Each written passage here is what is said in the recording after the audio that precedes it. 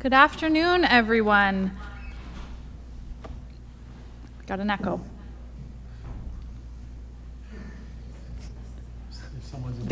Bill figured it out. He told on him already. Okay, good afternoon. I'd like to welcome all members and guests to the May 22nd, 2024 Council meeting. Just a quick reminder for everyone, our meetings are web streamed and televised, so if you could please ensure that your phones are on silent, that would be greatly appreciated. If anyone is attending virtually, please mute yourself when not speaking, and then when you're called upon to speak, you can turn on your camera and unmute yourself and use the Microsoft Teams hand raise feature icon. Please and thank you. And with that, I will call the May 22nd, 2024 regular council meeting to order. We have a couple things on the agenda. First and foremost, I'm pleased to share that we were very happy to host the Minister of Infrastructure here in Norfolk County this morning for a quick visit. She came to take a look at the assets that Norfolk County has. We've submitted a Norfolk County submission for water and wastewater. So really great. She was wonderful, and we really appreciate her time for coming down to learn more about Norfolk and look at our specific infrastructure needs. And I'd like to thank Council for coming to greet her this morning and our staff for helping to host her. That was a pretty cool thing here in Norfolk County. And the other cool thing we have on the agenda today is a ceremonial activity, which doesn't happen very often. We have a group of athletes with us today that will very soon be representing Norfolk County at the provincial games. So I would like to invite the athletes and their coaches to join me. And on behalf of Council, I'm very pleased with each and every one of you and so proud of you. I'm happy to support you with a certificate and a pin today. You're certainly very, very dedicated to your sport and your training. It's truly admirable, and we're just so thrilled that you are doing what you do and what you love to do and representing Norfolk County so well. So on behalf of Norfolk County Council, we wish you the very best luck at your event and hope you have a wonderful time. And I'm going to come around the front here and present you with your certificates and your pin, and I'll just call you up one by one.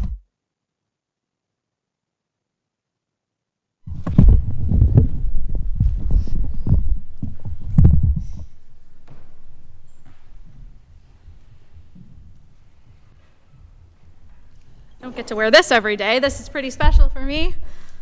A couple of counselors want to jump up and help me. Chantel. Which way are you going? Whichever way you want. And Aaron.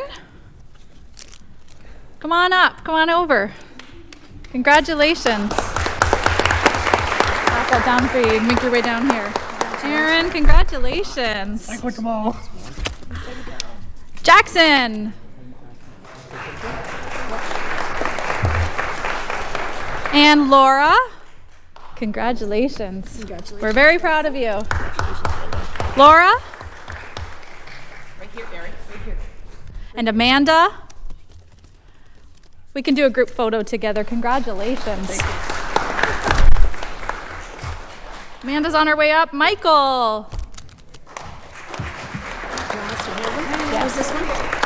How about you guys shift down, and then the new athletes can come up and grab their congratulations. This one down here. Amanda? Michael. Awesome.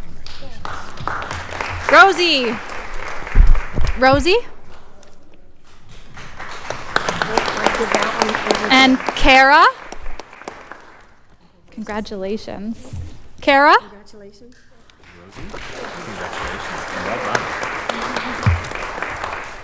Chelsea. Hi, stranger. Congratulations. Is this Kara? Yeah. Congratulations. Come on over, Chelsea. Great job. Congratulations. We're very proud of you. Jason. And Caitlin. There he is. Nice to see you. Congratulations. Congratulations. Good luck. Jeremy. Is Jeremy here? And Kayla. Congratulations. Congratulations. Is Kayla here? Oh, here she comes. And then last but not least, we have Helen.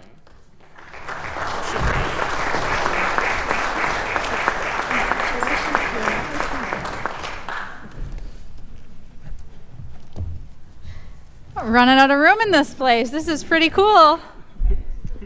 And how about we get our coaches up here too and give them a round of applause?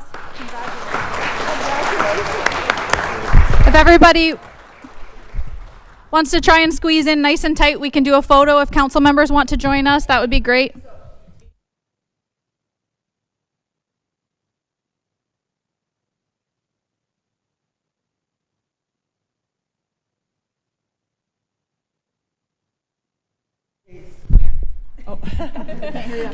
We're leaving tomorrow morning at Giant Tiger for Kitchener-Waterloo. We have 13 swimmers and 1 10-pin bowler, and we'll be there till Sunday. So if you want to watch opening ceremonies, they are on Facebook. You can go online and see it. Yes. Okay, let's get you all in. Get in here. Okay, there. There you go. Okay, we're gonna go. Is that okay? Can you get us all in? You want to walk down a bit so they can you get them? Or can you Yeah, squat? get the council in there.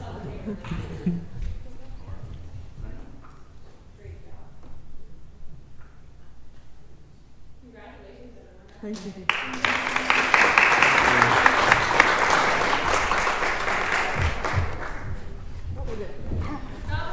Thank you.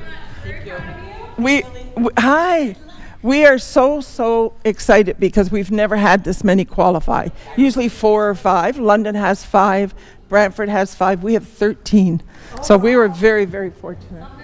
But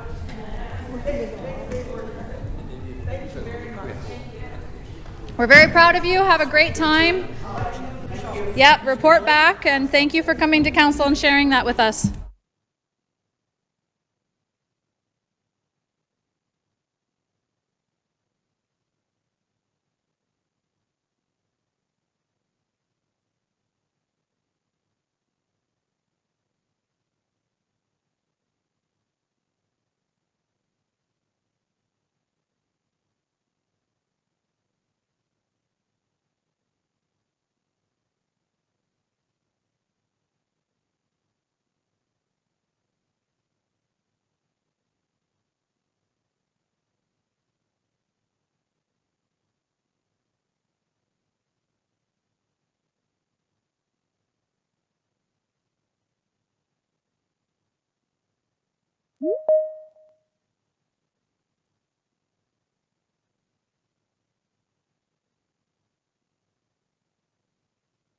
Okay, go Norfolk.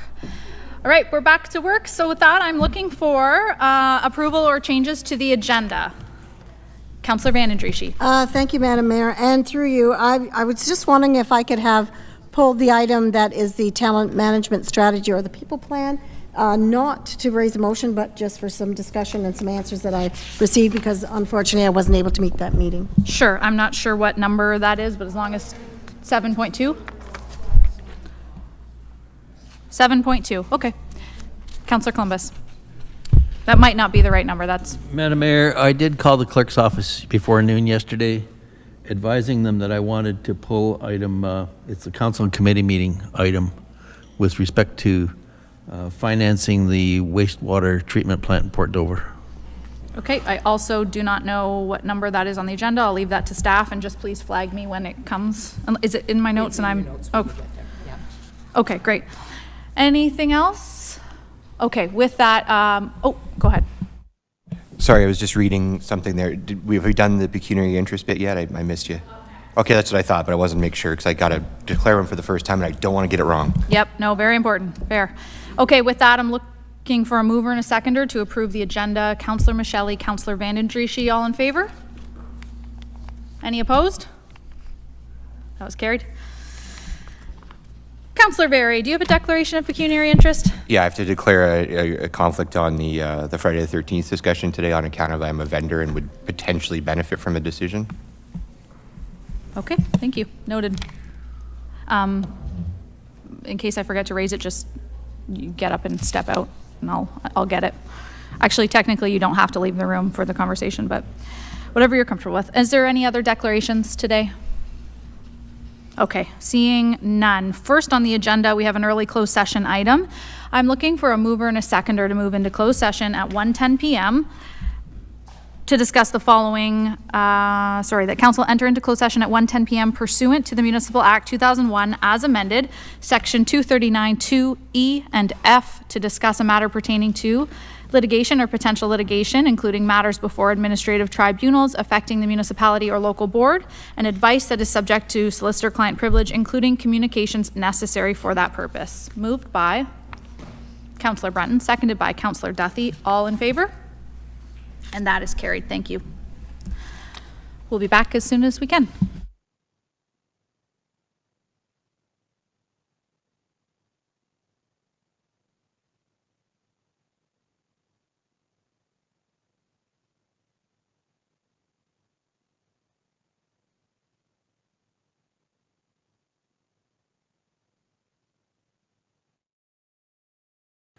Soon after, members of council and I took our seats right here in council chambers last November, we began to plan the direction we'd like to see Norfolk County take over the next 4 years and beyond. A direction that builds on our strengths and sets a strong foundation in place for future generations. We looked outward to the people of Norfolk for input. We listened to you, the valued members of our community, from our sandy lake shores, our vibrant downtowns, our picturesque countryside, and our bountiful farmland.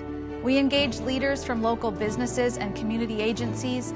We gathered ideas from our team across the county. Based on what we've heard, we created Our Future Norfolk, a set of priorities that focuses on 5 key areas: empowering Norfolk, building Norfolk, connecting Norfolk, serving Norfolk, and sustaining Norfolk.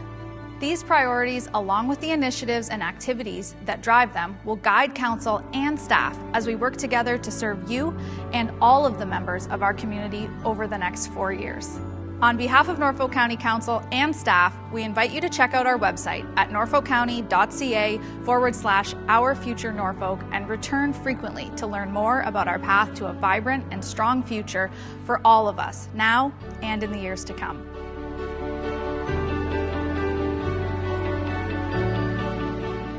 Hi, I am Mohammed from Norfolk County Planning Department. We get a lot of questions at the Planning Department, and this video series will answer some of those. The first big question is, what is the official plan? Norfolk County's official plan describes Council's policy on how lands in our community should be used, managed, and developed. It is prepared with community input and helps to ensure the future planning and development will meet the specific needs of our community. An official plan includes issues such as where new housing, industry, offices, and shops will be located, and what services like roads, water mains, sewers, parks, and schools will be needed. It also defines when and in what order our community will grow and outlines community improvement initiatives. The official plan is approved by the Ministry of Municipal Affairs and Housing in Ontario. The current official plan was adopted in 2016 with a goal to manage the growth of this county for the next 20 years. Residents can see Norfolk County official plan on our website at norfolkcounty.ca/official plan. What is a secondary plan? A secondary plan is a more detailed policy document embedded within the official plan to address the growth and development issues unique to a specific area of the county. For example, the lakeshore area in Norfolk County or a particular urban area with defined characteristics can be a secondary plan. As I mentioned, it is a more detailed policy document. It provides directions on where future development will occur with a guideline on density, road access, infrastructure services, different building types, building heights, or even design guidelines that are compatible to that specific area. In Norfolk County, there is only one secondary plan at this moment, which is the Lakeshore Special Policy Area Secondary Plan. The Port Dover Secondary Plan would be the second plan the county is working on at this moment. What does the land use designation of a property mean? Norfolk County's official plan also identifies how individual land or a group of lands will be used, and this is done by the land use designation. In Norfolk County, a lot of lands have been designated as agricultural. Some areas have been designated as hazard lands because of their specific natural features, An example would be the natural creeks, streams, rivers, or shoreline areas. Some lands have been designated as residential, commercial, or industrial to efficiently manage the growth of specific land use. Each land designation has rules about the kind of development allowed. The official plan uses growth management data to identify where and how much growth will occur in the next 20 years. In accordance with the provincial requirement, Norfolk County reviews and updates these growth areas every 5 years.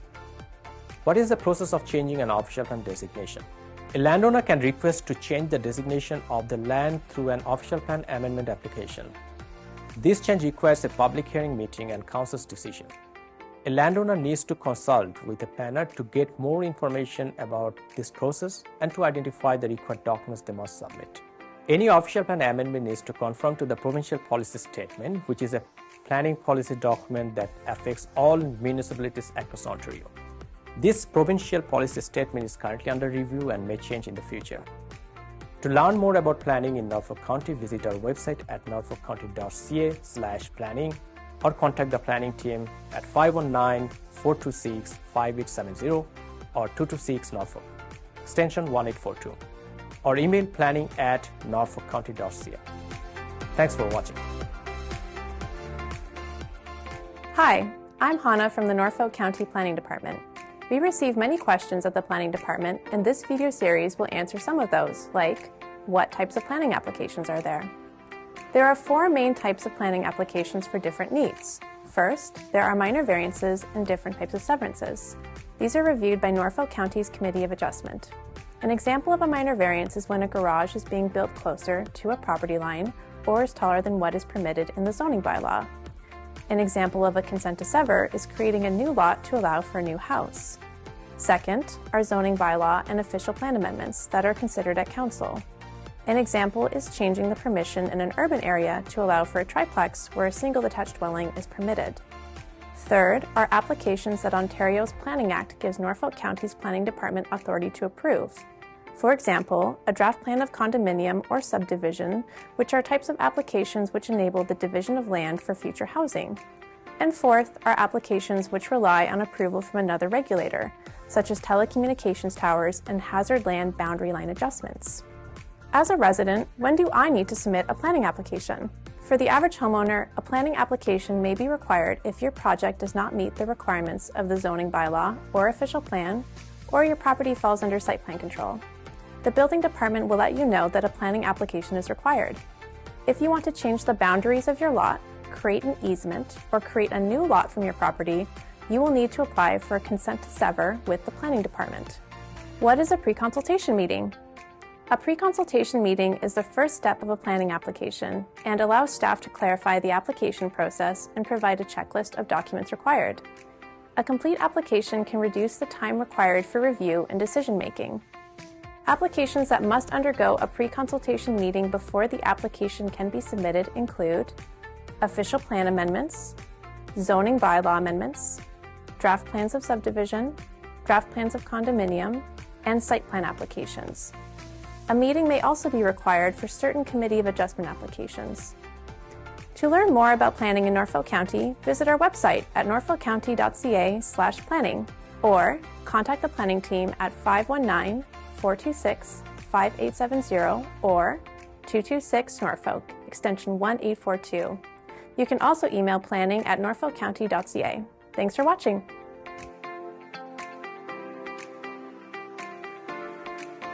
Hi, I'm Hannah from the Norfolk County Planning Department. We receive many questions at the Planning Department, and this video series will answer some of those. A common question is, what is zoning? Zoning is a way of categorizing how land can be used. Norfolk County has identified through its zoning bylaw different land use zones, for example, commercial, agricultural, or residential, what they can be used for, and any required standards, for example, building size and location. Zoning must be maintained by any development or activity that has started from the date the zoning bylaw has been passed by the county. What is the process of changing a zoning bylaw? A common reason that residents are referred to the planning department is because their proposal does not meet the current zoning bylaw provisions. If a landowner wants to change the land use from what is permitted in the existing zoning, a change in the zoning bylaw would be required. For example, changing the permission from only a single detached dwelling to expand the permission to build a triplex. This is called a zoning bylaw amendment and it requires council's approval. A planning application known as a minor variance can be submitted for a minor change in the zoning bylaw, such as the height or size of a structure. Minor variances are reviewed by the Committee of Adjustment that is made up of citizen members who are appointed by council. The committee is governed by the Planning Act and holds public meetings to approve applications for minor variances and consents. A minor variance must meet the 4 tests to be approved. 1, the change is minor. 2, the development is desirable for the appropriate use of the land, building, or structure. 3, the change maintains the general intent and purpose of the official plan. And 4, the change maintains the general intent and purpose of the zoning bylaw. What happens after a decision is made by the Committee of Adjustment? If the committee approves an application, the applicant and anyone else involved is notified. Certain parties can appeal a decision to the Ontario Land Tribunal within a 20-day appeal period. If no appeals are filed, the county issues notice that the decision is final. For minor variances, an applicant can now proceed with the building permit process. For severances, specific conditions must be met within 2 years, or the application will expire and the process will need to restart from the beginning. To learn more about planning in Norfolk County, visit our website at norfolkcounty.ca/planning or contact the planning team at 519-426-5870 or 226 Norfolk, extension 1842, or email planning@norfolkcounty.ca. Thanks for watching. Hi, I am Mohammed from Norfolk County Planning Department. We've got a lot of questions here and this video series will answer some of those. What is a severance? Severance is a planning process to separate a piece of land from an existing lot, generally for the purpose of a new development within a new lot. There are 3 different common types of severances we receive in Norfolk County. The first one is when a piece of land is separated to create a new parcel of vacant land. For example, a landowner may have a large lot and wish to separate a piece of land from the original lot with the intention to sell the lot to a new owner. In that case, both lots need to comply with existing zoning requirements such as setbacks of any existing or new buildings from the property lines. The second one is a surplus farm dwelling severance. It happens when a landowner purchases additional farmlands and a residence on one of the properties is no longer required for their farming operation. In this case, the owner can sever the piece of land that contains the redundant residential dwelling. And the third kind of severance can be a boundary adjustment between 2 adjacent properties, where one property owner agrees to transfer a piece of their land to the other owner. There are various reasons we received a boundary adjustment severance, such as to allow additional lands, to accommodate a building construction, or to construct an extended septic system, or to resolve the setback deficiency of an existing lot. To learn more about planning in Norfolk County, visit our website at norfolkcounty.ca/planning or contact planning team at 519-426-5870 or 226 Norfolk, extension 1842, or email planning@norfolkcounty.ca. Thanks for watching. Hi, I am Mohammed from Norfolk County Planning Department. We've got a lot of questions here and this video series will answer some of those. What is a subdivision? If a landowner would like to divide their property into 3 pieces of land, they can submit a severance application that we explained earlier. Whereas a subdivision application is required when a landowner has a piece of land large enough to divide into more than 3 or 4 individual lots to build new houses or other kind of developments. The subdivision process generally requires a more in-depth review with a longer processing time to ensure that the development meets county's development standards. What is a condominium? A condominium, often known as a condo, is an ownership model where the building or group of buildings is divided into multiple units that are surrounded by common areas for circulation, servicing, or amenities such as parks and open spaces. The common areas are jointly owned and managed by the owners of the units. Residential condominiums are frequently constructed as apartment buildings and townhouses with private roads. Many shopping malls are also commercial condominiums in which the individual retail and office spaces are owned by businesses that occupy them, while the common areas of the mall are collectively owned by these business entities. A condominium corporation is often made up of condo unit owners who manage and operate the condominium complex. What is the difference between a subdivision and a condominium? One of the main differences between a subdivision and a condominium development is who is responsible for providing services such as water, wastewater, and road maintenance after the construction and occupancy of the dwellings or units. In a subdivision, the county takes responsibility for providing these services to individual lots. On the other hand, in a condominium, the county is only responsible to providing services up to the entry point of the development. The condominium is responsible for distributing services and the maintenance to the individual units. How are subdivisions and condominiums approved? To get approval for a subdivision or condominium, the landowner must apply for approval of a draft of the plan that shows how many lots are proposed, the lot size, how the lots will be accessed, including any new roads, and how the lots will be serviced for water and wastewater or other utilities. The planning team will provide guidelines to the landowner on the standards they need to comply with. Examples include road design, tree plantation, fencing requirements, and maintaining a buffer from any existing industrial or commercial sites, etc. Generally, the subdivision applications go to council for a decision, whereas most of the condominium applications are currently approved by the county staff under delegated authority. How are residents informed about a new subdivision? When a draft plan of a subdivision is approved, the neighbors receive an approval notice of the application. The neighbors have 20 days to appeal against the approval or refusal of the draft plan. Once the appeal period has expired, there is still a lot of work that needs to be done by the developer before beginning the construction. An approved draft plan of subdivision does not constitute a legal lot. It is merely a draft plan. Norfolk County must ensure that all lots are appropriately designed and serviceable through a subdivision agreement, and only then can the lots be registered and the owner can apply for a building permit. To learn more about planning in Norfolk County, visit our website at norfolkcounty.ca/planning or contact planning team at 519-426-5870 or 226 Norfolk, extension 1842, or email planning@norfolkcounty.ca. Thanks for watching. Hi, I am Mohammed from Norfolk County Planning Department. We get a lot of questions here, and this video series will answer some of those.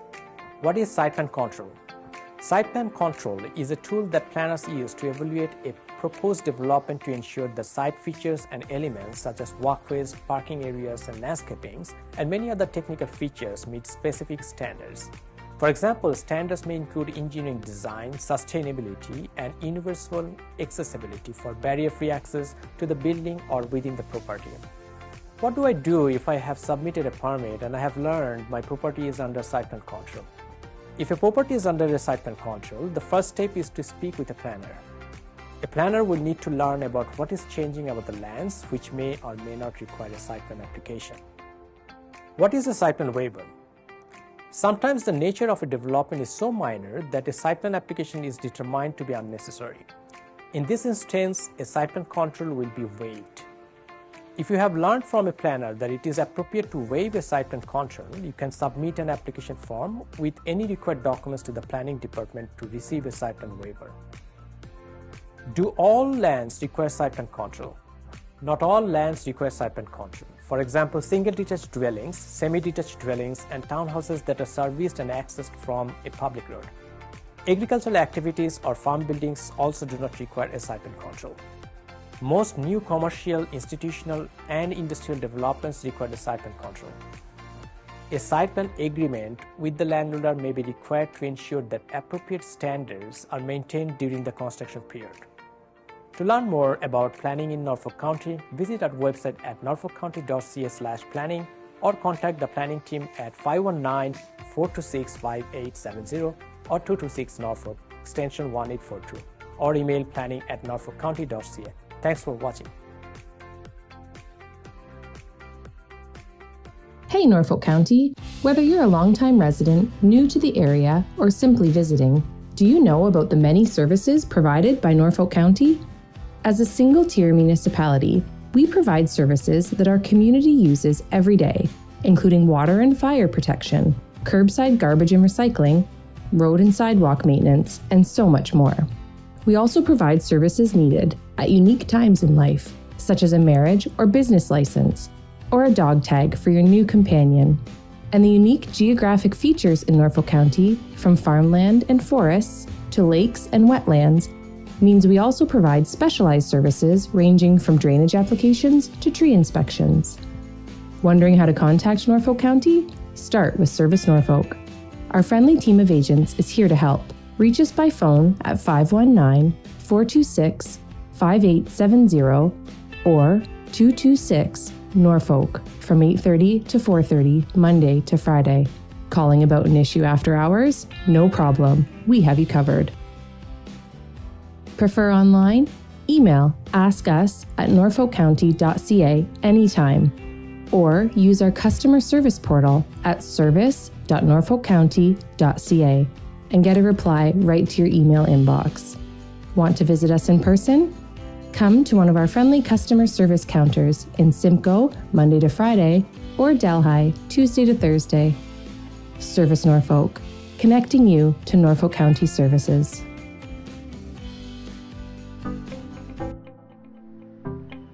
Hey Norfolk County, did you know that Ride Norfolk is now on demand? This means you can schedule Norfolk's public transit service to pick you up for appointments, shopping, school, or work. Ride Norfolk has partnered with Blaze Transit to offer on-demand pickups at all 95 stops across Norfolk.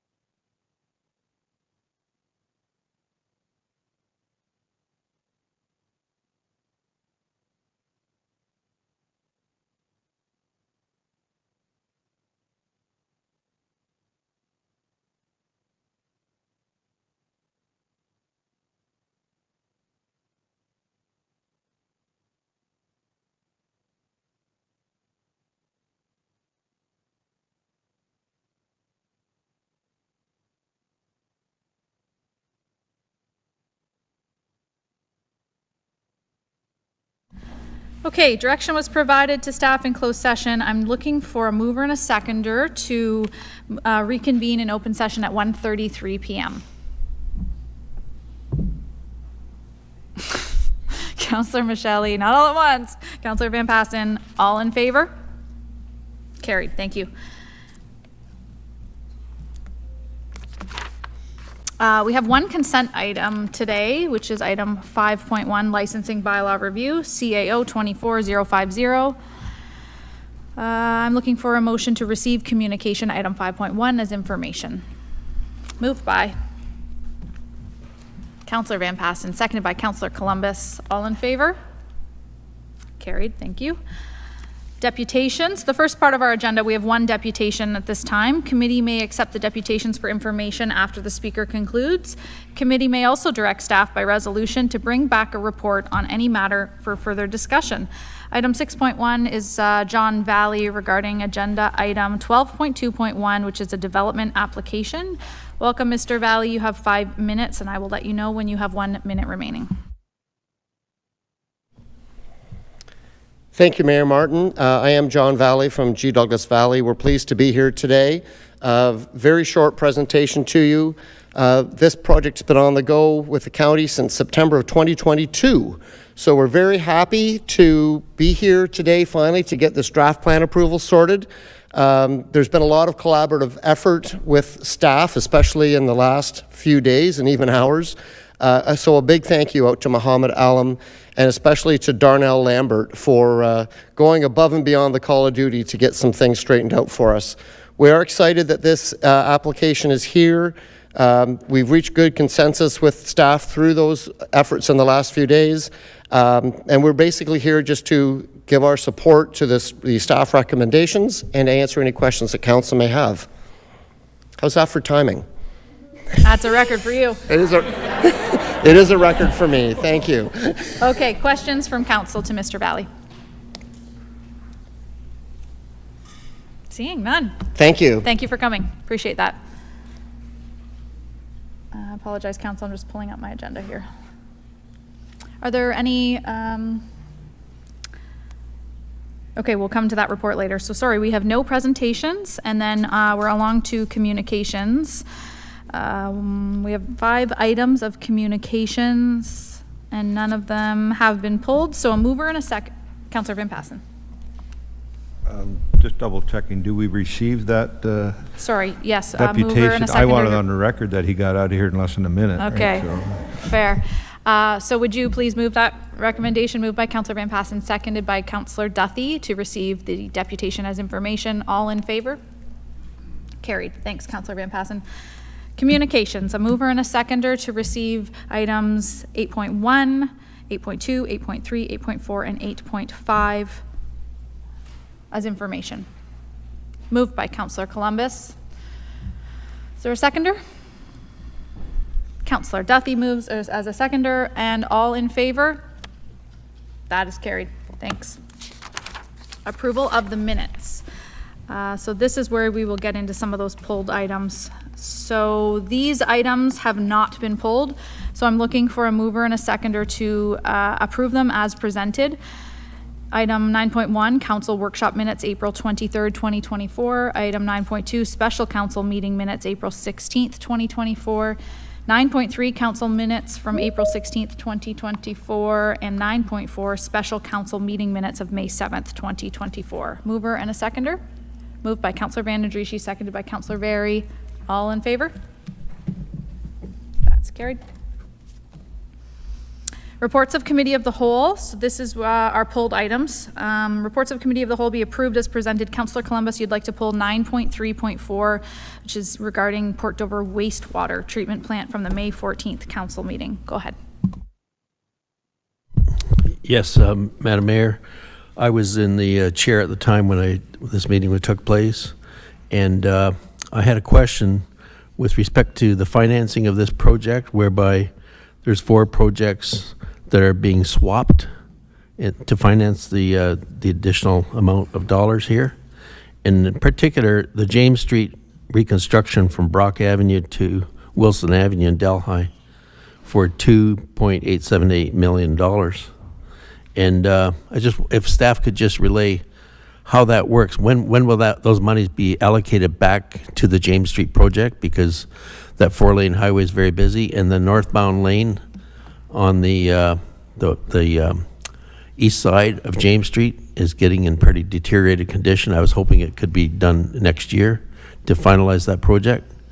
And if we take these funds and put them towards this wastewater treatment plant, where does that leave the James Street reconstruction project? Okay, I see Ms. Fanning's on the line. Thank you, and through the Mayor to Councillor Columbus. So we're not recommending any change in the timing of that project, simply the funding. So rather than funding it from the CCBF reserve, we'd be funding it from the roadway construction reserve. So it's just a change of funding source, not intending to change the timing or the scope of the works. Any anticipation when that project will go forward for consideration? Through the chair, I may defer that one to Mr. Grice. Through the chair, I wasn't prepared for this one. I don't have my capital detail sheets in front of me, but I think this is scheduled for design and then construction next year, if my memory serves me right. But I can certainly confirm that when I pull up the capital sheets and email you if I was not correct. Okay, thank you, because like I mentioned, the northbound lane on the east side is very much deteriorated. Thank you. Okay, thanks for that. Councillor Van Andriesch, you wanted to pull item 4.1 with regards to talent management strategy. Go ahead. Thank you, Madam Chair, and through you.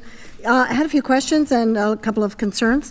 The talent management strategy, I wanted to know if there was any consideration being given to having the manager of corporate initiatives take on that project. And the reason I think of that is because when I look at the study, the recommendations basically were there. Was there any consideration of that? And thankfully, I had spoken to our CAO about it, and if he could regurgitate what we had talked about. Thank you very much, through you, Madam Chair. So as staff, we're exploring all the various options to make this initiative a successful one. We did look at internal capacity. We did look at internal staff who may have the expertise and the capacity to deliver on this. We know that this is an ongoing initiative that, if going to be successful, is going to take a lot of time and effort. And where we settled on was that we did not have staff internally that would, number one, have the bench strength and the capacity to actually do it with our current skill set. And number two, all the individuals that we have are extremely busy with some of the things that they have on their plate now. If we were to try to give this to someone else as an additional responsibility, their current responsibilities, we believe that we wouldn't get a lot of traction and this initiative would likely stall. And part of what we want to do is to provide council with an annual update, so a return on investment report, so that council can see the successes and the productivity and the savings that are going to come as a result of having this full-time position, who will be solely dedicated to the 25 initiatives that were in the report, and you will be able to see that return on a regular basis. Also, if I could continue for a moment, what we had talked about as well was looking at a contract position, and you had indicated that you thought this could move on or forward into more than just a contract position, and that was fine. But I wanted to make sure that reporting back that this person, whoever is going to be in charge of this project, does not report back to one management team at all, that it reports back to the CAO and to council. I wanted that bit of that discussed.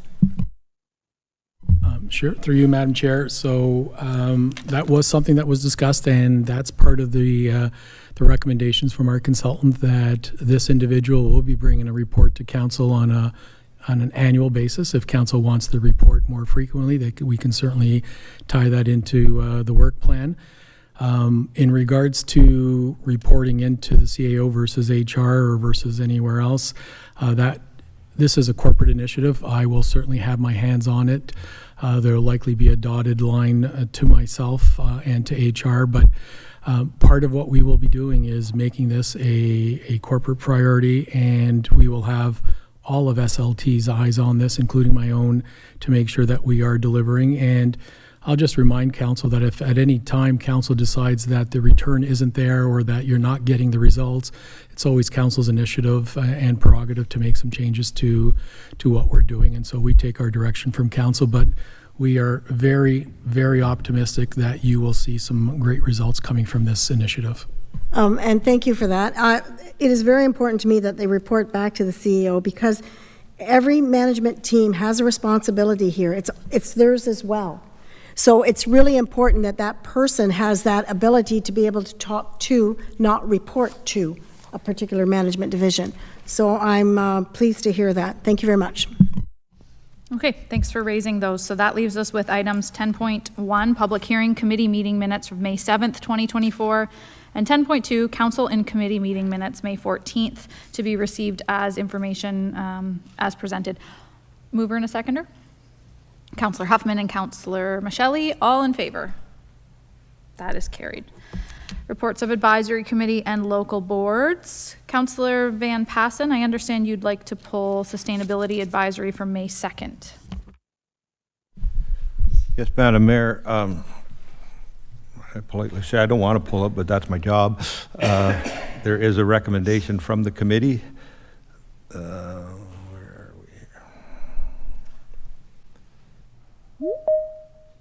Surprised me by going to me first, and it takes me a long time to find these things. So. Okay, item 7.2 of the minutes is that Norfolk County Council supports the resolution from Hamilton City Council regarding support of the decision of the Ontario Energy Board to end the subsidy for methane pipelines.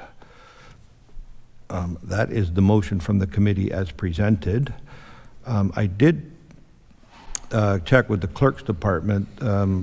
That motion from the city of Hamilton and some other municipalities had been circulated to council. Council in the past has chose not to bring it up, so it was received as information. I do believe as part of correspondence at some previous meetings, so I'm not sure if we are revisiting it, but this is the recommendation from the committee. And I did point this out, there is no subsidy to methane pipelines. If everybody has read those circulated minutes or comments from other municipalities and the news reports through AMO, it is the way that I think it was Enbridge Gas that had applied. Currently, when they install new natural gas lines to a subdivision or to households, there is a cost to that they amortize over 40 years rather than charging it up front. And what the OEB suggested was that they wanted to eliminate that possibility and start charging everybody up front. And that was the OEB ruling, and then the province of Ontario overruled the OEB and left it the way it's been for the last 50 years to spread those costs out over the long term to the individuals. So I will leave my comments at that, but the motion is presented like is my duty as a council member on the committee.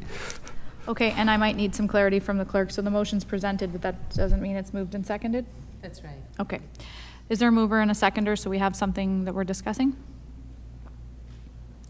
Okay, there's not. Thank you. Councillor Huffman.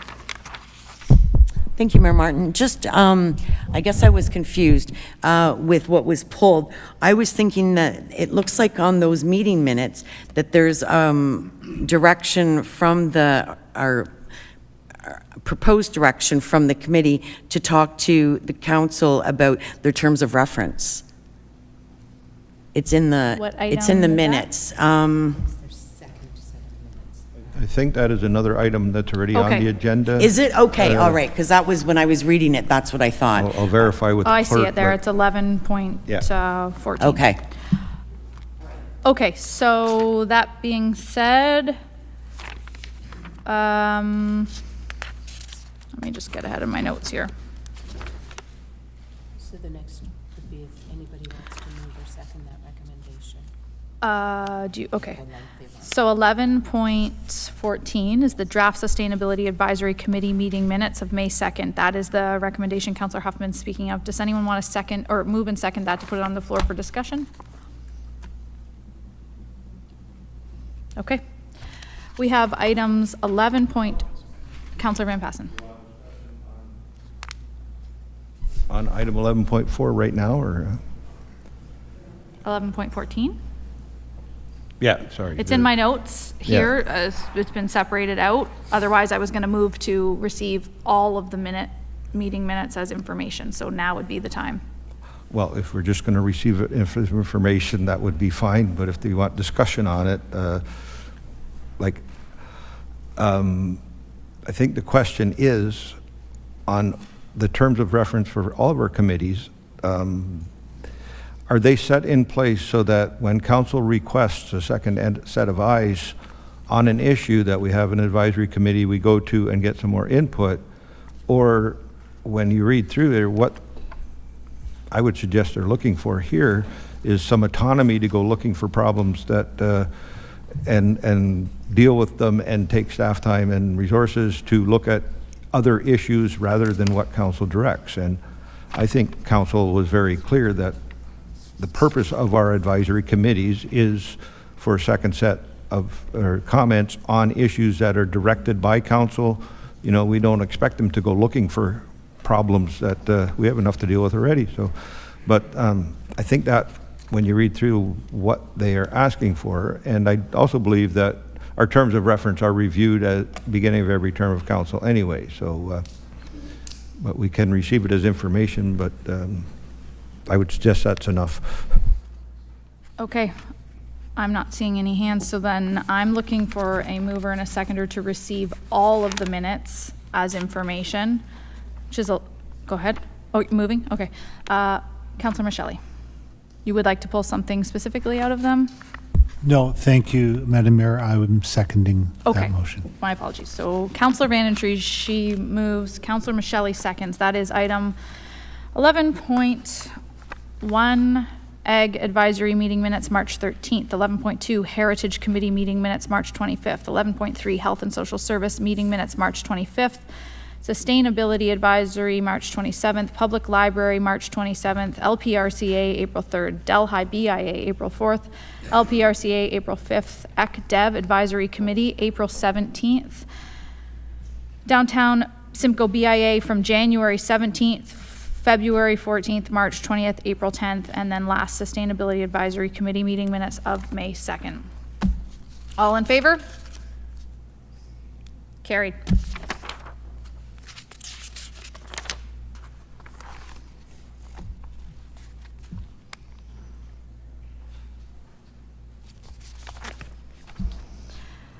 Okay, staff reports. Item 12 on the agenda.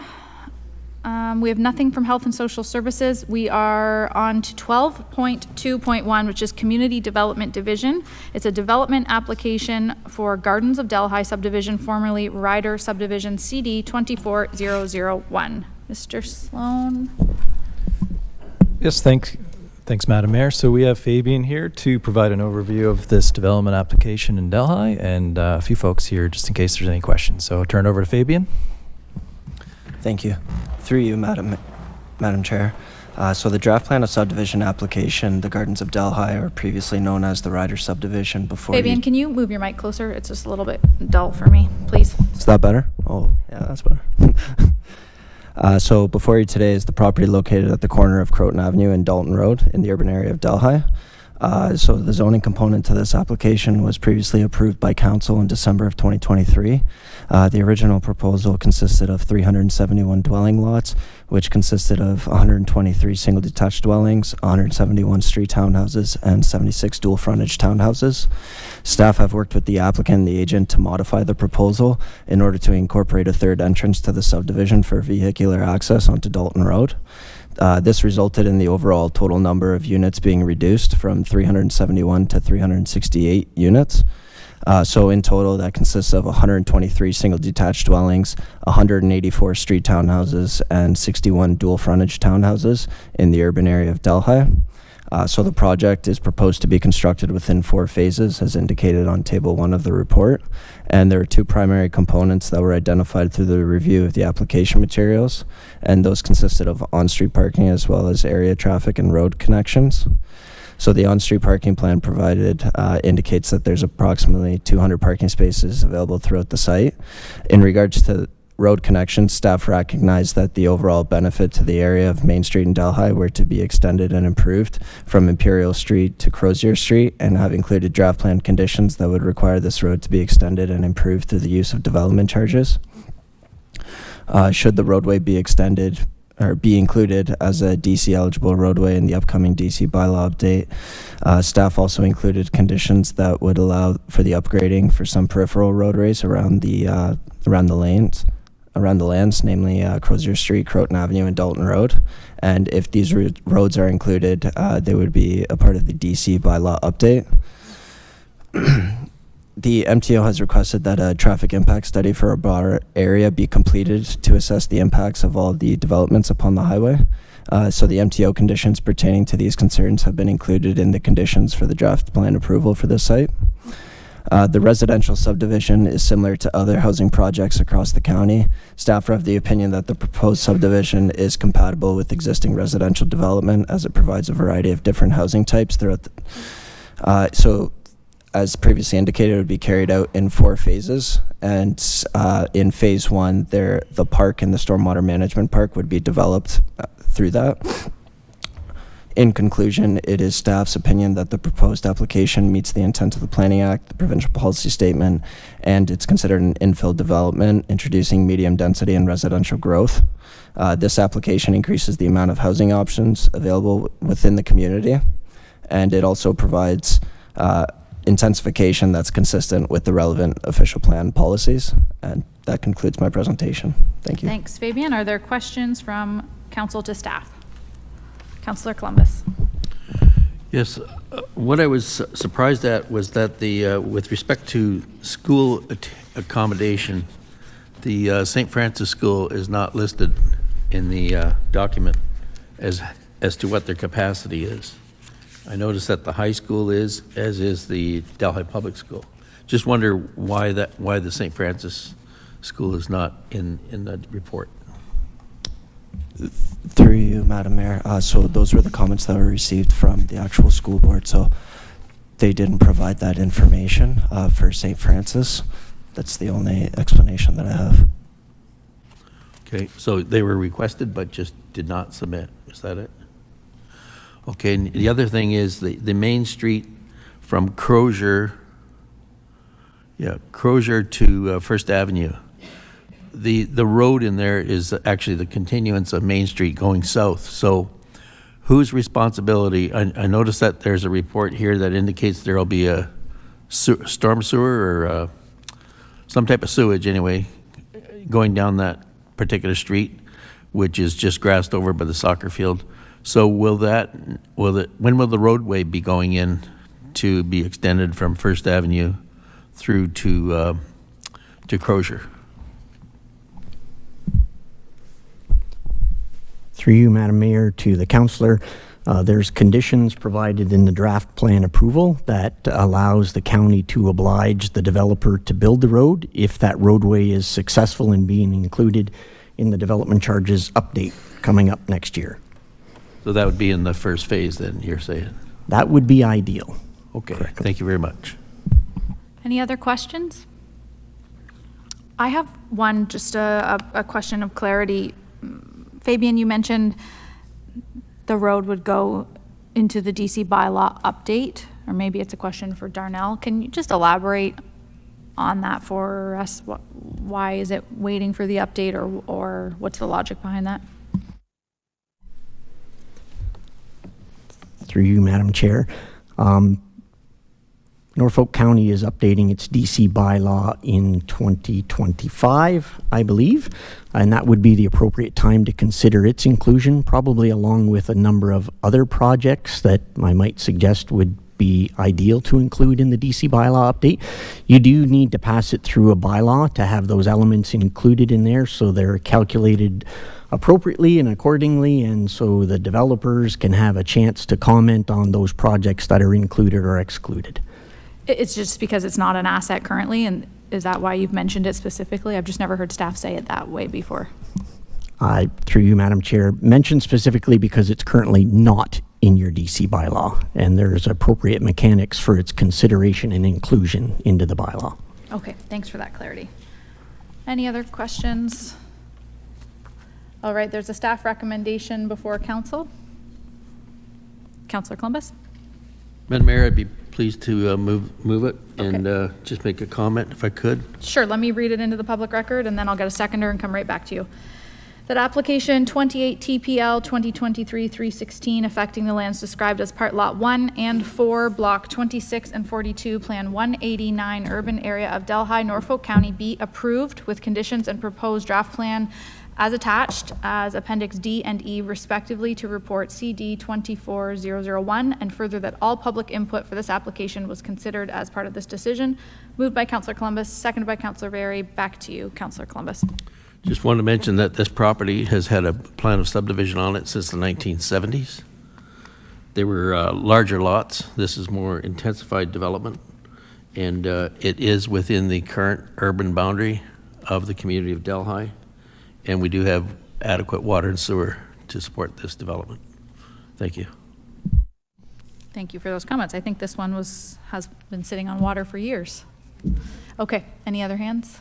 All right, I'll call the question. All in favor? Carried. Next, it's 12.2.2, development application to amend the zoning bylaw from rural industrial to agricultural to fulfill a condition of approval for boundary adjustment application CD 24056. Mr. Sloan.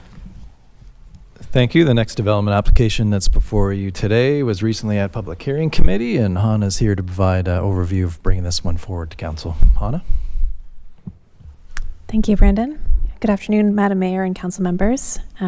So the application has been received to amend the zoning bylaw on a parcel with address having 151 Highway 6 through applications at NPL 2024-067. As noted by Brandon earlier, this was recently reviewed at the May 7th Public Hearing Committee meeting. The lands are approximately 7.8 acres located northwest of the intersection of Port Rarity Road and Highway 6 and currently occupied by a landscaping business. The surrounding lands are predominantly agricultural with limited residential lots. They are designated agricultural in the official plan and zoned rural industrial, which is subject to site plan control. The proposal today is to rezone a portion of the subject lands from rural industrial to agricultural, and the intent of this application is to satisfy a condition of approval for a boundary adjustment BNPL 2022-150, benefiting the abutting residential lands to the east, having civic address 459 Port Rarity Road. These properties were subject of a similar exercise in terms of planning file history through paired boundary adjustment and zoning bylaw amendment applications in 2013, which were approved by committee and council again in 2013. No concerns were raised by staff regarding technical requirements or by members of the public. And this application has been reviewed for its conformity to the policies of the PPS and official plan pertaining to prime agricultural land. And additionally, as explored in greater detail in my report, staff conducted a very high-level review through the county's GIS mapping of similarly zoned and designated parcels to contextualize and understand the potential impact of the removal of rural industrial zone land from the wider catalog of properties in Norfolk County. In my opinion, the proposal is consistent with the provincial policy statement and official plan, and I'm recommending the application and bylaw, for approval today. Thank you for your time, and I am available for any questions. Okay, thank you for that presentation. Questions to staff? Seeing none, staff recommendation is before you. Councillor Van Passen. Yes, thank you, Madam Chair. I'd be happy to move this. It's been on the book since 2013, and this is the last step for a little minor boundary adjustment to make an undersized lot a little bit bigger. So I'd be happy to get this done. Thank you. Okay, moved by Councillor Van Passen, seconded by Councillor Van Andrieschie, that applications at NPL 2024-067 affecting the lands described as Concession 2, Part Lot 2, 151 Highway 6, Norfolk County, to amend the Norfolk County zoning bylaw 1Z 2014 from rural industrial to agricultural be approved, and further, that all public input received for this application was considered as part of the decision and outlined in staff report CD 24038. All in favor? Carried. Item 12.2.3 is report CD 24069, 77 to 79 Oakwood Avenue, Simcoe. Mr. Sloan. Yes, thank you. So the next application in Simcoe, also recently at a public hearing committee, and Andrew is bringing it forward. And we'll turn it over to Andrew in a brief moment to provide the overview when he's ready. Thank you, Brandon. Through you, Madam Mayor. The subject land is a lot with a civic address of 77 to 79 Oakwood Avenue in Simcoe. It is currently in residential use and is in an area predominantly residential in nature. Regarding planning policy, the lands subject to this application are designated urban residential type 2, and the remainder, as is the remainder of the surrounding area. The proposal today is to add a special provision to the existing R2 zoning to allow for the additional use of the land for a boarding house and or a rooming house. As such, it is quite a minor zoning bylaw amendment in planning terms. As part of the complete application, the Planning Department received survey drawings and a planning justification brief outlining the intended end users. The public hearing was held earlier this month on May 7th. As noted at that time, technical comments received were very limited, with development engineering noting there was no change required to municipal services. No questions were raised by either council members or members of the public at the public meeting, apart from a question about an unrelated site. The proposed bylaw was attached to the report and has been amended since the public hearing. These amendments did not change the intention of the bylaw, but added additional clarification to the bylaw and special provisions. As such, planning staff are recommending approval for council's consideration today. Thank you for your time, and I'm available for questions. Questions to staff? Okay, staff recommendation is before council. Councillor Columbus? So moved. Moved, seconded by Councillor Brunton. Make sure I read the right one.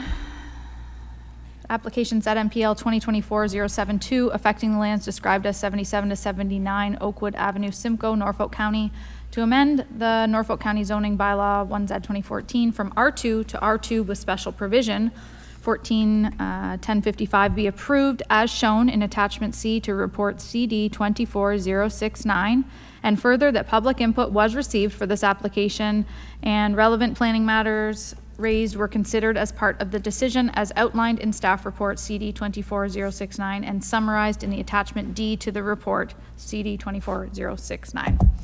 All in favor? That is carried.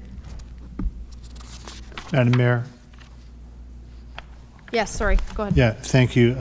Just a comment about that for the public's information. There was originally a little bit of confusion about which particular address was this recommendation by staff involved, and I think as the report pointed out that there was only, I believe, one or two public input pieces, but they were referring to an incorrect property. So I hope the public understands that this is the correct property for the correct use. Yes, thanks for the reminder. At the public hearing meeting, deputation as well was incorrect property. Okay. We're moving along to item 12.3.1, which is environmental and infrastructure services, and it is report EIS 24036. Mr. Grice?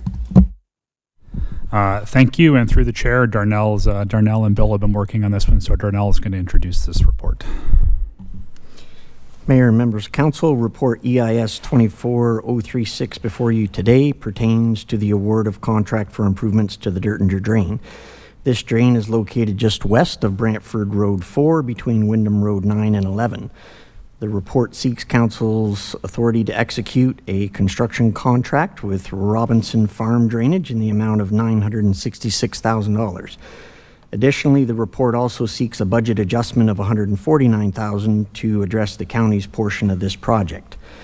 The project was put to public tender and closed above the engineer's estimate. Reasons for the increase in cost are attributed to inflationary trends and requirements imposed by the Department of Fisheries and Oceans.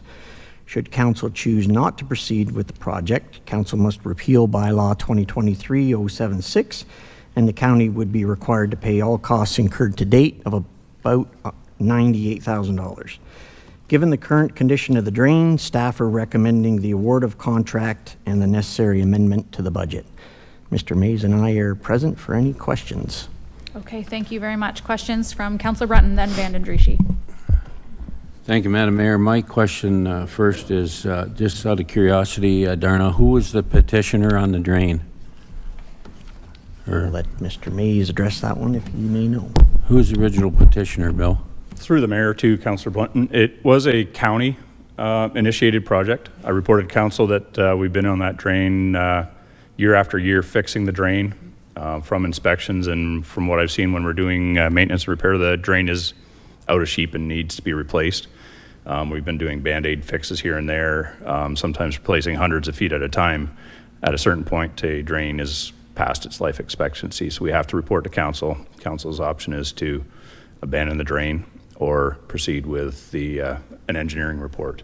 So that's where we're at with this one, is the engineering report is finished, and now we're just, the owners did not like the estimates in the first place, and now the costs have come in substantially higher again. So You couldn't get one of the property owners to sign first, eh? Okay, no, I thank you. My other question, I guess, is to Amy, and I know she's hiding up there somewhere on the, and it's the portion that is assessed to the landowners. And my question is, I know we came out with that new, I call it new policy, where we, give them 5 years or something to pay their bill. My question is, if we tacked interest onto that, did we not? On the long-term pays? Am I correct? Through the chair to the councillor, yes. If someone chooses to finance over time, there are interest charges applicable. And how does that work? Is it like a percentage per month for outstanding, or? Yes, through the chair to the councillor. Off the top of my head, I think it's 1.25% per month. Okay. I could look up the policy and confirm that. So if looking at that 633,000, is that safe to say that that'll it could increase if these take long-term pays on their assessments? Through the mayor to Councillor Brunton, yes, it depends. So sometimes some of those assessments, depending on the number of properties that are on the drain, some of the assessments are very small. And so I think the financing is only offered on assessments over $500. So it depends on the amount of the value that's assessed to the property owners. So any long-term pay, that price or that revenue could go up, is what I'm saying, if they're long-term pays. The amount assessed won't change from that amount as long as the contract's completed for that, but there could be interest fees added on top of that. Correct. Okay, thank you. Councillor Vanden Driesche. Thank you, Madam Chair, and through you, these are getting more and more costly. So the question is, how many do you think or anticipate we're looking at? Because those drains, many of our municipal drains have been put in many years ago. Have you got a handle on what you're thinking out there or what you're looking at? Because for me, we're getting more and more complaints about drainage, and obviously it's got to do with the age of our drainage systems. Have you got any idea how many we're looking at? Don't exaggerate if you don't have to. Through the mayor to Councillor Vanden Driesche, a lot of the drains in Norfolk County were installed in the mid to late 60s in the tobacco boom. Any drains that were done as pipes, we're finding the pipe in that age are falling apart, collapsing, and blowing apart in the fields. We probably have 50 to 60 drains that are in that era. But as of right now, we're treating them, we're doing the Band-Aid fix as much as we can right now until we absolutely have to hire an engineer to replace the entire systems. Some are working in fine shape as long as you don't disturb them, and others we seem to be in every year, every 2 or 3 times a year even, to fix them. So it's a case-by-case basis on what we need to do and when we need to do them. So.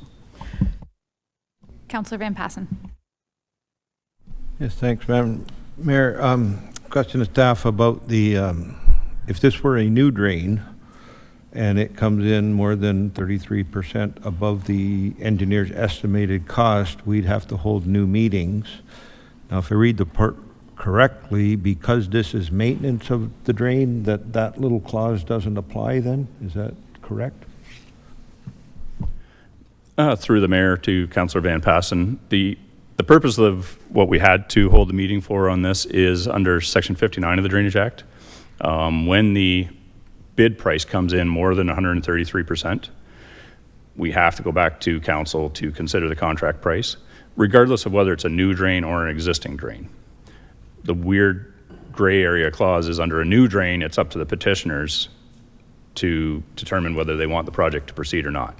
With an existing drain, there is no petitioner, so the Act doesn't say who gets to make that decision other than council as itself. And under a petition, the owners take their name off, the owners that signed the petition become responsible for the cost. Well, in this case, I've talked to the engineer. Again, it's kind of a gray area, whether it's if council stops the project, does council pick up the tab or do the people on the drain pick up the tab? I've reported in here that it's council picks up the tab if if the project fails or is pulled by council. So. Sadly for the people, they pay both. So every Councillor time I Columbus. think I understand the system, they throw new ones at me. So. Councillor Columbus. Thank you, Madam Mayor. This Dertinger drain is in Ward 3. I've received several communications with respect to this particular reconstruction of it, and particularly about the fact that there was no petition by any of the landowners, county-driven, and the increase in cost of $149,000 over what was originally expected, and questions about the construction timing. Are you proposing, Mr. Mays, to do this like this coming season to reconstruct it, or can this be retendered for a potential better price?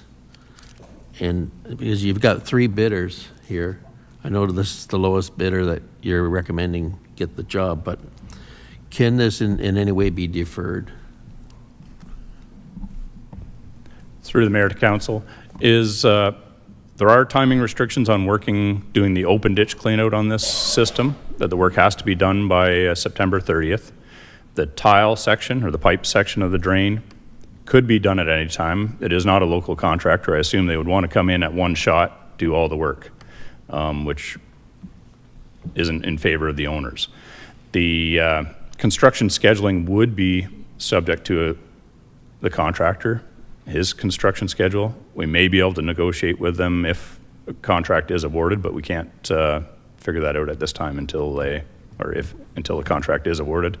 I did talk with our purchasing department about if it was to be rejected and re-tendered, we would have to have a substantial change to the contract to be able to do that. Talking to the engineer, that's why the letter of opinion from the engineer is an attachment to my staff report. There is the engineer factored it as a cost of everything is going up. The only cost savings you could see would be to remove the road culverts and have the county do them themselves. But that's not a savings to the owners. That would still be a construction level decision. So.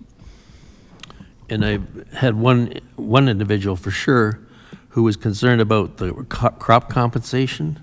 They're growing a high-value crop in that area, and it's in the area of the drain, and they'd only be compensated for cash crops like corn or beans, and this is a concern. Is there any way around that, Mr. Mays? Through the mayor to Council Columbus, is the Drainage Act allowances in the report are based on cash crops. They are fixed, so there is no way to adjust those allowances at this time. If at the time of construction the engineer knew the high-value crops were to be planted or going to be like ginseng or something was going to be in the land during construction, they may have adjusted that, but that only increases the entire project cost for everybody as well. So as a rule of thumb, they usually use the base cash crop values for allowances across this area. That's unfortunate. Perhaps time to change some of that. Thanks. Thanks. Any other questions? Okay, staff recommendation is before you.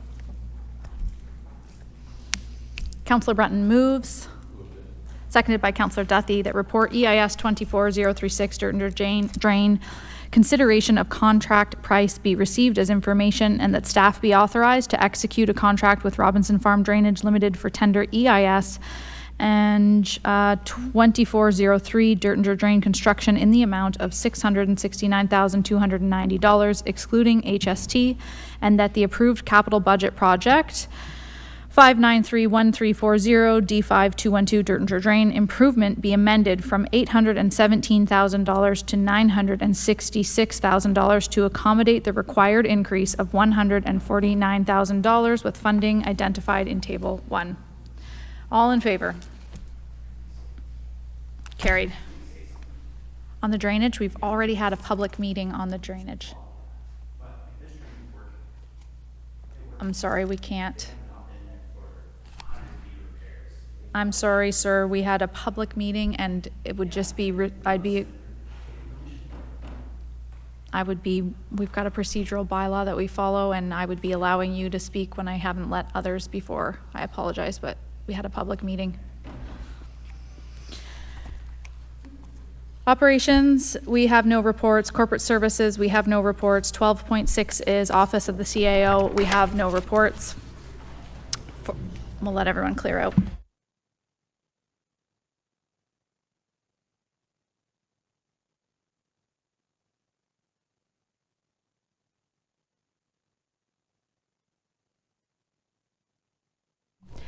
We have bylaws on the agenda. This, just as a reminder, this is just our first half of the agenda. Today we're breaking it up. So item 13.1, 13.2, and 13.3. Does any member of council wish to speak to any of the bylaws?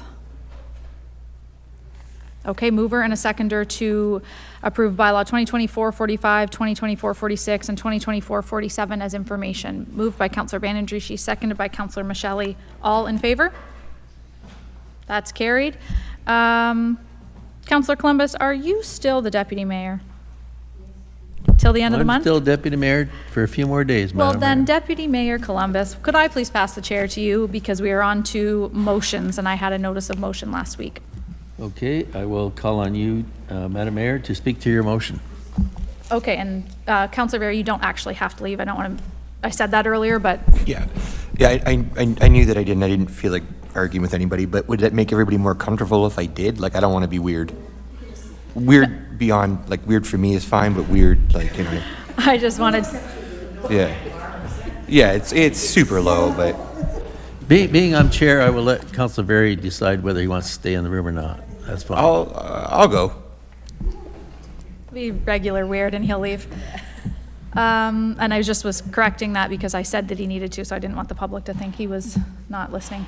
My motion, Deputy Mayor Columbus, that I'd like to move was my notice of motion from last week that staff be directed to investigate options for council's consideration on motorcycle parking configurations for Main Street in Port Dover on Friday the 13th, and further that consultation with fire, EMS, OPP, and other emergency management occur.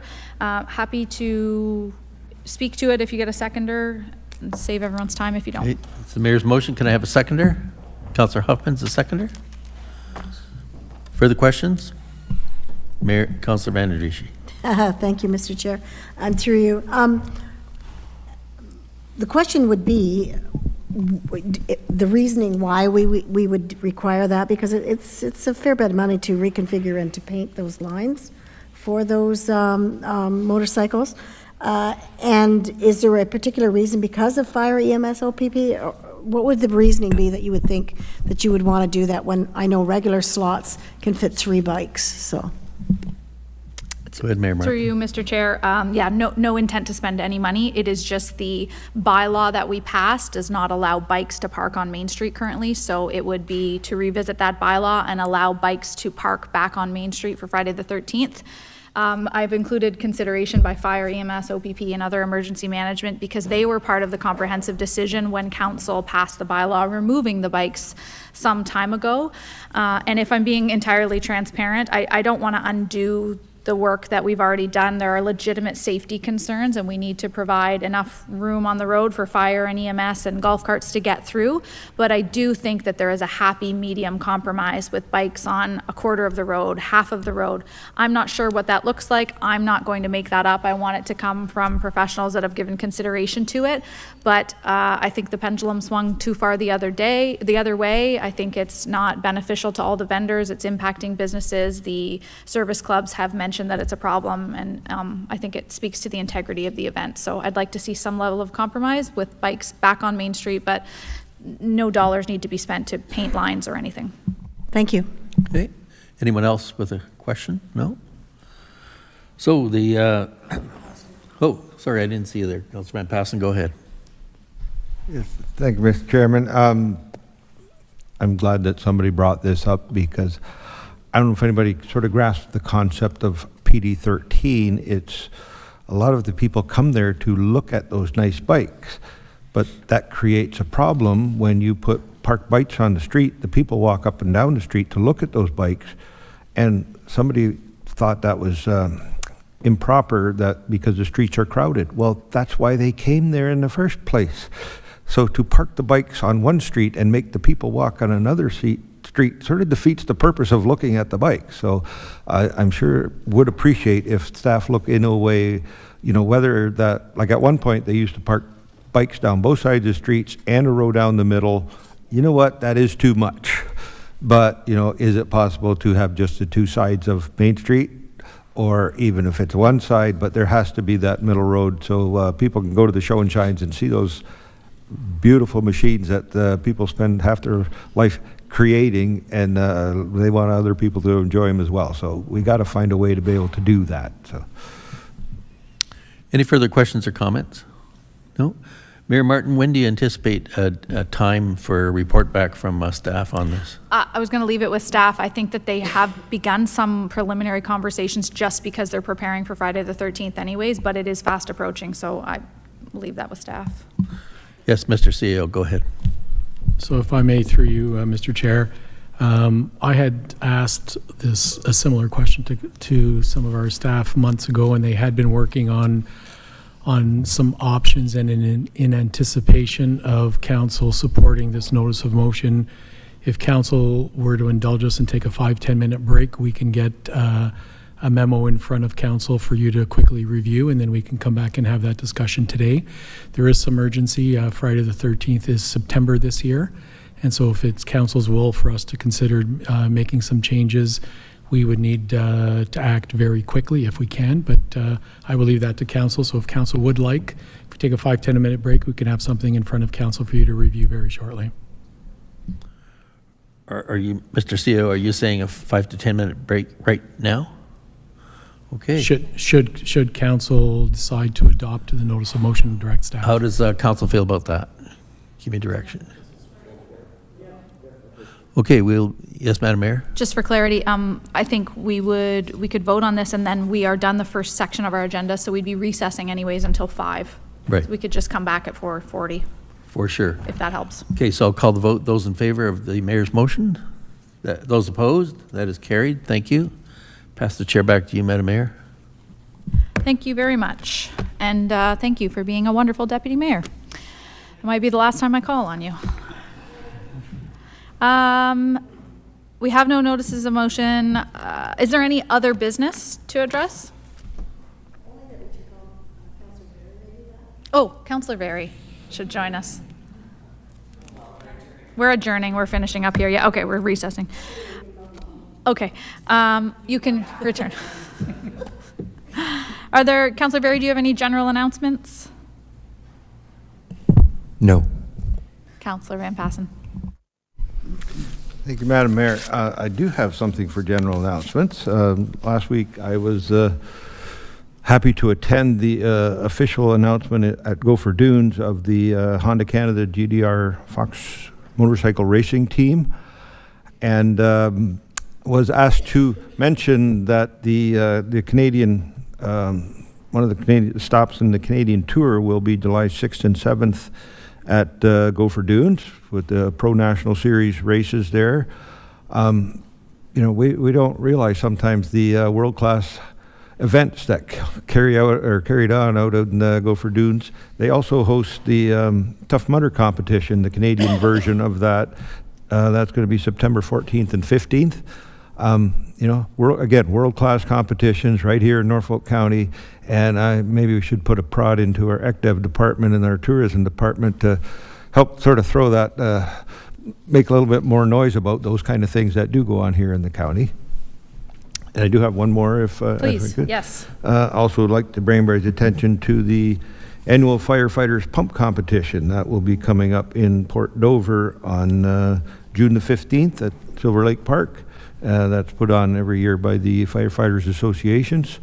So again, it's a great event. Bring the kids out, get to ring the fire bell. They've got games and all sorts of different things to entertain the kids, and you get to see the firefighters in action doing what they do best, and that's spraying water to put out fires. So. Yeah, that is a fun one. Thanks for raising that. Does anyone else have general announcements? Councillor Michelli. Thank you, Madam Mayor. Just a little bit of notice that the Long Point Country Chamber of Commerce is planning a major entertainment event later this year, and they are working hard on attracting some very big name entertainment acts for that event. I going to just put that out as a little teaser for now, and there will be more details to follow. Thank you. Councillor Duffy.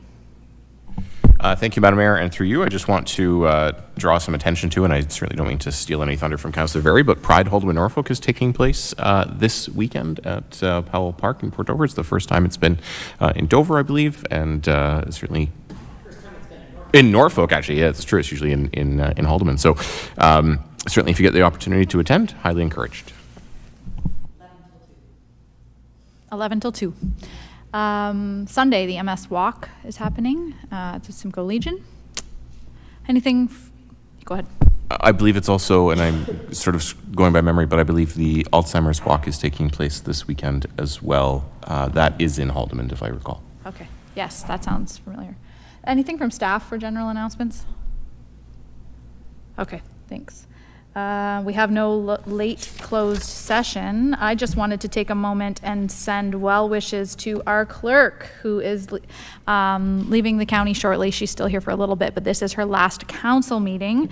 And I want to thank you for all of your hard work and dedication to Norfolk County and your commitment to the procedural bylaw and guidelines and rule following. We really appreciate you. It's been a pleasure to work with you and get to know you, and I hope that you hate it in the big city. Thank you so much. Anything from council to Genevieve? Go ahead. I too would like to thank you. I've learned so much from you, and I really appreciate the time we spent together. And you're going to be very, very much missed. Thank you so much for everything you've done. I feel lost already, and you haven't even left. So I certainly wish you all the best, but I want to really thank you for the wise guidance you have provided. Your knowledge, your insight is very much appreciated. And I have referenced to my wife before. Sometimes I call you, it feels like I'm talking to my mother. And I appreciate that, because that's actually a good thing. So thank you for what you've provided in the period of time you've been with us, and good luck. All the best. Go ahead. Genevieve, I just wanted to comment. You really helped me along with the council and committee meeting minutes, and thank you greatly. And all the best in, where is it, Brampton? Who? Good luck. I was going to say, who cares, but Councillor Very. Yep. Thanks, Mayor. Also, Genevieve, I appreciate everything you did, and I appreciate the frankness that you had with me and the way you did it. So I don't know if you talk like that to everybody, but holy Lord, I appreciate it. Thank you. I felt bad before, but I feel good now. I'm not the only one that felt like they got scolded by mom when they were doing things wrong. And I do appreciate that. And I also do appreciate your efforts with our, as soon as we do a confirming bylaw, our new acting clerk, you have brought her along quite well, and look forward to working with her in the future.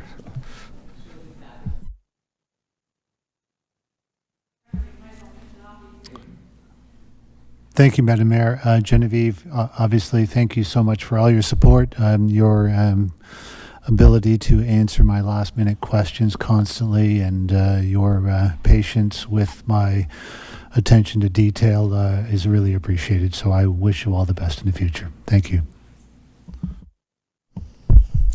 Well, I guess I'll have to talk to you now. You said I wasn't talking to her because she was leaving us. Thank you for everything. Thank you for all your guidance. I am so going to miss you with the PSB.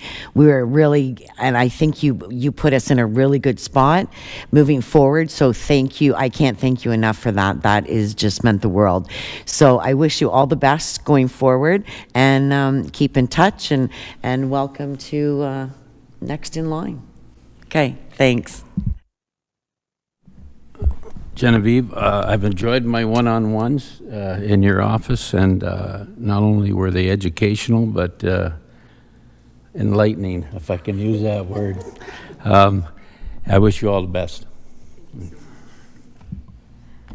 Well, that doesn't usually happen that way, so you must have made an impact. Okay, so it is 2:34. I think what we will do is recess until the later part of our agenda starts, which is 5 p.m. sharp. That being said, if staff is going to bring us back something for Friday the 13th, I don't know what the flavor is. 4:30 return to council?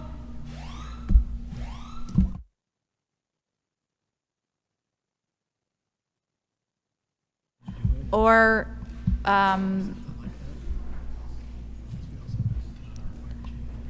okay, we have some staff here that can help speak to it. So why don't we just give staff, how long did you want? Why don't we just come back at 2:45, get it done, and then use whatever time we have left to break prior. Okay, recess until 2:45, one report, longer break.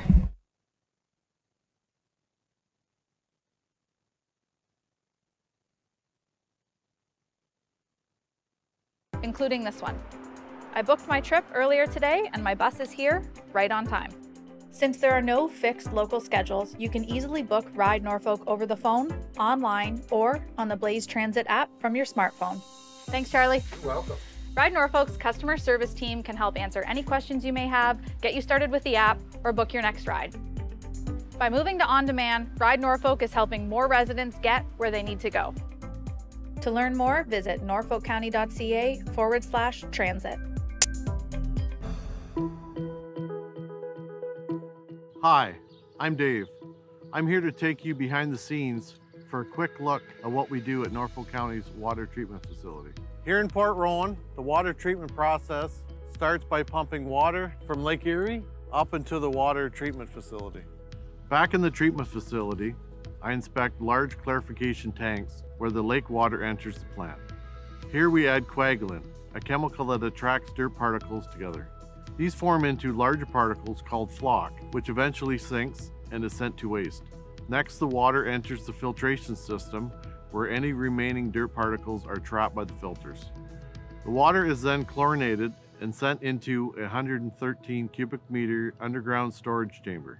The water is then taken to the granular activated carbon filters that work like supersized 10,000 pound Brita filters to remove taste and odor. The final step is disinfection, which includes UV and a final dose of chlorine, ensuring safe, potable drinking water. Water testing is an important part of the job. Throughout the day, we take water samples at different stages of the process, up to 9 tests, depending on the treatment facility. As a Norfolk resident myself, I'm proud to serve the community I live in. Thanks for joining me in this behind-the-scenes tour.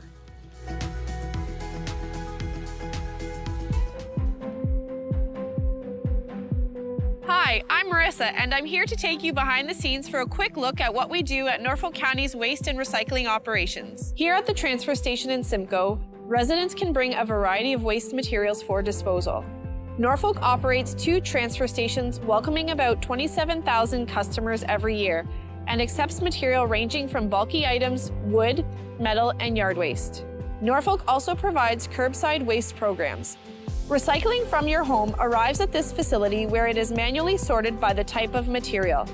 You can see why it's important to separate materials into the correct bin, rinse recyclables, and remove items from bags. This facility processes 4,600 metric tons per year. That's equal to about 20 tons per day. Once items are sorted by material type, they are baled and ready to be shipped across North America to be made into new material. About 8 to 10% of the material that arrives here shouldn't have been put in the recycling bin. Residents can use our Recycle Coach app to confirm if an item can be recycled. After seeing how waste is handled, I hope this video helps show why rinsing and sorting your recyclables are important steps in the recycling process. As a Norfolk County employee, I am proud to serve the community I was raised in. Thanks for joining me on this behind-the-scenes tour. Hey Norfolk County, whether you're a longtime resident, new to the area, or simply visiting, do you know about the many services provided by Norfolk County? As a single-tier municipality, we provide services that our community uses every day, including water and fire protection, curbside garbage and recycling, road and sidewalk maintenance, and so much more. We also provide services needed at unique times in life, such as a marriage or business license, or a dog tag for your new companion. And the unique geographic features in Norfolk County, from farmland and forests to lakes and wetlands, means we also provide specialized services ranging from drainage applications to tree inspections. Wondering how to contact Norfolk County? Start with Service Norfolk. Our friendly team of agents is here to help. Reach us by phone at 519-426-5870 or 226 Norfolk from 8:30 to 4:30 Monday to Friday. Calling about an issue after hours? No problem. We have you covered. Prefer online? Email askus@norfolkcounty.ca anytime, or use our customer service portal at service.norfolkcounty.ca and get a reply right to your email inbox. Want to visit us in person? Come to one of our friendly customer service counters in Simcoe, Monday to Friday, or Delhi, Tuesday to Thursday. Service Norfolk, connecting you to Norfolk County services.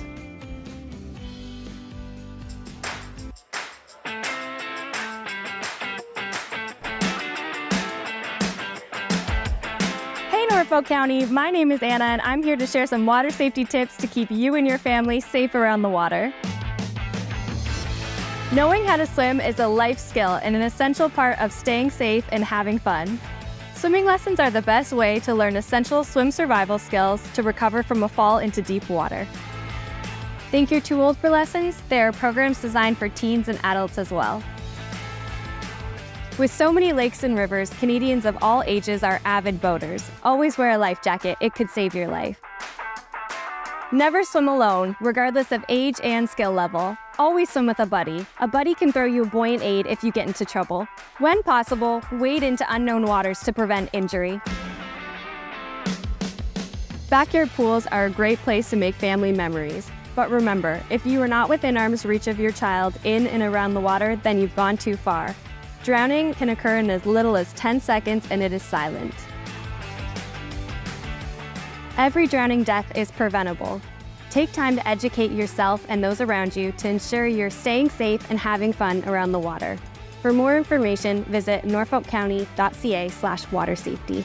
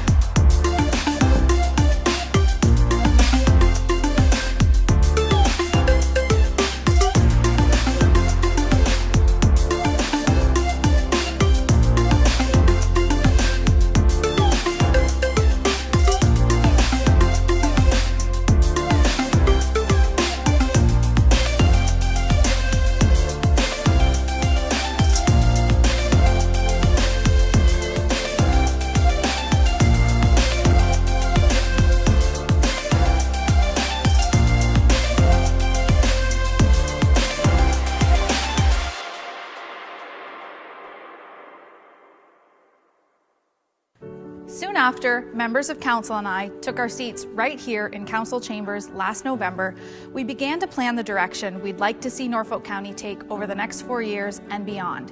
A direction that builds on our strengths and sets a strong foundation in place for future generations. We looked outward to the people of Norfolk for input.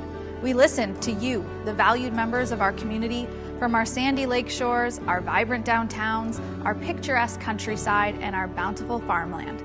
We engaged leaders from local businesses and community agencies. We gathered ideas from our team across the county. Based on what we've heard, we created Our Future Norfolk, a set of priorities that focuses on 5 key areas: empowering Norfolk, building Norfolk, connecting Norfolk, serving Norfolk, and sustaining Norfolk. These priorities, along with the initiatives and activities that drive them, will guide council and staff as we work together to serve you and all of the members of our community over the next 4 years. On behalf of Norfolk County Council and staff, we invite you to check out our website at norfolkcounty.ca/Our Future Norfolk and return frequently to learn more about our path to a vibrant and strong future for all of us, now and in the years to come.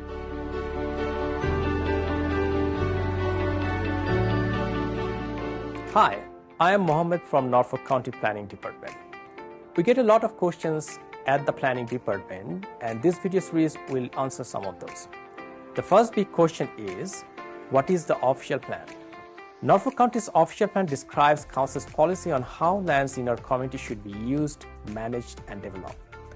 It is prepared with community input and helps to ensure the future planning and development will meet the specific needs of our community. An official plan includes issues such as where new housing, industry, offices, and shops will be located, and what services like roads, water mains, sewers, parks, and schools will be needed. It also defines when and in what order our community will grow and outlines community improvement initiatives. The official plan is approved by the Ministry of Municipal Affairs and Housing in Ontario.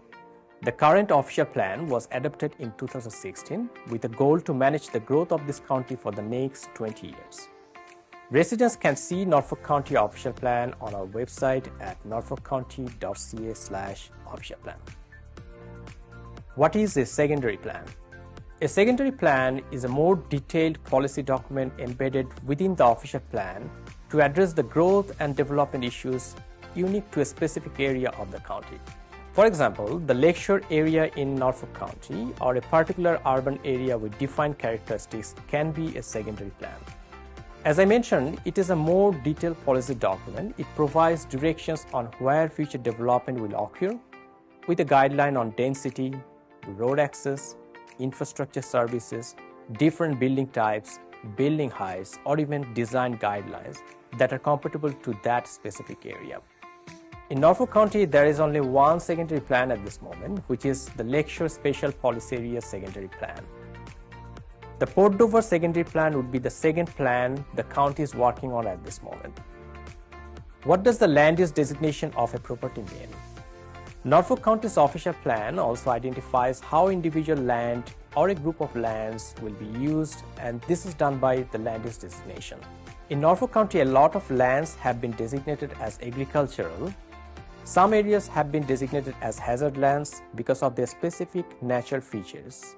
An example would be the natural creeks, streams, rivers, or shoreline areas.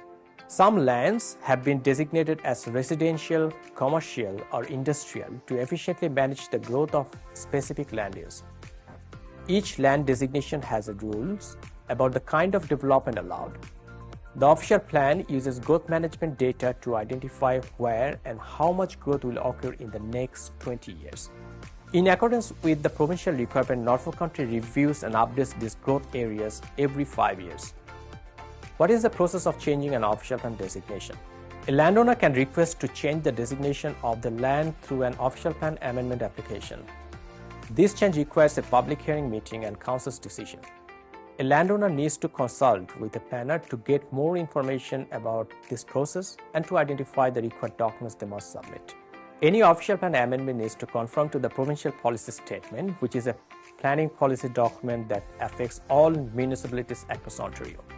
This provincial policy statement is currently under review and may change in the future.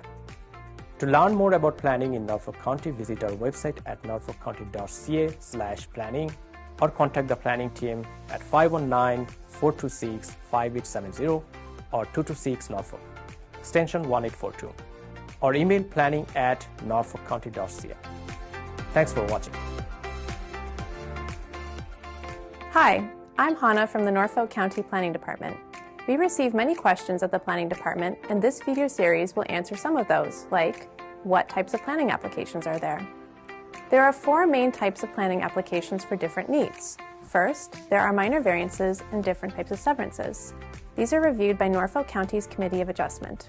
An example of a minor variance is when a garage is being built closer to a property line or is taller than what is permitted in the zoning bylaw. An example of a consent to sever is creating a new lot to allow for a new house. Second, are zoning bylaw and official plan amendments that are considered at council.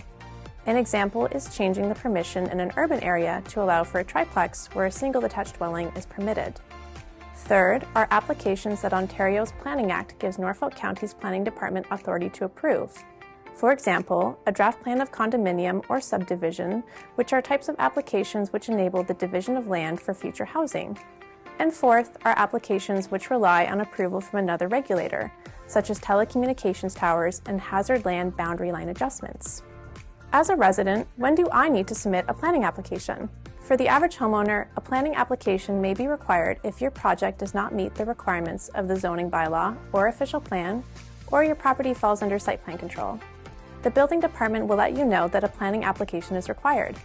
If you want to change the boundaries of your lot, create an easement, or create a new lot from your property, you will need to apply for a consent to sever with the planning department. What is a pre-consultation meeting? A pre-consultation meeting is the first step of a planning application and allows staff to clarify the application process and provide a checklist of documents required. A complete application can reduce the time required for review and decision-making. Applications that must undergo a pre-consultation meeting before the application can be submitted include official plan amendments, zoning bylaw amendments, draft plans of subdivision, draft plans of condominium, and site plan applications. A meeting may also be required for certain Committee of Adjustment applications. To learn more about planning in Norfolk County, visit our website at norfolkcounty.ca/planning or contact the planning team at 519-426-5870 or 226 Norfolk, extension 1842. You can also email planning@norfolkcounty.ca. Thanks for watching.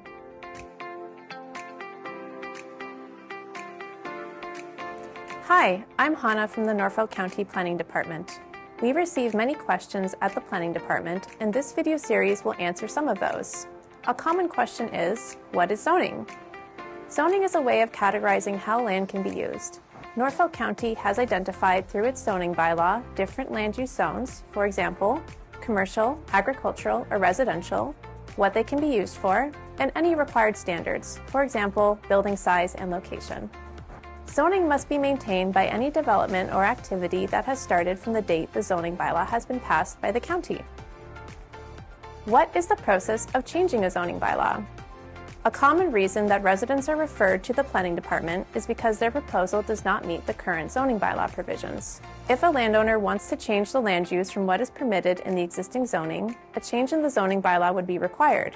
For example, changing the permission from only a single detached dwelling to expand the permission to build a triplex. This is called a zoning bylaw amendment and it requires council's approval. A planning application known as a minor variance can be submitted for a minor change in the zoning bylaw, such as the height or size of a structure. Minor variances are reviewed by the Committee of Adjustment that is made up of citizen members who are appointed by council. The committee is governed by the Planning Act and holds public meetings to approve applications for minor variances and consents. A minor variance must meet the 4 tests to be approved. 1, the change is minor. 2, the development is desirable for the appropriate use of the land, building, or structure. 3, the change maintains the general intent and purpose of the official plan. And 4, the change maintains the general intent and purpose of the zoning bylaw. What happens after a decision is made by the Committee of Adjustment? If the committee approves an application, the applicant and anyone else involved is notified. Certain parties can appeal a decision to the Ontario Land Tribunal within a 20-day appeal period. If no appeals are filed, the county issues notice that the decision is final. For minor variances, an applicant can now proceed with the building permit process. For severances, specific conditions must be met within 2 years, or the application will expire and the process will need to restart from the beginning. To learn more about planning in Norfolk County, visit our website at norfolkcounty.ca/planning or contact the planning team at 519-426-5870 or 226 Norfolk, extension 1842, or email planning@norfolkcounty.ca. Thanks for watching. Hi, I am Mohammed from Norfolk County Planning Department. We've got a lot of questions here, and this video series will answer some of those. What is a severance? Severance is a planning process to separate a piece of land from an existing lot, generally for the purpose of a new development within a new lot. There are 3 different common types of severances we receive in Norfolk County.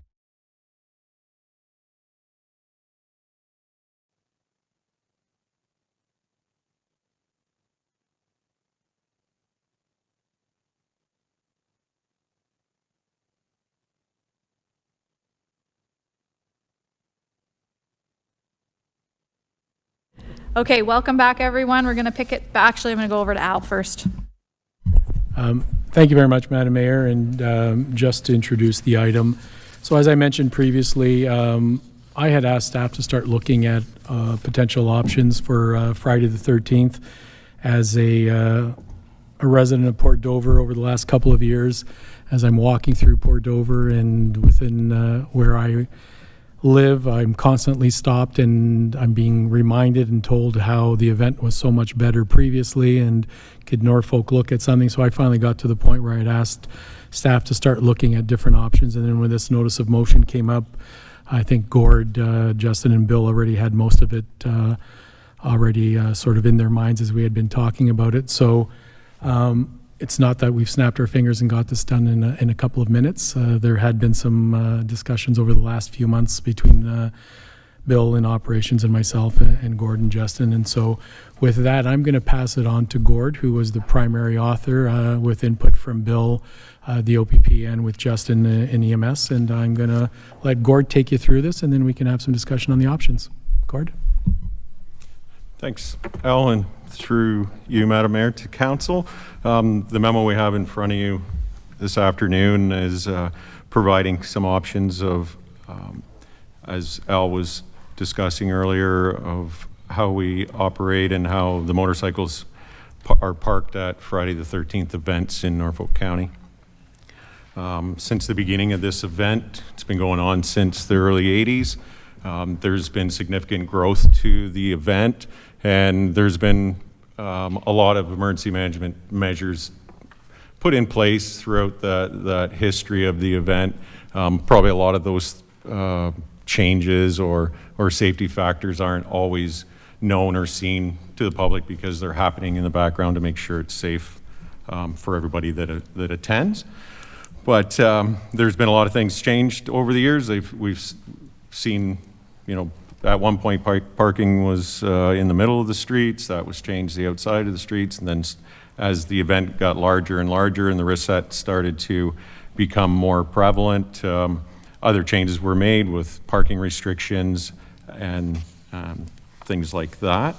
So we've brought together a memo for Council's consideration with options today. Option one is the current setup with parking on, or no parking of motorcycles on Main Street. That's in two different sections. So we do have parking from Clifford down to Nelson Street. That's not where the core of the people are, but in the area of downtown from Nelson Street to Walker, that's where our highest density of participants for the event congregate. And we need to look at options to protect that group in the event of, you know, numerous different things that could happen.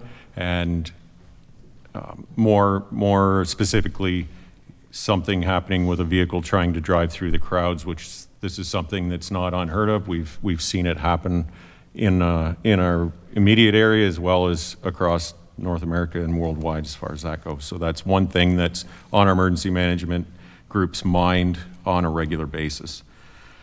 So option one is status quo of how we're currently operating. Option two, we would provide that option with a modified approach to what the current restricted access model is. There still wouldn't be motorcycles parked on Main Street, but we'd be able to get them on both sides of Market Street East, Park Street, and Clinton. Currently, there's one side of the streets that are available for motorcycle parking, but as the group reviewed how that setup is working for us, we believe that those streets are short enough we can access them from either Main Street or St. Andrew, that if those streets were parked in with bikes, we'd be able to still manage what we needed to do in those areas. Option three, we looked at sectioning off a part of Main Street on the north end between Chapman and Nelson Street and having motorcycles park on both sides of that part of Main Street with their access and exit from St. George, because we still need to maintain the barriers at the end of Main so that they're unrestricted for any emergency service vehicles to get in and out of the area, and also to create a blocker for any type of malicious intent or medical emergencies of somebody driving that ends up into that crowd. So we need to maintain that access. Option 4. The planning group has looked at this, and we've talked about this for a number of years, and as this event gets larger, we really believe that at some point Norfolk should engage in a consultant to conduct an event traffic study and safety study to prepare for these events, because things are changing globally with how events like this are managed, and just an event of this size with this many people foster some other issues, whether it's a motorcycle event or it's an art event with over 100,000 people. Things can change, and sometimes people use these as platforms to engage in some sort of activities that we're not very fond of. So with that, we have emergency services comments, speaking to staffing constraints that we currently have, as well as the needs to still maintain a proper emergency response across Norfolk County, as well as in Port Dover, where the focus of this event is for the one day. One thing for council to remember is, and I'm sure you're all aware, is that this is a very large event. This isn't like when we start this event, the Provincial Emergency Operations Center is made aware of it. They're monitoring it throughout the whole event, depending on the information we have, and whether it's a warm weather and it's large. I believe our partners in OPP have their Emergency Operations Center stood up as well, just to be prepared. And that's kind of the whole name of what we are here for, is to prepare for what could go wrong, and try and keep that balance of maintaining public safety, as well as an event that can operate and be a fun event to attend to. So we're not here to try and ruin the event, by no means. We're trying to make sure it's safe for all of our staff, all of our emergency services partners, and all the participants that are involved in the day. So with that, I'll leave that with council, and if we'd be happy to answer any questions. Thanks, Gord. Are there questions from council? Go ahead, Councillor Van Passen. Yes, thanks, Madam Mayor. I'm going to throw out another option or comment, but what about something like parking bikes down one side of the street? Like, I would look at St. George all the way from Nelson Street to Clinton, and then across Clinton, then back up Main Street.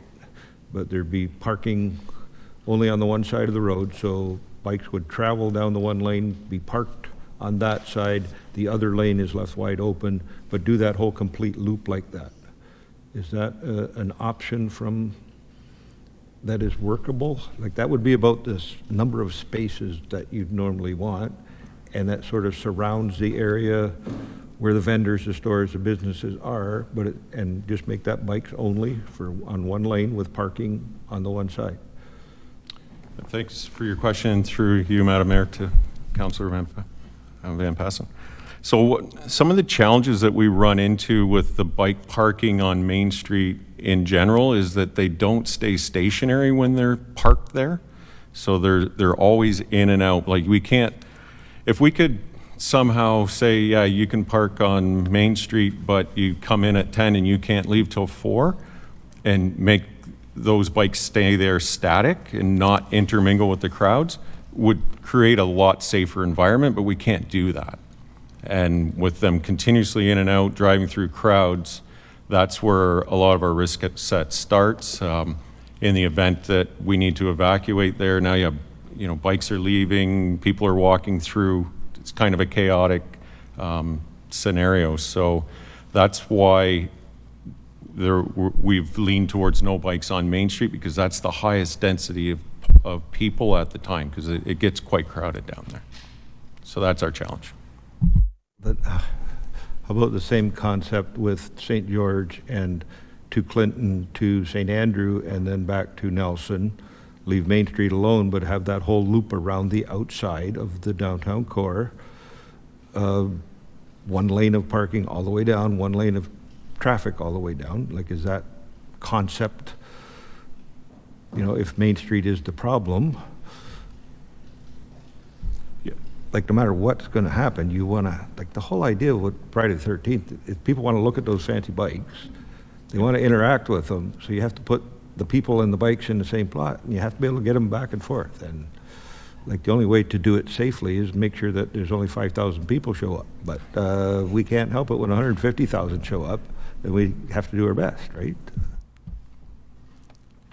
Yeah, again, through the mayor to Councillor Van Passen, I agree that, you know, the people are there to look at the bikes. We still have a very large risk set of, like on St. Andrews and St. George, there are people walking there. I understand that, but they're not in shoulder-to-shoulder capacity that they're walking through there. And they have lots of options to get away from there. So when you're in the downtown,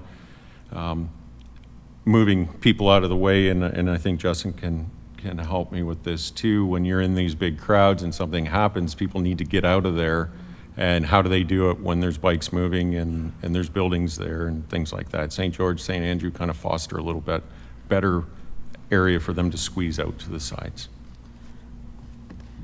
Yeah, I don't entirely disagree. I think, listen, if, you know, addressing the elephant in the room, there's public safety concerns. We know that, and no one's trying to avoid that, but I think it's a little bit of this or a little bit of that. Like, the streets are narrower on the side streets and there's bike traffic. We currently park two sides of Main Street on the top end of Main Street right now, and there's flowing traffic through it, and people are trying to get out there and jump and take pictures. So if there's bike parking on a certain stretch of Main Street, but we're able to close the road, we're able to put those barricades in, we're able to like really try to slow down that traffic and say parking in here from this time to this time, and now like you can just simply exit. We're not adding any more bikes into this traffic or into this parking section. We're able to redeem some of that spirit of the bikes on Main Street, but be very conscious of the public safety. And, you know, part of the big argument when we removed the bikes was that EMS and fire trucks and so on, they weren't going to be able to get down to Main Street, and they needed, you know, enough space to turn the wide corners and get down.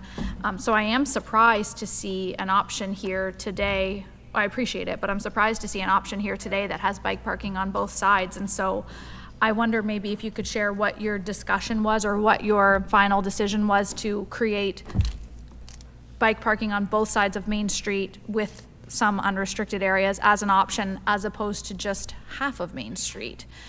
Is it at that point in time irrelevant and just your bikes are on Main Street, you need those extra resources anyways, or was there some consideration into the 2 lanes versus 1? Thank you, Mayor Martin, and through you to council. So the discussion for parking on the north end was, it gives us the option. We would still have to restrict that, how far or how close it was to Nelson, because we need that turning radius to get a vehicle, a fire truck anyways, at least 13-foot radius around to get around the corner. But it gives us the option for them to enter and exit from St. George Street on Chapman. And that's, we'd still, and it's in the report, there's barricades at Chapman, so we'd still have to maintain the ability to not allow the bikes into the crowds, which we don't have the resources to do that. That would fall to our partners in the policing part of our group here, because we couldn't stop them. But what traditionally happens, even when we try to maintain our emergency access road on Nelson Street, is one bike gets in the wrong spot, they all follow, and that's our concern with Chapman and Nelson. That section of Main Street is trying to maintain that access, and having them on both sides, I think it's, it doesn't matter whether it's one side or both sides. If there isn't control to the parking there, we'll run into problems, and that's definitely not what our recommendation is, but it's an option that we can explore for sure. Okay, and so on that option 2, option 3 with parking on both sides of Main Street, but designated kind of no parking areas for emergency access vehicles, just to be clear, are you still suggesting in that option that from Nelson Street to Chapman Street on Main Street would be bike free? Is all of Main, I might better phrase my question, is all of Main Street assumed to have 2 rows of bike parking on it in option 3? Or are there sections where you're wanting to stop and start, one of which being, you know, in front of Rolston's, that stretch of Main Street? Right, so option 3 is only bike parking between Chapman and Nelson on both sides. Okay, sorry, option 3, I apologize because this is happening fast, but I'm happy it's happening fast. Add 1 motorcycle section with parking on both sides of Main Street in designated parking areas while still maintaining unrestricted road access for emergency vehicles on Main Street south of Nelson Street to Chapman. Okay, so I suppose the option I want isn't here then, which would be some level of bike parking on Main Street consistently through Main Street, whether that's half of Main Street, 1 row of where the cars park on one side of Main Street, both sides of Main Street, nothing in the middle. And that was kind of what I was hoping to hear from you today. I don't want to arbitrarily pick, well, if we use the west side of Main Street, does that impact vehicles turning? Or if it's, I don't want to arbitrarily pick that, but what I'm looking for is some consistency, because part of our problem is that bikes are allowed at the top, they're not allowed in front of Rolston's from Nelson to Chapman, and then vendors are put in there, yet there's still some traffic that has managed to squeak its way up. So I don't really see any options here for parking on Main Street is what I suppose I'm saying, which is the entire intent of this. Councillor Van Passen? If I could, Madam Mayor, thank you, to bring up another little item that sort of fits with this. Historically, the Kinsmen always arranged for off-site parking for cars, and that was taken away. And I just don't understand, like, we can't even figure out where to park the bikes. How do you park another 5,000 cars in downtown Dover if you don't allow the off-site parking and the bus shuttle service that they used to provide? So will that be re-implemented to, that solves at least half of the problem right there, that you don't have cars fighting with bikes to find a place to park. Thanks, Councillor Van Passen, through the mayor. I would defer that to Bill. I know he's been connected with the service groups with conversations about parking.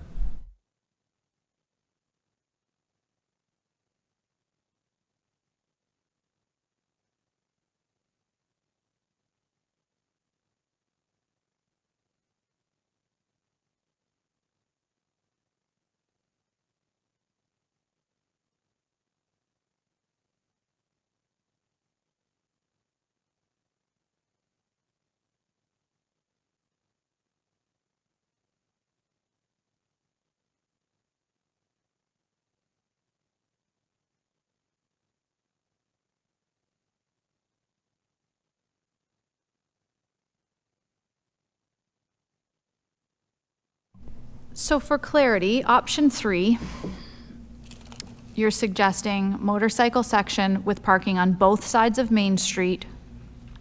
Where? You're asking for Main Street from Chapman to Nelson to be free of bike parking for emergency access. That's the way it currently is right now because we have vendors there. So where are you suggesting both parking on both sides of Main Street would occur, both above and below that section? Through you, Mayor Martin, no, the intent of option 3 is that bikes would be allowed to park between Nelson and Chapman on both sides of the street, and the unrestricted part is so that, you know, the center part of the road is unrestricted. So when we make the turn onto Main, bikes are parked both sides, but they don't block our access past Chapman. I just saw the map, sorry. Late to the party here. Okay, I understand. That's not sufficient for me, personally. Councillor Huffman? Thank you, Mayor Martin. So what you're looking at, option 3, is you would prefer to go down further then and go to Market Street? I mean, I was hoping that staff were going to say this because I don't arbitrarily want to pick streets. I understand that they have wider roads or bigger turning radiuses for various emergency vehicles, but in my mind, Right. they were going to come back with options to put bike parking back on Main Street, and I didn't think it would be restricted to half of a block. I thought that we would see all of Main Street would see parking on the west side only in the parking spaces, or around the middle and the left side, and walking. I don't know what I That's thought. what I thought as well. Councillor Duthie? Thank you, Madam Mayor, and through you to staff. Is it possible, if I'm trying to understand the reasoning correctly of why we can have bikes parking, I'm looking at the map of option 3 for the record, Chief. If I think about the reason that we can have bikes on both sides of Main Street from Chapman to Nelson, then could we not perhaps use some of that same theory to apply it between Park and Market, because it's different on the other side, down to Clinton to allow bike parking on the street there, so that way you've got that whole center section that is a sort of a turning radius, if you will?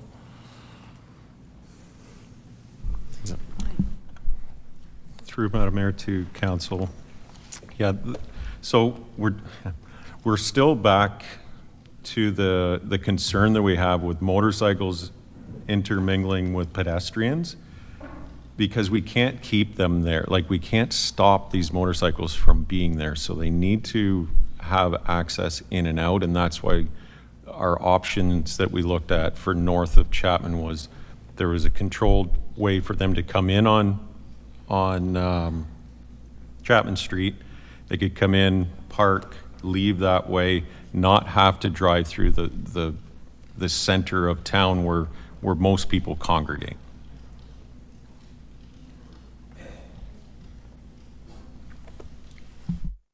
Councillor Vanden Drieschie? Yeah, thank you, Madam Chair, and through you. I can appreciate what you're saying. So really having them downtown causes an issue because these bikes move off and on, and the concentrated crowd is downtown. And if you're a mom with 2 kids and the guy's pulling the bike out and coming down the street, he's running over his toes or his things, this is a safety factor.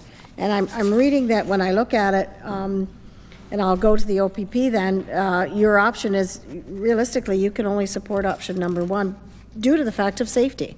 Is that correct? Yeah, Inspector Tate, if you want to speak to it, I don't want to keep it, just sending it to Gord, so go ahead, chime in, please. Thank you, Your Worship.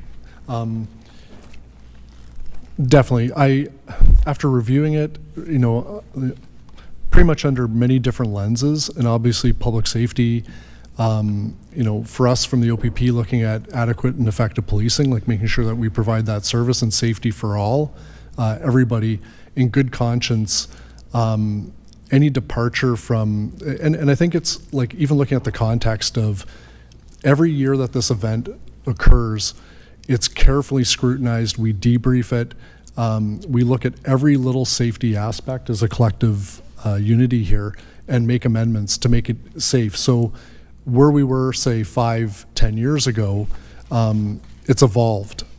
And it's evolved according to population, to participants. A town of 8,000 that has an infrastructure of 8,000 with over 100,000 people showing up is a significant concern and needs to be controlled.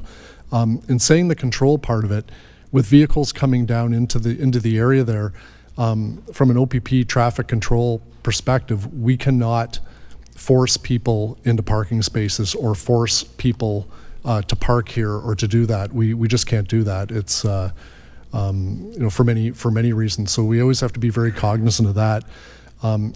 My concern with any kind of change, I think, if there is going to be a change, or I guess, under any kind of reflection, if it's viewed as a look to regressing back to previous ways or previous methods, there better be significant reasoning and rationale and very carefully, mitigated risk and everything to look at that before making a pretty quick change like that. Like, this event is coming up fairly quickly.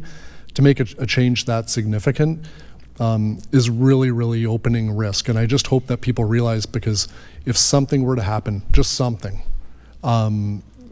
it's going to be very, very onerous and it's going to be a large impact on everyone involved.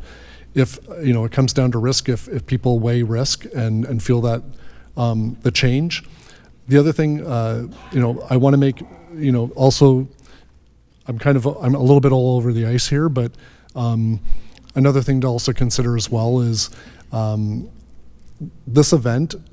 You have vehicles, you have motor vehicles, you have motorcycles, you have cars, all sorts of other vehicles as well. Don't kid yourself. Another big proponent is alcohol. It kind of goes hand in hand a little bit. Like, it's part and parcel, even the advertising of the event, with the beer gardens, with everything. And I'm not saying, we're all responsible adults. However, it allows for that risk to kind of filter in as well.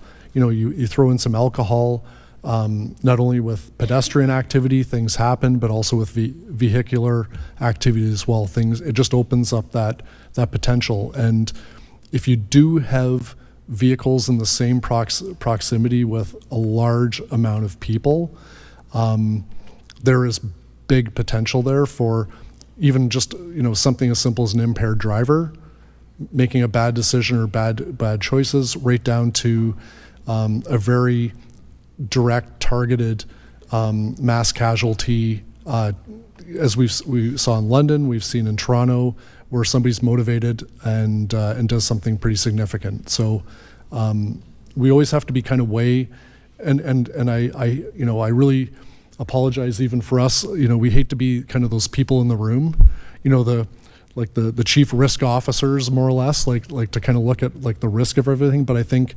that is probably, from a police perspective, the most paramount thing to consider with any kind of quick change to this. Thanks for those comments. Expect nothing less. Okay, well, I'm not seeing any movement here from council. We've got a couple options ahead of us, I suppose. There's a June event coming up. If you're feeling like none of these options are suffice, I don't think that there's time to make a deferral.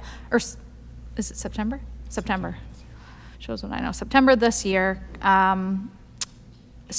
So I don't think we have, enough time to make a deferral here and then allow the groups to get ready with their vendors and so on. So I think we either make an amendment now or not, and the or not would give us time to prepare and have additional discussions for the June of next year, of 2025. That's one path forward I can see. Or you can send direction to keep the status quo. Councillor Van Passen. Thank you, Madam Mayor.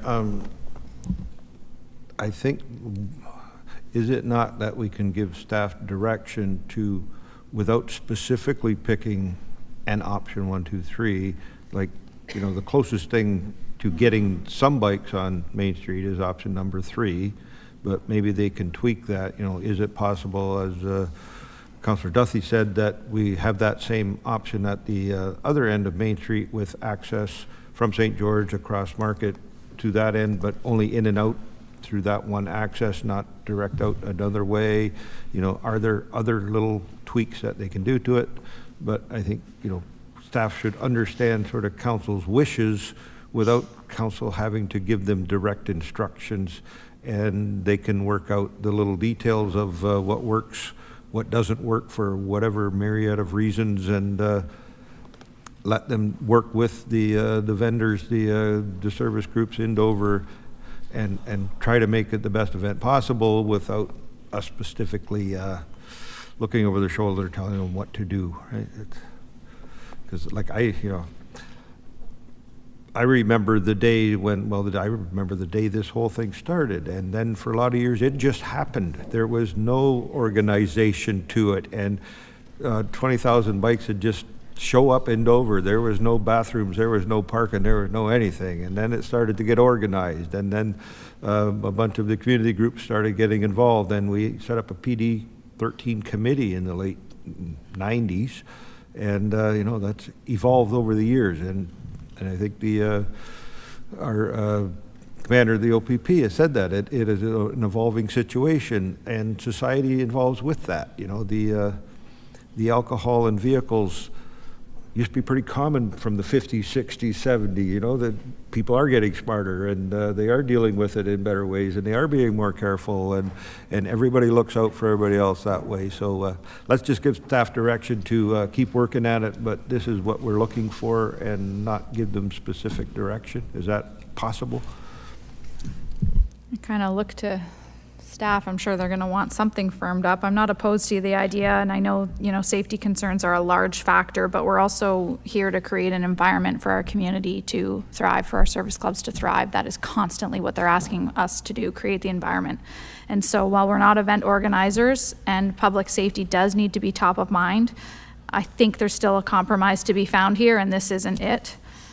I'm not saying that I have all the answers and that it's perfect, but regardless of where the bikes park, the beer tents are open. Regardless of where the bikes park, the foot traffic is still happening throughout the bikes, if it's Clinton, if it's Walker or Harbor, if it's, up the top end of Main Street. And so I'm having a hard time as these holes are being poked through the safety argument, which should be top of mind, and I commend our staff and OPP for the work they do. I think that there's a compromise here, and it might take some trial and error. So I'm feeling as though I'm not opposed to that, but a bit more firm direction should probably be provided to them because I think they're trying to work out the vendor situation. Through you, Madam Mayor, I would say the following. I think what we're hearing from council is there seems to be a general appetite to start continuing for some additional evolution to the logistics and the event itself. I think understanding that the event is coming very quickly in 2024 in September, it might be a little late to try to implement some changes for the event this year, knowing that the stakeholders, the Board of Trade, the Kinsmen, have already started all of their permits and applications and vendor locations, things of that sort. But knowing that council would like to see a little bit of a tweak, maybe we can start working on some things and bring back for council's consideration later on this year, early in 2025 for the June 2025 event, and see if we can perhaps make some of the suggestions that we've heard today without compromising some of the safety concerns that we have and reaching that middle ground. Just throwing this out here, but what if we, make the adoption of option 3, which is bike parking on both sides of Main Street, from Chapman, halfway up to Nelson. I'm assuming that's like the post office or Ivory Fern or something around that location. And then we implement bike parking on half of Main Street in front of what used to be the Norfolk Tavern. It's a municipal parking lot. Skip in front of Powell Park because I think vendors could be filled in there. And Main Street again, all the way up across from Elmer Lewis to Chapman Street. And staff have the authority to leave, I forget how many feet, you said 13 feet or something like that, on each and every corner for the fire and EMS vehicles to make wide turns. But it's half of Main Street. And there are a lot of different factors this year as well. Like the Norfolk Tavern isn't there anymore. That's fully municipal lot parking anyways. It's clear, sight lines and parking. Park Street in front of the park, no changes. Don't need to have any bike parking there. And then up the top of Main Street in front of Cottage North Soapworks, 13 Reasons and so on the opposite side of the road. Leave a nice big wide gap for vehicles emergency management on Chapman. And then let's introduce the double wide parking as staff have suggested on option 3. leave the nice wide turns for Nelson Street emergency exits, and return to double wide both sides of the road, Main Street parking on the top end, the north end of the map here on Port Dover, just as we have been. So the only change is Main Street bikes on one half of the road for about 3/4 of Main Street.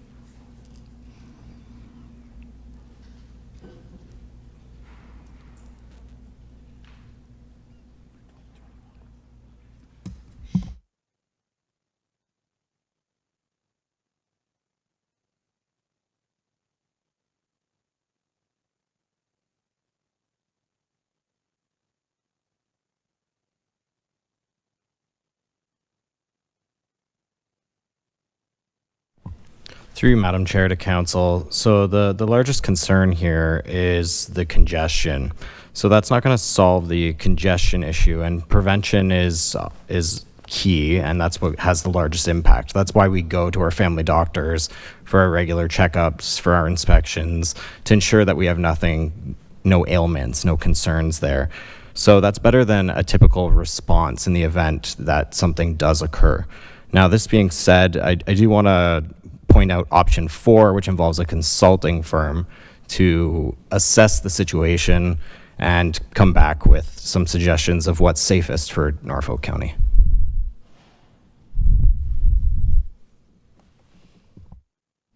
Councillor Van Passen.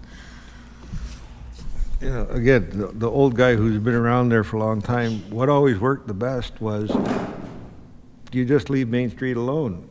Parking bikes on both sides, there's 2 active lanes of traffic, and you move the vendors off to the side street. Don't put vendors on the main drag. And now you divert one way down St. George, one way up the other. No, just leave Main Street as Main Street and park bikes on both sides and put all the vendors off on the side streets. And you're in and out of town. You drive through town. You don't have to go around and fight with everything. And I don't know why that ever disappeared. It probably worked too well, I guess. So, This is my concern. Like, I understand that staff have worked on this, and I appreciate it, and it's happening fast, and council maybe hasn't had time to digest it. But I think that there is an appetite here to open up Main Street, and I don't want to do that. I hear what you're also saying. I want to find the compromise. And so each solution I'm throwing at you, I know that it's your job, and I can very clearly read that you support option 1. That's very evident.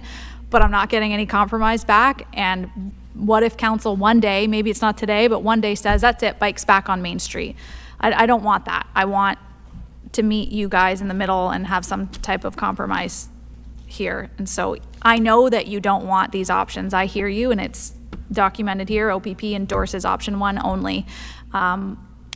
So I understand that, but I need a little bit more when I ask about a potential option as what your genuine thoughts are for pros and cons on it. Because I don't want to, if every answer is it's not the best or congestion, I don't want council, and it might not be this council, it might be the next council, to just go rip the Band-Aid off, put bikes back on Main Street. I think we have one opportunity to do this in a measured way that's can make us all feel a bit more comfortable. Were you going to say something and I cut you off? Yeah, no, Go ahead. no, not at all. I appreciate those comments, Mayor Martin. And what we're trying to do as our emergency management group is to make sure that we provide council with as much information as we can so that an informed decision can be made. I know it gets challenging in the public, and I've been doing this for a long time, and so have both Justin and Andy. People don't see what the potentials are that things can happen, and we always have these discussions that nothing has happened yet. But unfortunately, in emergency services, things will happen. It's not if, it's when, and we really try to do our best to make sure we protect and put as many controls in place to protect the community at large. And I don't know if Justin wants to speak to it, but I've done a lot of training with after the fact of the Toronto van attack. Justin was there. The Raptors issues where there's large crowds similar to this event. Like this event as well is very large scale. This isn't, every community doesn't have a Friday the 13th, and more importantly, over 100,000 people coming to an 8,000 person town. when this started in the 80s, there was a lot less people in Port Dover. There's a lot less vehicles. You know, this is evolving, and we're just trying to stay on top of it. So I truly appreciate your comments, Mayor Martin, and we want to provide options, and we will take this back to our working group and see what we can do, you know, to try and maintain our comfort factor with safety, as well as appeasing the public in the service groups. Through you, Madam Chair, if I may, I think part of the concern is how do you separate pedestrians from the traffic, the motorized vehicle traffic, and knowing that there is already for this year's event commitments made already to vendors and things of that sort, and knowing that this isn't a Norfolk County event, we need to speak to our stakeholders. If the intent of council is to have parking down one side of Main Street, perhaps for next year's event, we can work on how do you separate the motorized vehicle traffic from pedestrians walking up and down the street? What impact does that have on the vendors? What impact does that have on the stores that are actually in Port Dover on Main Street? Will they like that? Will they not like that? There's a lot that would go into that consideration and that decision. And so, as I've said, we hear loud and clear in terms of council's desire to better utilize Main Street for the showcasing of the motorcycles. And you've heard loud and clear from our emergency services providers. There's the hesitation of intermingling motorized vehicles with pedestrian traffic. So there needs to be some thought put into how you separate the two if the desire is to put and allow vehicles to not only park on Main Street, but also get in and out of their motorcycles and vehicles and drive when there's pedestrians all over the place. And so there has to be some thought put into that. Okay, I've got the compromise for this year. Option 3, as staff suggested, all the parking remains the same. It's the addition of the double parking on Main Street from Chapman West up to Nelson, leaving you the right amount of room you want to turn safety vehicles around the corner, and bike parking in front of what used to be the Norfolk Tavern because it's a municipal lot. We should be filling that lot anyways. There should be traffic directed to that lot. What are we going to have, a vacant lot in the middle of town with 100,000 people around? So let's use that parking lot for bike parking and bike parking on the road in front of that. And staff can manage that, report back to council, let us know what you think. It's not too labor intensive. They can park in front of there and then immediately exit using Park Street to go to St. Andrew Street and follow normal traffic. They don't need to drive up Main Street further. And they're coming up from Walker Street, right? Like up the bend, and they would park right there. So that's my compromise. We'll go with option 3 as staff put together and add parking in front of and in the municipal lot, which is formerly known as the Norfolk Tavern. When the bikes are ready to leave, they're leaving the lot either on Park or Clinton Street. Staff, you can decide which one, and they follow the normal flow of traffic up St. Andrew Street.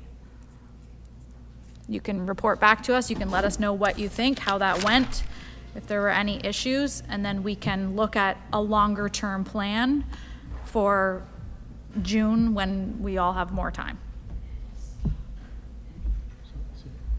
If I may, just to be clear then, so we would allow the municipal parking lot on Clinton Street to be used exclusively for motorcycle parking. We would configure it so that we could maximize the amount of motorcycle parking there.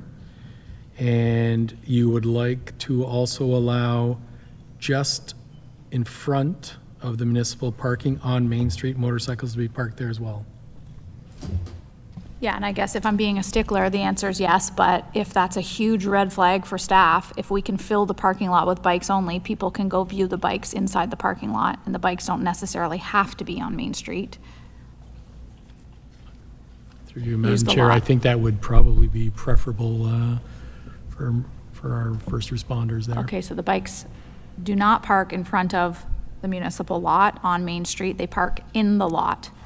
The traffic exits onto Clinton Street, which is where you would exit that parking lot anyways, and it goes left onto St. Andrew Street following the normal flow of traffic.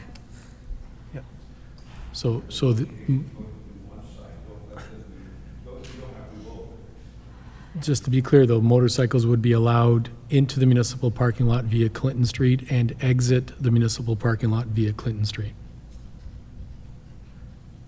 The staff can decide. I don't have a problem with that, but one option, if you want to keep them off, I will come to you, sorry. If you want to keep them off Main Street, then you don't need to send the bikes up Walker Street up Main by the Tim Hortons and up the roundabout, send them up St. Andrew Street, make the first left to go into that lot. That's going to create an environment where people can walk through a lot, they can see bikes, they're down on Main Street, driving more foot traffic down that way. There's lots of bike parking down Clinton and Harbor, but that does include the double wide section that you've suggested in option 3.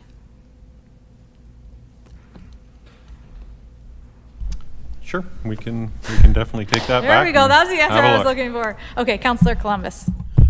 Madam Mayor, I haven't checked it out closely, but will that newly surfaced parking lot hold up a bike, being it may not be permanent type of pavement there?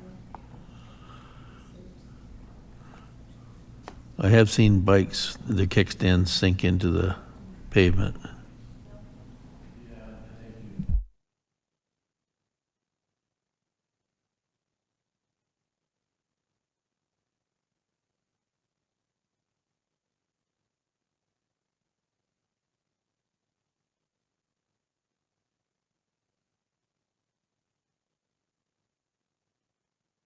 I gotta say, Madam Mayor, I have seen young entrepreneurs, when it's wet and rainy, walking around selling pieces of 2x8 that long to the bikers that they could throw on somebody's lawn so they could park the bike so it doesn't sink in.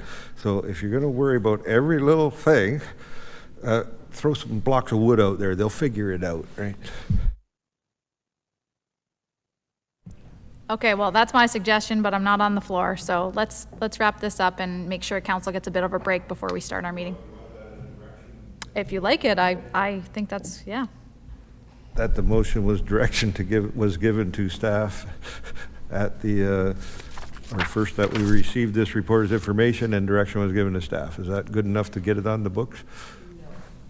No, flat out no. No? Okay. Option number 3, as Option amended. number need. And a report back to us whenever they find time Yeah. after the event? Okay. And I'll move that if you want. Thank you. Councillor Van Passen moves that we receive the report as information and endorse option number 3 as amended using the municipal lot, and that staff report back to council after the event with pros and cons. Councillor Huffman? I just wanted to add that before the end of Q4, because we've got another event in June. So I think it needs to be before the end of Q4. Good catch. Okay, is there a seconder for that motion? Councillor Huffman. Is there any debate or discussion? Okay, I'll call the question. All in favor? And opposed? Motion is carried. Thank you, staff, for the quick turnaround. Thank you, Inspector Tate, for joining us and sharing your perspective. We appreciate it and appreciate the work you do with our team on Friday the 13th. Okay, we are going to recess until 5 p.m. sharp. Let's be back in our seats at 5 to 5.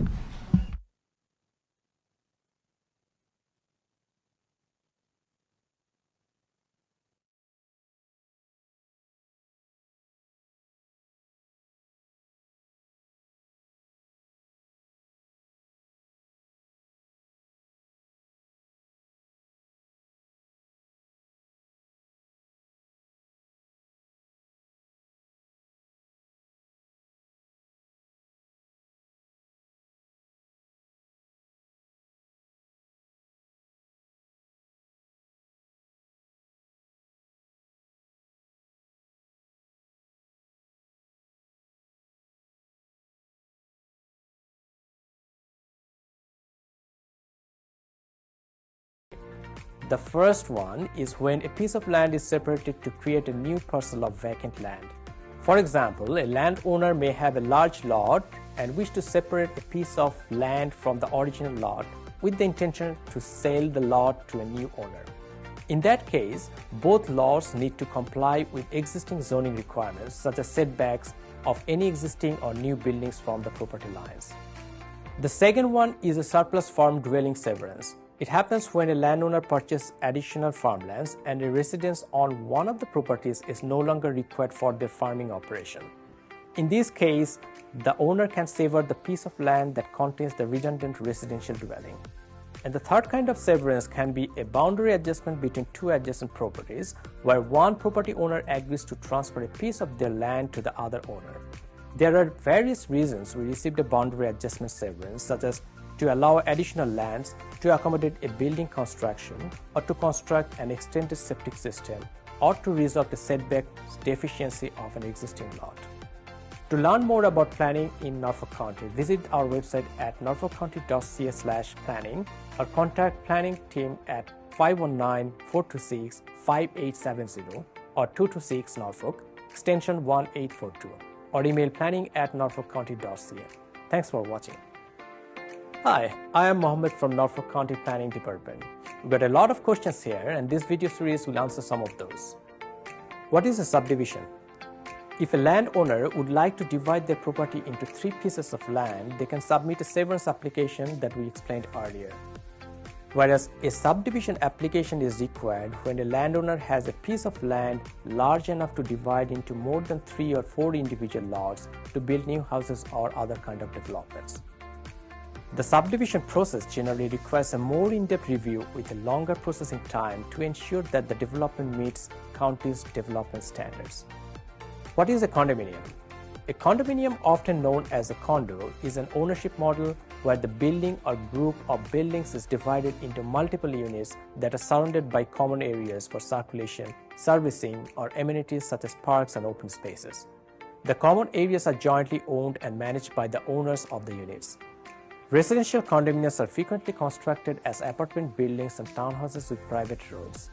Many shopping malls are also commercial condominiums in which the individual retail and office spaces are owned by businesses that occupy them, while the common areas of the mall are collectively owned by these business entities. A condominium corporation is often made up of condo unit owners who manage and operate the condominium complex.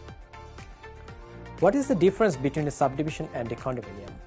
One of the main differences between a subdivision and a condominium development is who is responsible for providing services such as water, wastewater, and road maintenance after the construction and occupancy of the dwellings or units. In a subdivision, the county takes responsibility for providing these services to individual lots. On the other hand, in a condominium, the county is only responsible to providing services up to the entry point of the development. The condominium is responsible for distributing services and the maintenance to the individual units. How are subdivisions and condominiums approved? To get approval for a subdivision or condominium, the landowner must apply for approval of a draft of the plan that shows how many lots are proposed, the lot size, how the lots will be accessed, including any new roads, and how the lots will be serviced for water and wastewater or other utilities. The planning team will provide guidelines to the landowner on the standards they need to comply with. Examples include road design, tree plantation, fencing requirements, and maintaining a buffer from any existing industrial or commercial sites, etc. Generally, the subdivision applications go to council for a decision, whereas most of the condominium applications are currently approved by the county staff under delegated authority. How are residents informed about a new subdivision? When a draft plan of a subdivision is approved, the neighbors receive an approval notice of the application. The neighbors have 20 days to appeal against the approval or refusal of the draft plan. Once the appeal period has expired, there is still a lot of work that needs to be done by the developer before beginning the construction. An approved draft plan of subdivision does not constitute a legal lot. It is merely a draft plan. Norfolk County must ensure that all lots are appropriately designed and serviceable through a subdivision agreement, and only then can the lots be registered and the owner can apply for a building permit. To learn more about planning in Norfolk County, visit our website at norfolkcounty.ca/planning or contact planning team at 519-426-5870 or 226 Norfolk, extension 1842. or email planning@norfolkcounty.ca. Thanks for watching. Hi, I am Mohammed from Norfolk County Planning Department. We get a lot of questions here, and this video series will answer some of those. What is site plan control? Site plan control is a tool that planners use to evaluate a proposed development to ensure the site features and elements such as walkways, parking areas, and landscapings, and many other technical features meet specific standards. For example, standards may include engineering design, sustainability, and universal accessibility for barrier-free access to the building or within the property. What do I do if I have submitted a permit and I have learned my property is under site plan control? If a property is under a site plan control, the first step is to speak with a planner. A planner will need to learn about what is changing about the lands, which may or may not require a site plan application. What is a site plan waiver? Sometimes the nature of a development is so minor that a site plan application is determined to be unnecessary. In this instance, a site plan control will be waived. If you have learned from a planner that it is appropriate to waive a site plan control, you can submit an application form with any required documents to the planning department to receive a site plan waiver. Do all lands require site plan control? Not all lands require site plan control. For example, single detached dwellings, semi-detached dwellings, and townhouses that are serviced and accessed from a public road. Agricultural activities or farm buildings also do not require a site plan control. Most new commercial, institutional, and industrial developments require a site plan control. A site plan agreement with the landowner may be required to ensure that appropriate standards are maintained during the construction period. To learn more about planning in Norfolk County, visit our website at norfolkcounty.ca/planning or contact the planning team at 519-426-5870 or 226 Norfolk, extension 1842, or email planning@norfolkcounty.ca. Thanks for watching. Hey Norfolk County, whether you're a longtime resident, new to the area, or simply visiting, do you know about the many services provided by Norfolk County? As a single-tier municipality, we provide services that our community uses every day, including water and fire protection, curbside garbage and recycling, road and sidewalk maintenance, and so much more. We also provide services needed at unique times in life, such as a marriage or business license, or a dog tag for your new companion.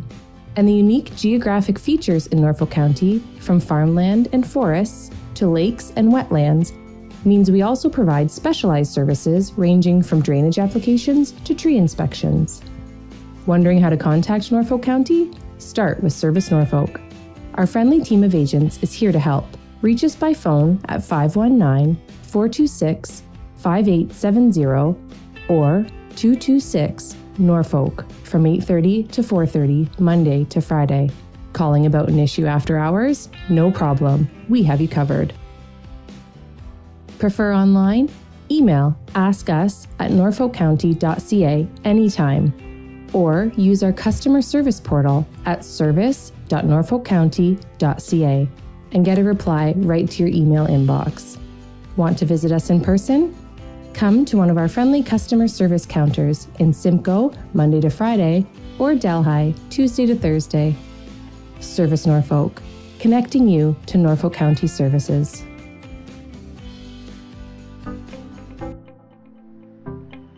Hey Norfolk County, did you know that Ride Norfolk is now on demand? This means you can schedule Norfolk's public transit service to pick you up for appointments, shopping, school, or work. Ride Norfolk has partnered with Blaze Transit to offer on-demand pickups at all 95 stops across Norfolk, including this one. I booked my trip earlier today and my bus is here right on time. Since there are no fixed local schedules, you can easily book Ride Norfolk over the phone, online, or on the Blaze Transit app from your smartphone. Thanks, Charlie. You're welcome. Ride Norfolk's customer service team can help answer any questions you may have, get you started with the app, or book your next ride. By moving to on-demand, Ride Norfolk is helping more residents get where they need to go. To learn more, visit norfolkcounty.ca/transit. Hi, I'm Dave. I'm here to take you behind the scenes for a quick look at what we do at Norfolk County's water treatment facility. Here in Port Rowan, the water treatment process starts by pumping water from Lake Erie up into the water treatment facility. Back in the treatment facility, I inspect large clarification tanks where the lake water enters the plant. Here we add coagulant, a chemical that attracts dirt particles together. These form into larger particles called flock, which eventually sinks and is sent to waste. Next, the water enters the filtration system where any remaining dirt particles are trapped by the filters.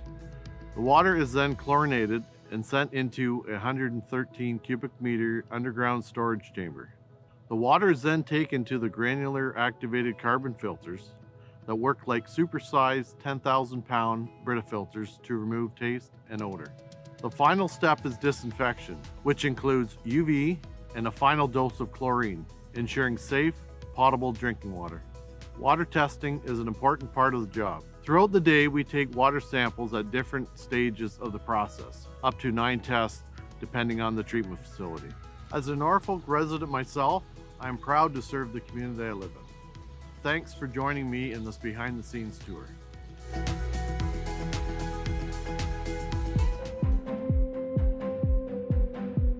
Hi, I'm Marissa, and I'm here to take you behind the scenes for a quick look at what we do at Norfolk County's waste and recycling operations. Here at the transfer station in Simcoe, residents can bring a variety of waste materials for disposal.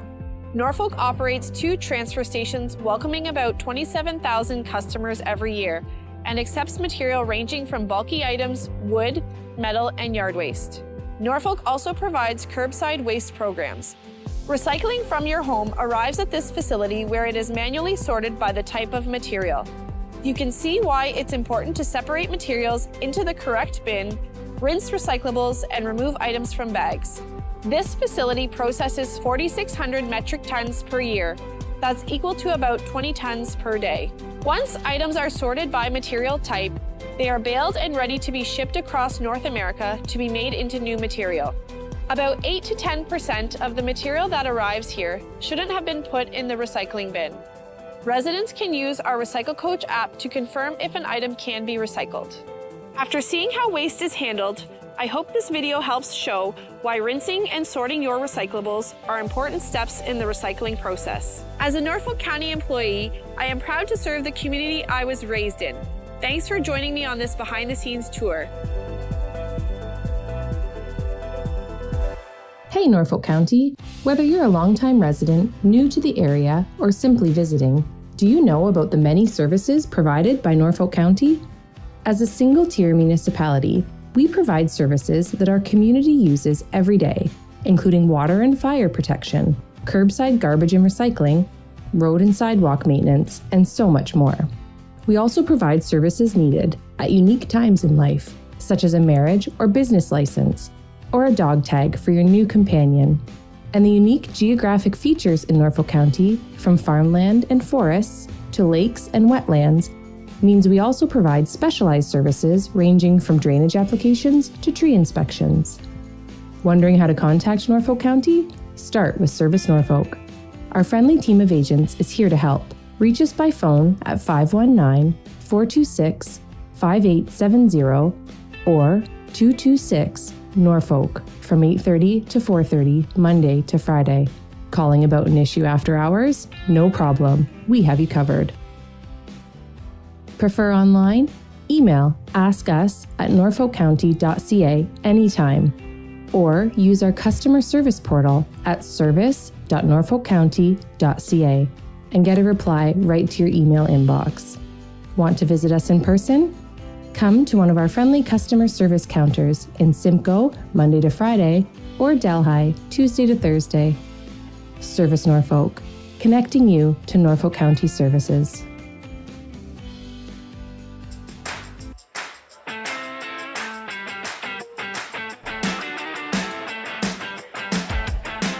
Norfolk County, my name is Anna, and I'm here to share some water safety tips to keep you and your family safe around the water. Knowing how to swim is a life skill and an essential part of staying safe and having fun. Swimming lessons are the best way to learn essential swim survival skills to recover from a fall into deep water. Think you're too old for lessons? There are programs designed for teens and adults as well. With so many lakes and rivers, Canadians of all ages are avid boaters. Always wear a life jacket, it could save your life. Never swim alone, regardless of age and skill level. Always swim with a buddy. A buddy can throw you a buoyant aid if you get into trouble. When possible, wade into unknown waters to prevent injury. Backyard pools are a great place to make family memories. But remember, if you are not within arm's reach of your child in and around the water, then you've gone too far. Drowning can occur in as little as 10 seconds and it is silent. Every drowning death is preventable. Take time to educate yourself and those around you to ensure you're staying safe and having fun around the water. For more information, visit norfolkcounty.ca/watersafety.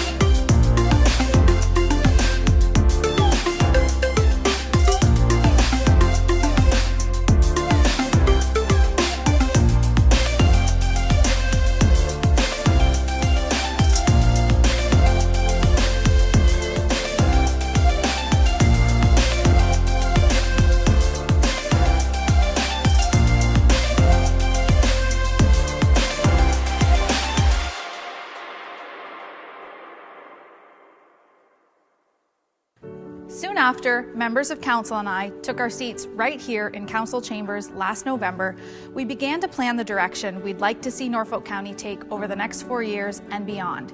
A direction that builds on our strengths and sets a strong foundation in place for future generations. We looked outward to the people of Norfolk for input. We listened to you, the valued members of our community, from our sandy lake shores, our vibrant downtowns, our picturesque countryside, and our bountiful farmland. We engaged leaders from local businesses and community agencies. We gathered ideas from our team across the county. Based on what we've heard, we created Our Future Norfolk, a set of priorities that focuses on 5 key areas: empowering Norfolk, building Norfolk, connecting Norfolk, serving Norfolk, and sustaining Norfolk. These priorities, along with the initiatives and activities that drive them, will guide council and staff as we work together to serve you and all of the members of our community over the next 4 years. On behalf of Norfolk County Council and staff, we invite you to check out our website at norfolkcounty.ca/Our Future Norfolk and return frequently to learn more about our path to a vibrant and strong future for all of us, now and in the years to come.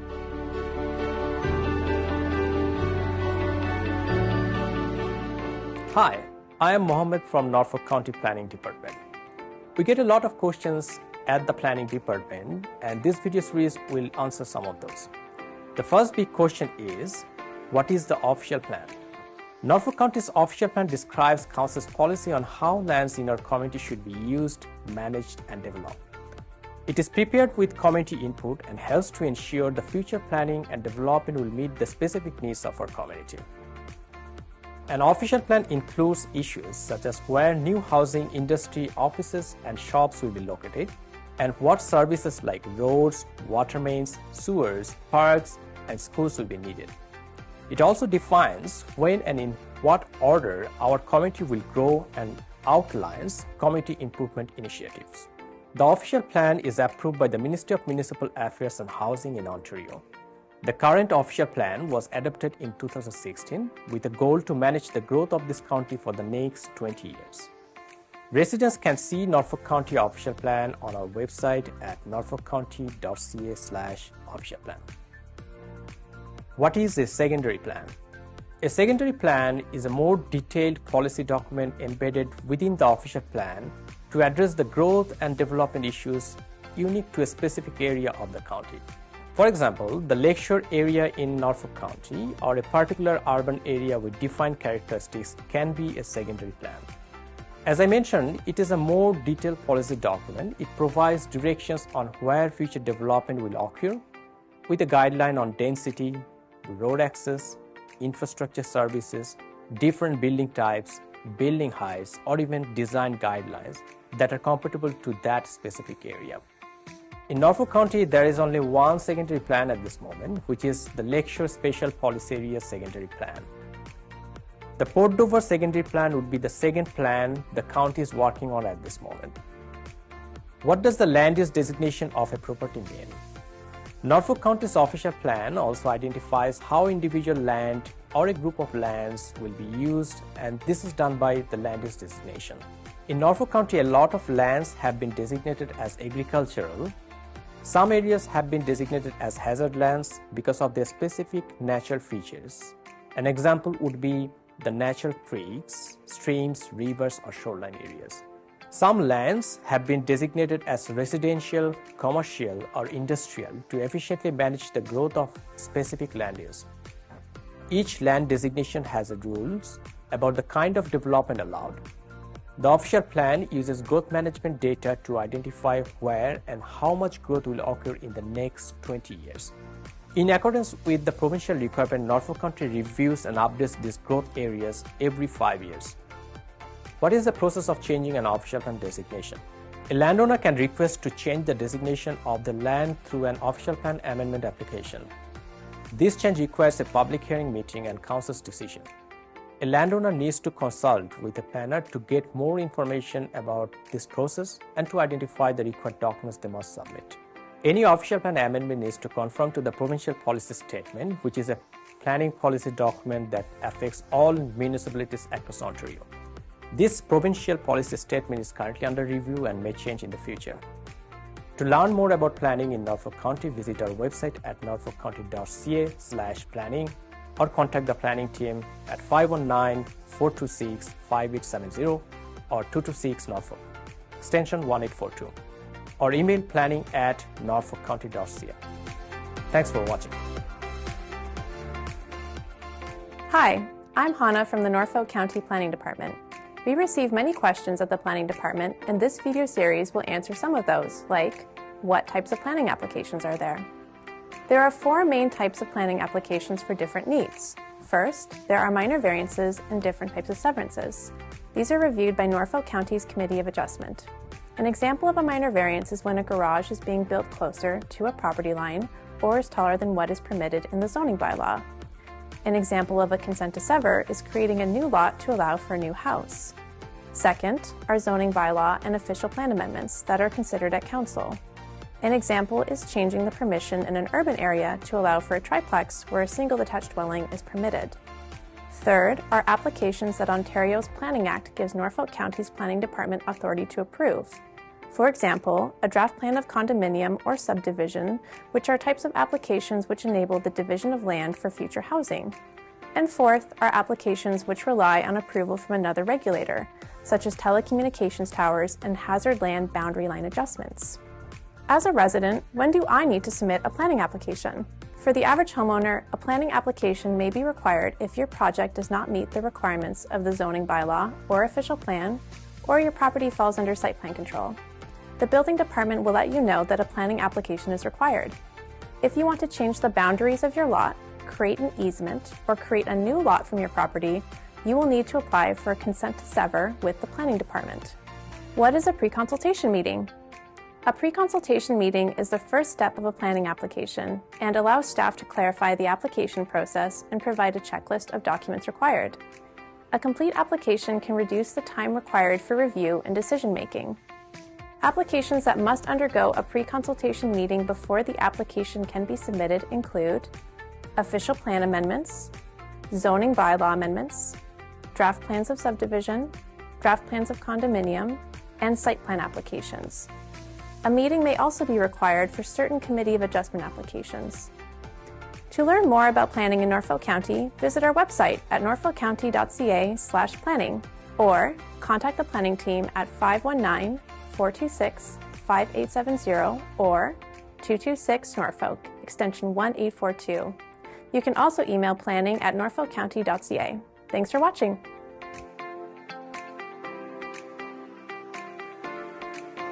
Hi, I'm Hannah from the Norfolk County Planning Department. We receive many questions at the Planning Department, and this video series will answer some of those. A common question is, what is zoning?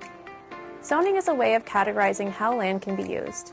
Norfolk County has identified through its zoning bylaw different land use zones, for example, commercial, agricultural, or residential, what they can be used for, and any required standards, for example, building size and location. Zoning must be maintained by any development or activity that has started from the date the zoning bylaw has been passed by the county. What is the process of changing a zoning bylaw? A common reason that residents are referred to the planning department is because their proposal does not meet the current zoning bylaw provisions. If a landowner wants to change the land use from what is permitted in the existing zoning, a change in the zoning bylaw would be required. For example, changing the permission from only a single detached dwelling to expand the permission to build a triplex. This is called a zoning bylaw amendment and it requires council's approval. A planning application known as a minor variance can be submitted for a minor change in the zoning bylaw, such as the height or size of a structure. Minor variances are reviewed by the Committee of Adjustment that is made up of citizen members who are appointed by council. The committee is governed by the Planning Act and holds public meetings to approve applications for minor variances and consents. A minor variance must meet the 4 tests to be approved. 1, the change is minor. 2, the development is desirable for the appropriate use of the land, building, or structure. 3, the change maintains the general intent and purpose of the official plan. And 4, the change maintains the general intent and purpose of the zoning bylaw. What happens after a decision is made by the Committee of Adjustment? If the committee approves an application, the applicant and anyone else involved is notified. Certain parties can appeal a decision to the Ontario Land Tribunal within a 20-day appeal period. If no appeals are filed, the county issues notice that the decision is final. For minor variances, an applicant can now proceed with the building permit process. For severances, specific conditions must be met within 2 years, or the application will expire and the process will need to restart from the beginning. To learn more about planning in Norfolk County, visit our website at norfolkcounty.ca/planning or contact the planning team at 519-426-5870 or 226 Norfolk, extension 1842, or email planning@norfolkcounty.ca. Thanks for watching. Hi, I am Mohammed from Norfolk County Planning Department. We've got a lot of questions here and this video series will answer some of those. What is a severance? Severance is a planning process to separate a piece of land from an existing lot, generally for the purpose of a new development within a new lot. There are 3 different common types of severances we receive in Norfolk County. The first one is when a piece of land is separated to create a new parcel of vacant land. For example, a landowner may have a large lot and wish to separate a piece of land from the original lot with the intention to sell the lot to a new owner. In that case, both lots need to comply with existing zoning requirements such as setbacks of any existing or new buildings from the property lines. The second one is a surplus farm dwelling severance. It happens when a landowner purchases additional farmlands and a residence on one of the properties is no longer required for their farming operation. In this case, the owner can sever the piece of land that contains the redundant residential dwelling. And the third kind of severance can be a boundary adjustment between 2 adjacent properties, where one property owner agrees to transfer a piece of their land to the other owner. There are various reasons we received a boundary adjustment severance, such as to allow additional lands, to accommodate a building construction, or to construct an extended septic system, or to resolve the setback deficiency of an existing lot.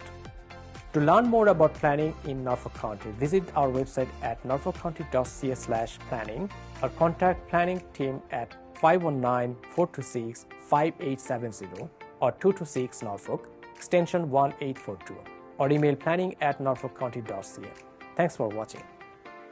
Hi, I am Mohammed from Norfolk County Planning Department. We've got a lot of questions here and this video series will answer some of those. What is a subdivision? If a landowner would like to divide their property into 3 pieces of land, they can submit a severance application that we explained earlier. Whereas a subdivision application is required when a landowner has a piece of land large enough to divide into more than 3 or 4 individual lots to build new houses or other kind of developments.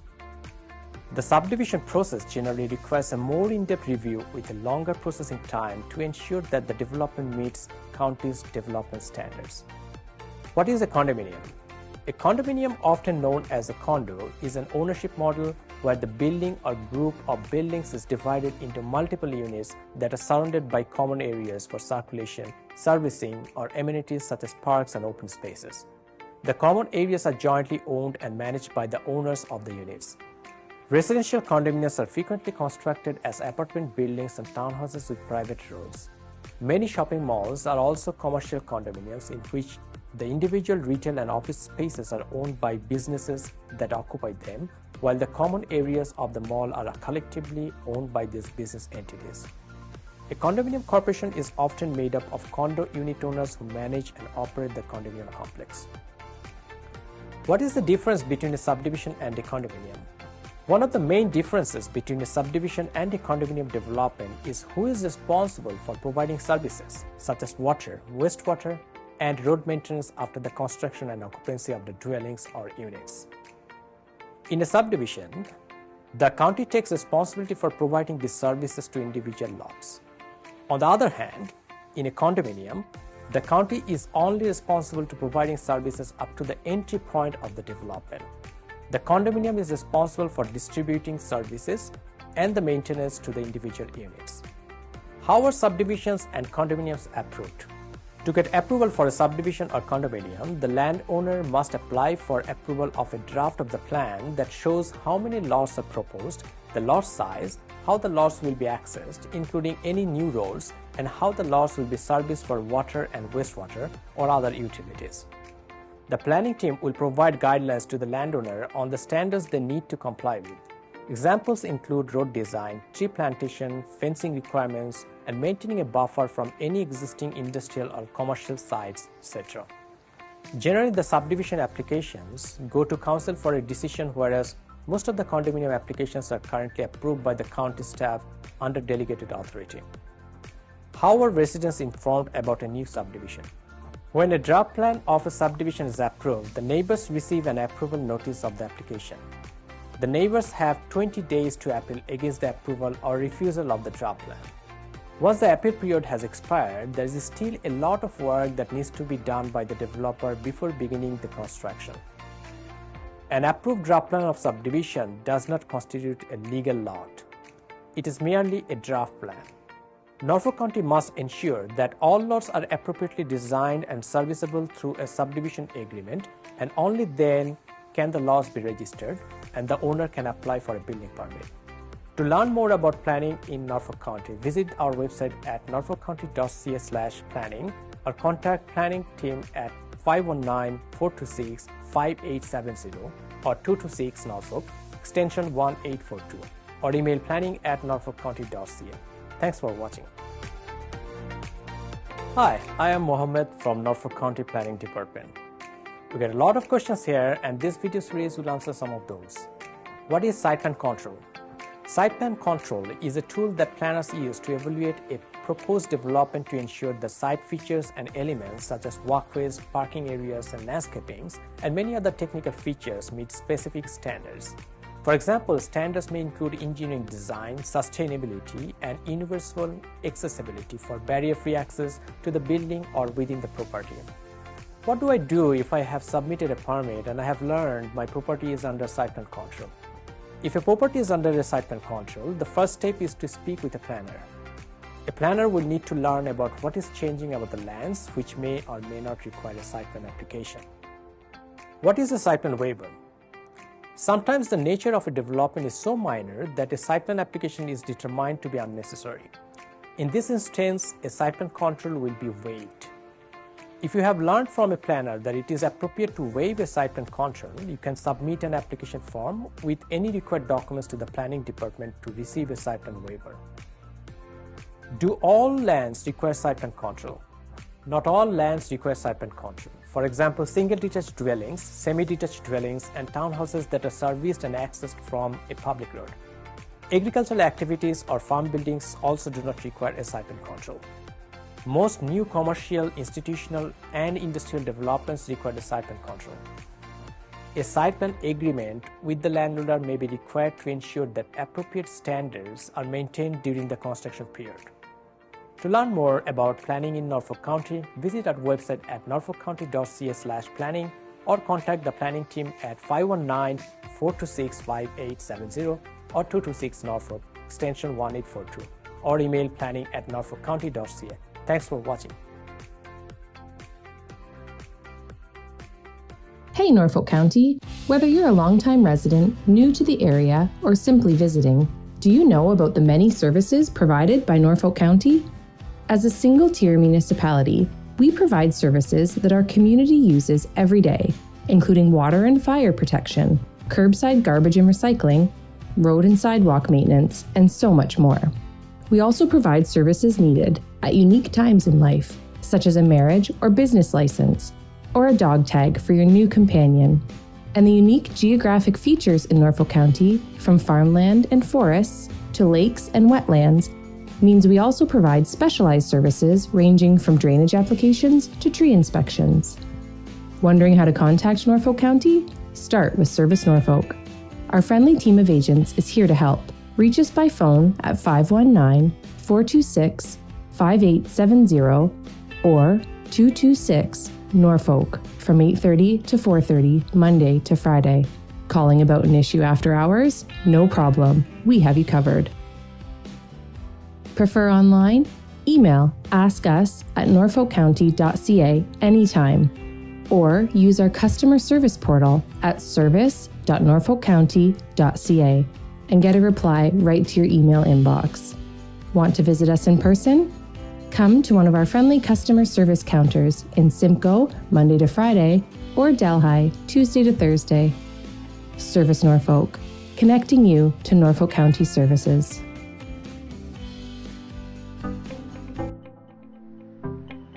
Hey Norfolk County, did you know that Ride Norfolk is now on demand? This means you can schedule Norfolk's public transit service to pick you up for appointments, shopping, school, or work. Ride Norfolk has partnered with Blaze Transit to offer on-demand pickups at all 95 stops across Norfolk, including this one. I booked my trip earlier today and my bus is here right on time. Since there are no fixed local schedules, you can easily book Ride Norfolk over the phone, online, or on the Blaze Transit app from your smartphone. Thanks, Charlie. You're welcome. Ride Norfolk's customer service team can help answer any questions you may have, get you started with the app, or book your next ride. By moving to on-demand, Ride Norfolk is helping more residents get where they need to go. To learn more, visit norfolkcounty.ca/transit. Hi, I'm Dave. I'm here to take you behind the scenes for a quick look at what we do at Norfolk County's water treatment facility. Here in Port Rowan, the water treatment process starts by pumping water from Lake Erie up into the water treatment facility. Back in the treatment facility, I inspect large clarification tanks where the lake water enters the plant. Here we add coagulant, a chemical that attracts dirt particles together. These form into larger particles called flock, which eventually sinks and is sent to waste. Next, the water enters the filtration system where any remaining dirt particles are trapped by the filters. The water is then chlorinated and sent into a 113 cubic meter underground storage chamber. The water is then taken to the granular activated carbon filters that work like supersized 10,000 pound Brita filters to remove taste and odor. The final step is disinfection, which includes UV and a final dose of chlorine, ensuring safe, potable drinking water. Water testing is an important part of the job. Throughout the day, we take water samples at different stages of the process, up to 9 tests depending on the treatment facility. As a Norfolk resident myself, I am proud to serve the community I live in. Thanks for joining me in this behind-the-scenes tour.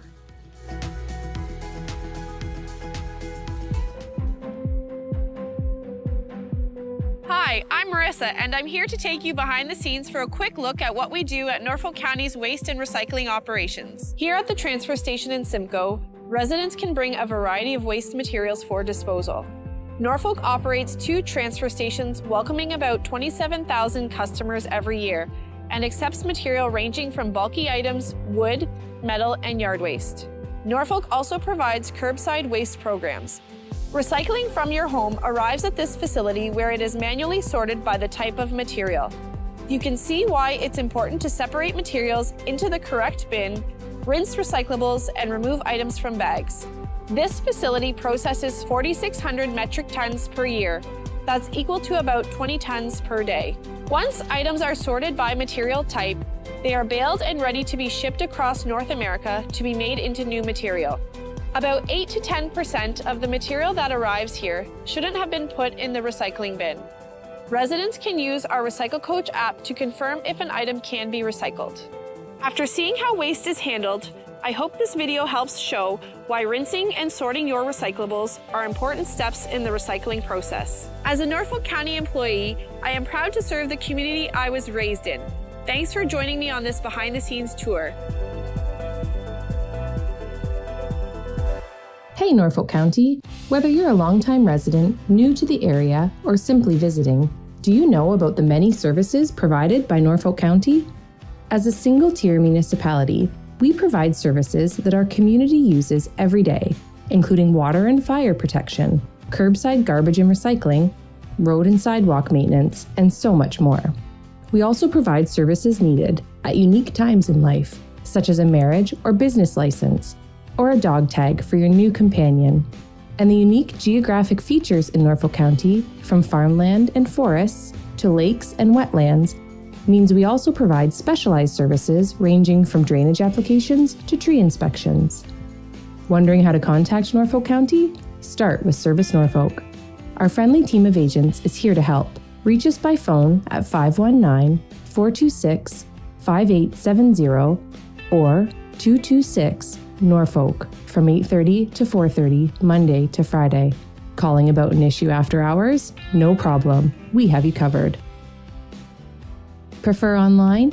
Email askus@norfolkcounty.ca anytime, or use our customer service portal at service.norfolkcounty.ca and get a reply right to your email inbox.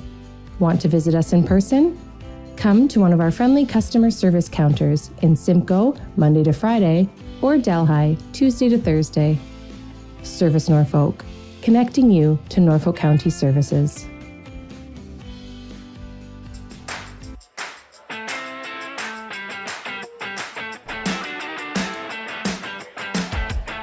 Hey Norfolk County, my name is Anna and I'm here to share some water safety tips to keep you and your family safe around the water. Knowing how to swim is a life skill and an essential part of staying safe and having fun. Swimming lessons are the best way to learn essential swim survival skills to recover from a fall into deep water. Think you're too old for lessons? There are programs designed for teens and adults as well. With so many lakes and rivers, Canadians of all ages are avid boaters. Always wear a life jacket, it could save your life. Never swim alone, regardless of age and skill level. Always swim with a buddy. A buddy can throw you a buoyant aid if you get into trouble. When possible, wade into unknown waters to prevent injury. Backyard pools are a great place to make family memories. But remember, if you are not within arm's reach of your child in and around the water, then you've gone too far. Drowning can occur in as little as 10 seconds and it is silent. Every drowning death is preventable. Take time to educate yourself and those around you to ensure you're staying safe and having fun around the water. For more information, visit norfolkcounty.ca/watersafety.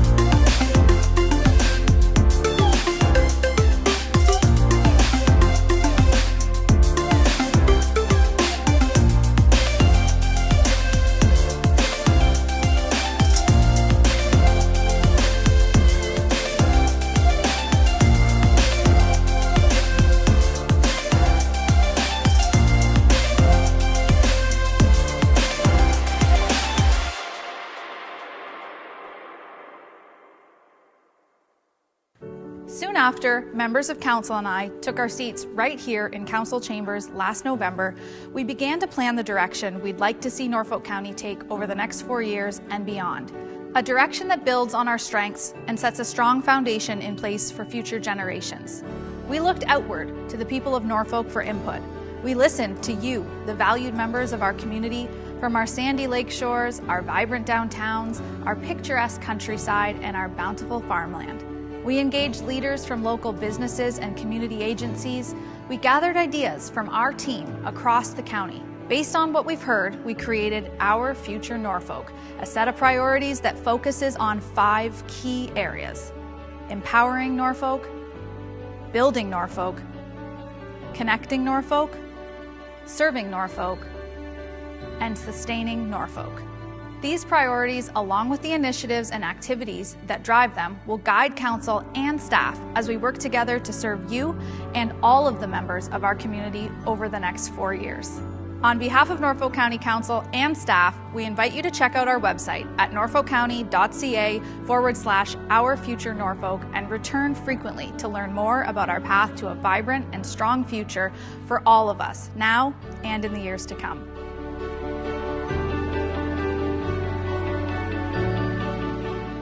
Hi, I am Mohammed from Norfolk County Planning Department. We get a lot of questions at the Planning Department, and this video series will answer some of those. The first big question is, what is the official plan? Norfolk County's official plan describes council's policy on how lands in our community should be used, managed, and developed. It is prepared with community input and helps to ensure the future planning and development will meet the specific needs of our community. An official plan includes issues such as where new housing, industry, offices, and shops will be located, and what services like roads, water mains, sewers, parks, and schools will be needed. It also defines when and in what order our community will grow and outlines community improvement initiatives. The official plan is approved by the Ministry of Municipal Affairs and Housing in Ontario. The current official plan was adopted in 2016 with a goal to manage the growth of this county for the next 20 years. Residents can see Norfolk County official plan on our website at norfolkcounty.ca/official plan. What is a secondary plan? A secondary plan is a more detailed policy document embedded within the official plan to address the growth and development issues unique to a specific area of the county.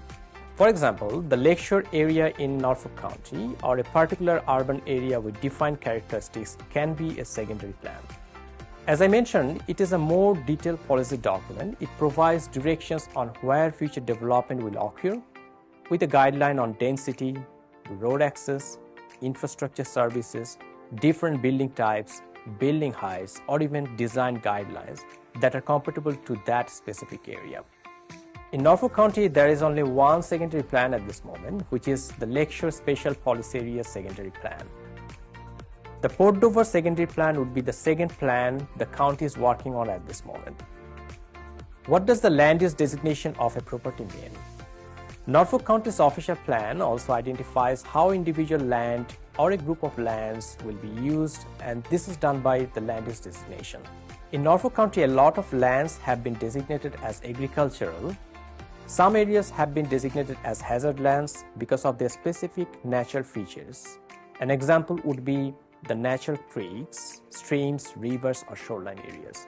Some lands have been designated as residential, commercial, or industrial to efficiently manage the growth of specific land use. Each land designation has rules about the kind of development allowed. The official plan uses growth management data to identify where and how much growth will occur in the next 20 years. In accordance with the provincial requirement, Norfolk County reviews and updates these growth areas every 5 years. What is the process of changing an official plan designation? A landowner can request to change the designation of the land through an official plan amendment application. This change requires a public hearing meeting and council's decision. A landowner needs to consult with a planner to get more information about this process and to identify the required documents they must submit. Any official plan amendment needs to conform to the provincial policy statement, which is a planning policy document that affects all municipalities across Ontario. This provincial policy statement is currently under review and may change in the future. To learn more about planning in Norfolk County, visit our website at norfolkcounty.ca/planning or contact the planning team at 519-426-5870 or 226 Norfolk, extension 1842, or email planning@norfolkcounty.ca. Thanks for watching. Hi, I'm Hannah from the Norfolk County Planning Department. We receive many questions at the Planning Department, and this video series will answer some of those, like what types of planning applications are there? There are 4 main types of planning applications for different needs. First, there are minor variances and different types of severances. These are reviewed by Norfolk County's Committee of Adjustment. An example of a minor variance is when a garage is being built closer to a property line or is taller than what is permitted in the zoning bylaw. An example of a consent to sever is creating a new lot to allow for a new house. Second, are zoning bylaw and official plan amendments that are considered at council. An example is changing the permission in an urban area to allow for a triplex where a single detached dwelling is permitted. Third, are applications that Ontario's Planning Act gives Norfolk County's Planning Department authority to approve.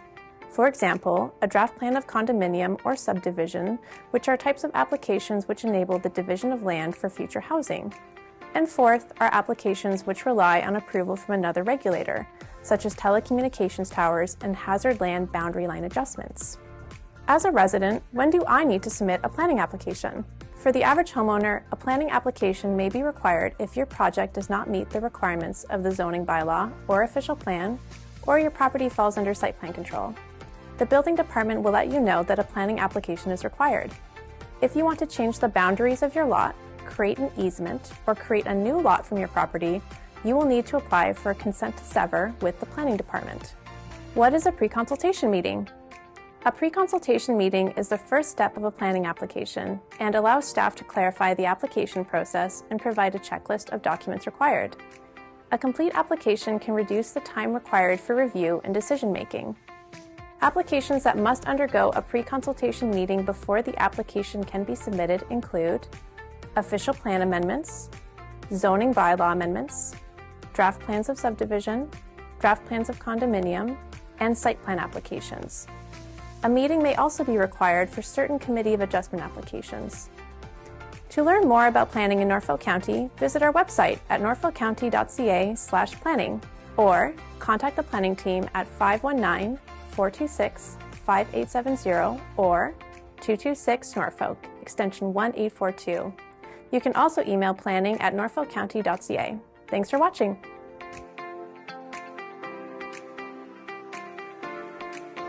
Hi, I'm Hannah from the Norfolk County Planning Department. We receive many questions at the Planning Department, and this video series will answer some of those. A common question is, what is zoning? Zoning is a way of categorizing how land can be used. Norfolk County has identified through its zoning bylaw different land use zones, for example, commercial, agricultural, or residential, what they can be used for, and any required standards, for example, building size and location. Zoning must be maintained by any development or activity that has started from the date the zoning bylaw has been passed by the county. What is the process of changing a zoning bylaw? A common reason that residents are referred to the Planning Department is because their proposal does not meet the current zoning bylaw provisions. If a landowner wants to change the land use from what is permitted in the existing zoning, a change in the zoning bylaw would be required. For example, changing the permission from only a single detached dwelling to expand the permission to build a triplex. This is called a zoning bylaw amendment, and it requires council's approval. A planning application known as a minor variance can be submitted for a minor change in the zoning bylaw, such as the height or size of a structure. Minor variances are reviewed by the Committee of Adjustment that is made up of citizen members who are appointed by council. The committee is governed by the Planning Act and holds public meetings to approve applications for minor variances and consents. A minor variance must meet the 4 tests to be approved. 1, the change is minor. 2, the development is desirable for the appropriate use of the land, building, or structure. 3, the change maintains the general intent and purpose of the official plan. And 4, the change maintains the general intent and purpose of the zoning bylaw. What happens after a decision is made by the Committee of Adjustment? If the committee approves an application, the applicant and anyone else involved is notified. Certain parties can appeal a decision to the Ontario Land Tribunal within a 20-day appeal period. If no appeals are filed, the county issues notice that the decision is final. For minor variances, an applicant can now proceed with the building permit process. For severances, specific conditions must be met within 2 years, or the application will expire and the process will need to restart from the beginning. To learn more about planning in Norfolk County, visit our website at norfolkcounty.ca/planning or contact the planning team at 519-426-5870 or 226 Norfolk, extension 1842, or email planning@norfolkcounty.ca. Thanks for watching. Hi, I am Mohammed from Norfolk County Planning Department. We've got a lot of questions here, and this video series will answer some of those. What is a severance? Severance is a planning process to separate a piece of land from an existing lot, generally for the purpose of a new development within a new lot. There are 3 different common types of severances we receive in Norfolk County. The first one is when a piece of land is separated to create a new parcel of vacant land. For example, a landowner may have a large lot and wish to separate a piece of land from the original lot with the intention to sell the lot to a new owner. In that case, both lots need to comply with existing zoning requirements such as setbacks of any existing or new buildings from the property lines. The second one is a surplus farm dwelling severance. It happens when a landowner purchases additional farmlands and a residence on one of the properties is no longer required for their farming operation. In this case, the owner can sever the piece of land that contains the redundant residential dwelling. And the third kind of severance can be a boundary adjustment between 2 adjacent properties, where one property owner agrees to transfer a piece of their land to the other owner. There are various reasons we received a boundary adjustment severance, such as to allow additional lands, to accommodate a building construction, or to construct an extended septic system, or to resolve the setback deficiency of an existing lot. To learn more about planning in Norfolk County, visit our website at norfolkcounty.ca/planning or contact planning team at 519-426-5870 or 226 Norfolk, extension 1842, or email planning@norfolkcounty.ca. Thanks for watching. Hi, I am Mohammed from Norfolk County Planning Department. We've got a lot of questions here, and this video series will answer some of those. What is a subdivision? If a landowner would like to divide their property into 3 pieces of land, they can submit a severance application that we explained earlier. Whereas a subdivision application is required when a landowner has a piece of land large enough to divide into more than 3 or 4 individual lots to build new houses or other kind of developments. The subdivision process generally requires a more in-depth review with a longer processing time to ensure that the development meets county's development standards. What is a condominium? A condominium, often known as a condo, is an ownership model where the building or group of buildings is divided into multiple units that are surrounded by common areas for circulation, servicing, or amenities such as parks and open spaces. The common areas are jointly owned and managed by the owners of the units. Residential condominiums are frequently constructed as apartment buildings and townhouses with private roads. Many shopping malls are also commercial condominiums in which the individual retail and office spaces are owned by businesses that occupy them, while the common areas of the mall are collectively owned by these business entities. A condominium corporation is often made up of condo unit owners who manage and operate the condominium complex. What is the difference between a subdivision and a condominium? One of the main differences between a subdivision and a condominium development is who is responsible for providing services such as water, wastewater, and road maintenance after the construction and occupancy of the dwellings or units. In a subdivision, the county takes responsibility for providing these services to individual lots. On the other hand, in a condominium, the county is only responsible to providing services up to the entry point of the development. The condominium is responsible for distributing services and the maintenance to the individual units. How are subdivisions and condominiums approved? To get approval for a subdivision or condominium, the landowner must apply for approval of a draft of the plan that shows how many lots are proposed, the lot size, how the lots will be accessed, including any new roads, and how the lots will be serviced for water and wastewater or other utilities. The planning team will provide guidelines to the landowner on the standards they need to comply with. Examples include road design, tree plantation, fencing requirements, and maintaining a buffer from any existing industrial or commercial sites, etc. Generally, the subdivision applications go to council for a decision, whereas most of the condominium applications are currently approved by the county staff under delegated authority. How are residents informed about a new subdivision? When a draft plan of a subdivision is approved, the neighbors receive an approval notice of the application. The neighbors have 20 days to appeal against the approval or refusal of the draft plan. Once the appeal period has expired, there is still a lot of work that needs to be done by the developer before beginning the construction. An approved draft plan of subdivision does not constitute a legal lot. It is merely a draft plan. Norfolk County must ensure that all lots are appropriately designed and serviceable through a subdivision agreement, and only then can the lots be registered and the owner can apply for a building permit.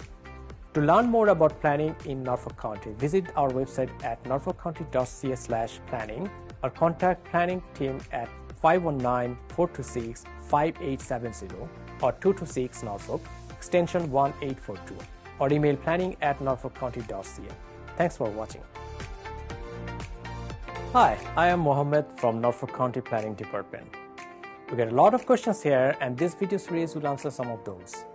What is site plan control?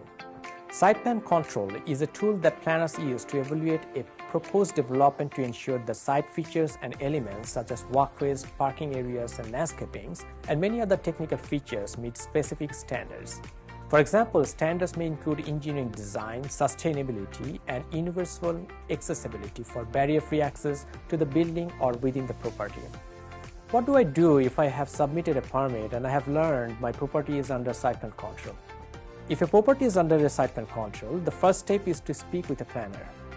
A planner will need to learn about what is changing about the lands, which may or may not require a site plan application. What is a site plan waiver? Sometimes the nature of a development is so minor that a site plan application is determined to be unnecessary. In this instance, a site plan control will be waived. If you have learned from a planner that it is appropriate to waive a site plan control, you can submit an application form with any required documents to the planning department to receive a site plan waiver. Do all lands require site plan control? Not all lands require site plan control. For example, single detached dwellings, semi-detached dwellings, and townhouses that are serviced and accessed from a public road. Agricultural activities or farm buildings also do not require a site plan control. Most new commercial, institutional, and industrial developments require a site plan control. A site plan agreement with the landowner may be required to ensure that appropriate standards are maintained during the construction period. To learn more about planning in Norfolk County, visit our website at norfolkcounty.ca/planning or contact the planning team at 519-426-5870 or 226 Norfolk, extension 1842, or email planning@norfolkcounty.ca. Thanks for watching. Hey Norfolk County, whether you're a longtime resident, new to the area, or simply visiting, do you know about the many services provided by Norfolk County? As a single-tier municipality, we provide services that our community uses every day, including water and fire protection, curbside garbage and recycling, road and sidewalk maintenance, and so much more. We also provide services needed at unique times in life, such as a marriage or business license, or a dog tag for your new companion. And the unique geographic features in Norfolk County, from farmland and forests to lakes and wetlands, means we also provide specialized services ranging from drainage applications to tree inspections. Wondering how to contact Norfolk County? Start with Service Norfolk. Our friendly team of agents is here to help. Reach us by phone at 519-426-5870 or 226 Norfolk from 8:30 to 4:30 Monday to Friday. Calling about an issue after hours? No problem. We have you covered. Prefer online? Email askus@norfolkcounty.ca anytime, or use our customer service portal at service.norfolkcounty.ca. and get a reply right to your email inbox. Want to visit us in person? Come to one of our friendly customer service counters in Simcoe, Monday to Friday, or Delhi, Tuesday to Thursday. Service Norfolk, connecting you to Norfolk County services.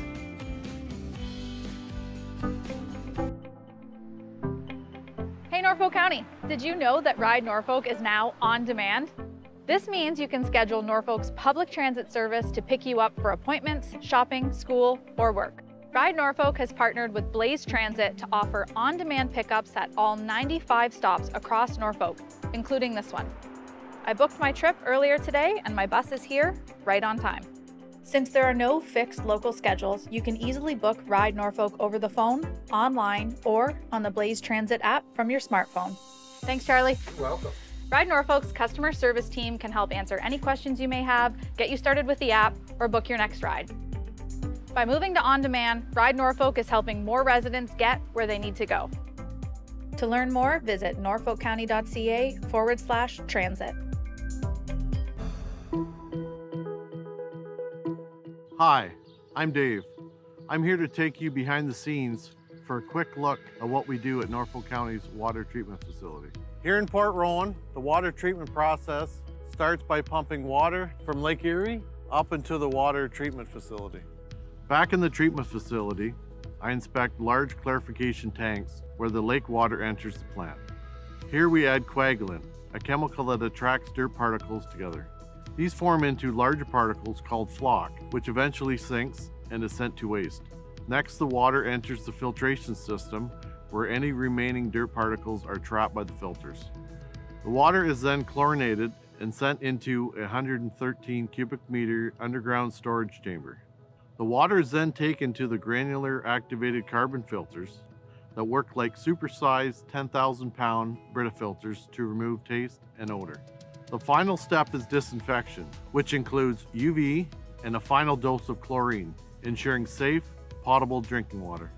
Water testing is an important part of the job. Throughout the day, we take water samples at different stages of the process, up to 9 tests depending on the treatment facility. As a Norfolk resident myself, I am proud to serve the community I live in. Thanks for joining me in this behind-the-scenes tour.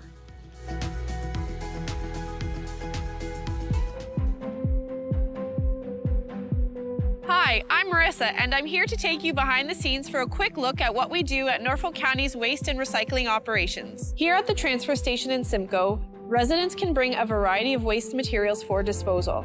Norfolk operates 2 transfer stations, welcoming about 27,000 customers every year, and accepts material ranging from bulky items, wood, metal, and yard waste. Norfolk also provides curbside waste programs. Recycling from your home arrives at this facility where it is manually sorted by the type of material. You can see why it's important to separate materials into the correct bin, rinse recyclables, and remove items from bags. This facility processes 4,600 metric tons per year. That's equal to about 20 tons per day. Once items are sorted by material type, they are baled and ready to be shipped across North America to be made into new material. About 8 to 10% of the material that arrives here shouldn't have been put in the recycling bin. Residents can use our Recycle Coach app to confirm if an item can be recycled. After seeing how waste is handled, I hope this video helps show why rinsing and sorting your recyclables are important steps in the recycling process. As a Norfolk County employee, I am proud to serve the community I was raised in. Thanks for joining me on this behind-the-scenes tour. Hey Norfolk County, whether you're a longtime resident, new to the area, or simply visiting, do you know about the many services provided by Norfolk County? As a single-tier municipality, we provide services that our community uses every day, including water and fire protection, curbside garbage and recycling, road and sidewalk maintenance, and so much more. We also provide services needed at unique times in life, such as a marriage or business license, or a dog tag for your new companion. And the unique geographic features in Norfolk County, from farmland and forests to lakes and wetlands, means we also provide specialized services ranging from drainage applications to tree inspections. Wondering how to contact Norfolk County? Start with Service Norfolk. Our friendly team of agents is here to help. Reach us by phone at 519-426-5870 or 226 Norfolk from 8:30 to 4:30 Monday to Friday. Calling about an issue after hours? No problem. We have you covered. Prefer online? Email askus@norfolkcounty.ca anytime, or use our customer service portal at service.norfolkcounty.ca and get a reply right to your email inbox. Want to visit us in person? Come to one of our friendly customer service counters in Simcoe, Monday to Friday, or Delhi, Tuesday to Thursday. Service Norfolk, connecting you to Norfolk County services.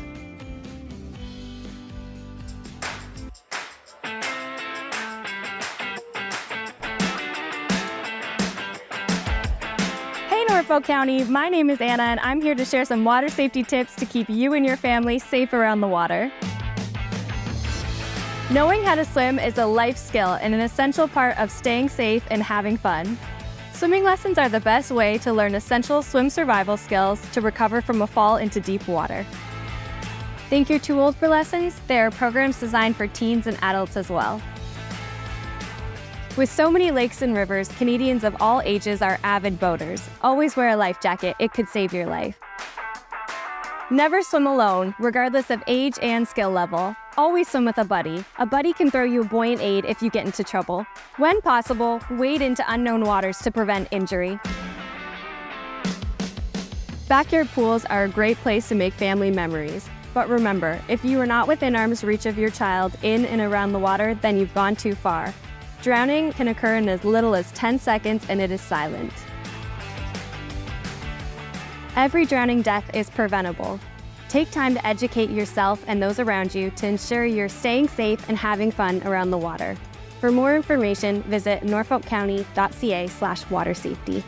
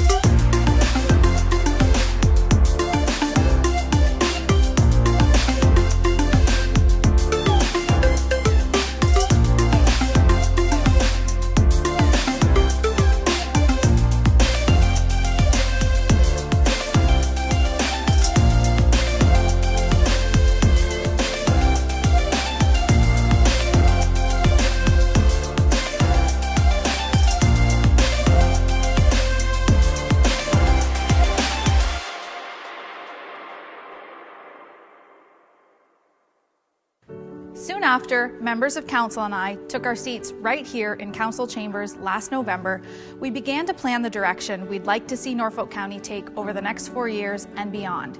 A direction that builds on our strengths and sets a strong foundation in place for future generations. We looked outward to the people of Norfolk for input. We listened to you, the valued members of our community, from our sandy lake shores, our vibrant downtowns, our picturesque countryside, and our bountiful farmland. We engaged leaders from local businesses and community agencies. We gathered ideas from our team across the county. Based on what we've heard, we created Our Future Norfolk, a set of priorities that focuses on 5 key areas: empowering Norfolk, building Norfolk, connecting Norfolk, serving Norfolk, and sustaining Norfolk. These priorities, along with the initiatives and activities that drive them, will guide council and staff as we work together to serve you and all of the members of our community over the next 4 years. On behalf of Norfolk County Council and staff, we invite you to check out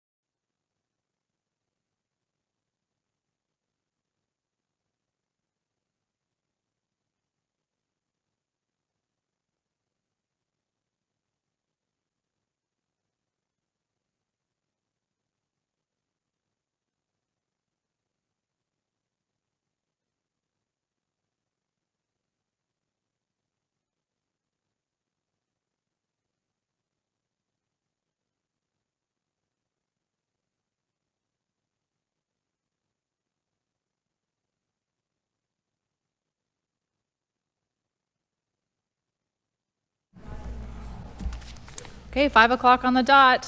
Very prompt group. Thank you for joining us, everyone. We are going to resume our council meeting that we started earlier today, but we recessed. For anyone maybe waiting in the wings, or if you're having a hard time hearing us, we have 2 additional rooms in the back with cameras running, and if you want to listen in a quieter space, you're more than welcome to do that, or find a seat there, or if you're comfortable here, great. We have a couple of things I'd like to address before we jump back into it. So I know today's meeting is going to be a passionate one for everyone, but just a quick reminder on council decorum. There is no applauding or interjecting. We want to give everyone an opportunity to speak and be heard. And today is our second public hearing meeting on this file. And so council meeting. Yes, so we're doing that to provide everyone an opportunity to speak. So I have 17 registered speakers on our list right now. However, I understand that there might be a few additional community members who wished to speak but didn't meet the deadline. So in order to do that, we're going to follow our procedural bylaw to a T tonight. So if there is anyone, just by a show of hands in the room, I guess we've got the 2 other rooms that I would miss. So what we'll do is we'll need a majority vote of council, 2/3 majority, to allow anyone else to speak that is not registered. Is there a councillor that wants to move that direction? Moved by Councillor Brunton, seconded by Councillor Huffman, and we need a 2/3 majority for this to pass. If there are additional speakers who are not registered to be able to speak, I will call the question. All in favor? That is carried. So that being said, staff have paperwork for deputation requests, and so we would ask that as those are being circulated, if you wish to speak to us today and you're not registered, you fill that out. That includes your name, your address, a few other details that staff have required from everyone else. So we're going to do this as clean and by the book as we can. And then I will take that document and start to call you up from there. So please pass that back to staff when you're done, and maybe staff can facilitate moving it around the room so that we're not... Okay, thanks, Andrew. And just as a reminder, the deputations are 5 minutes in length. When we have 1 minute remaining, I'll let you know. And they are intended to share new information only. So we would ask that to respect everyone's time, you're not repeating similar pieces of information. Is there anything I've missed? I think that's it. Okay, then our first deputation that has registered, I have Luann Ash. You can come on up to the podium, Luann, and if you wouldn't mind stating your name and your address for the public record, there's a button on the right-hand side there, and just give me one moment, Luann. Yes, Councillor Brunton. Thank you, Madam Mayor. We aren't going to ask questions after each deputation? We're going to do it exactly the way we did it in the last meeting so that there's no discrepancies between the 2 meetings. So when all of the deputations are done, clarifying questions can be asked, not after each. Thank you. Consistent as the last time. Okay, name and address for the public record, and then as soon as you begin, I will interrupt when you have 1 minute left. I'm Luann Ash from Waterford, Ward 7. What else did you need? That's good.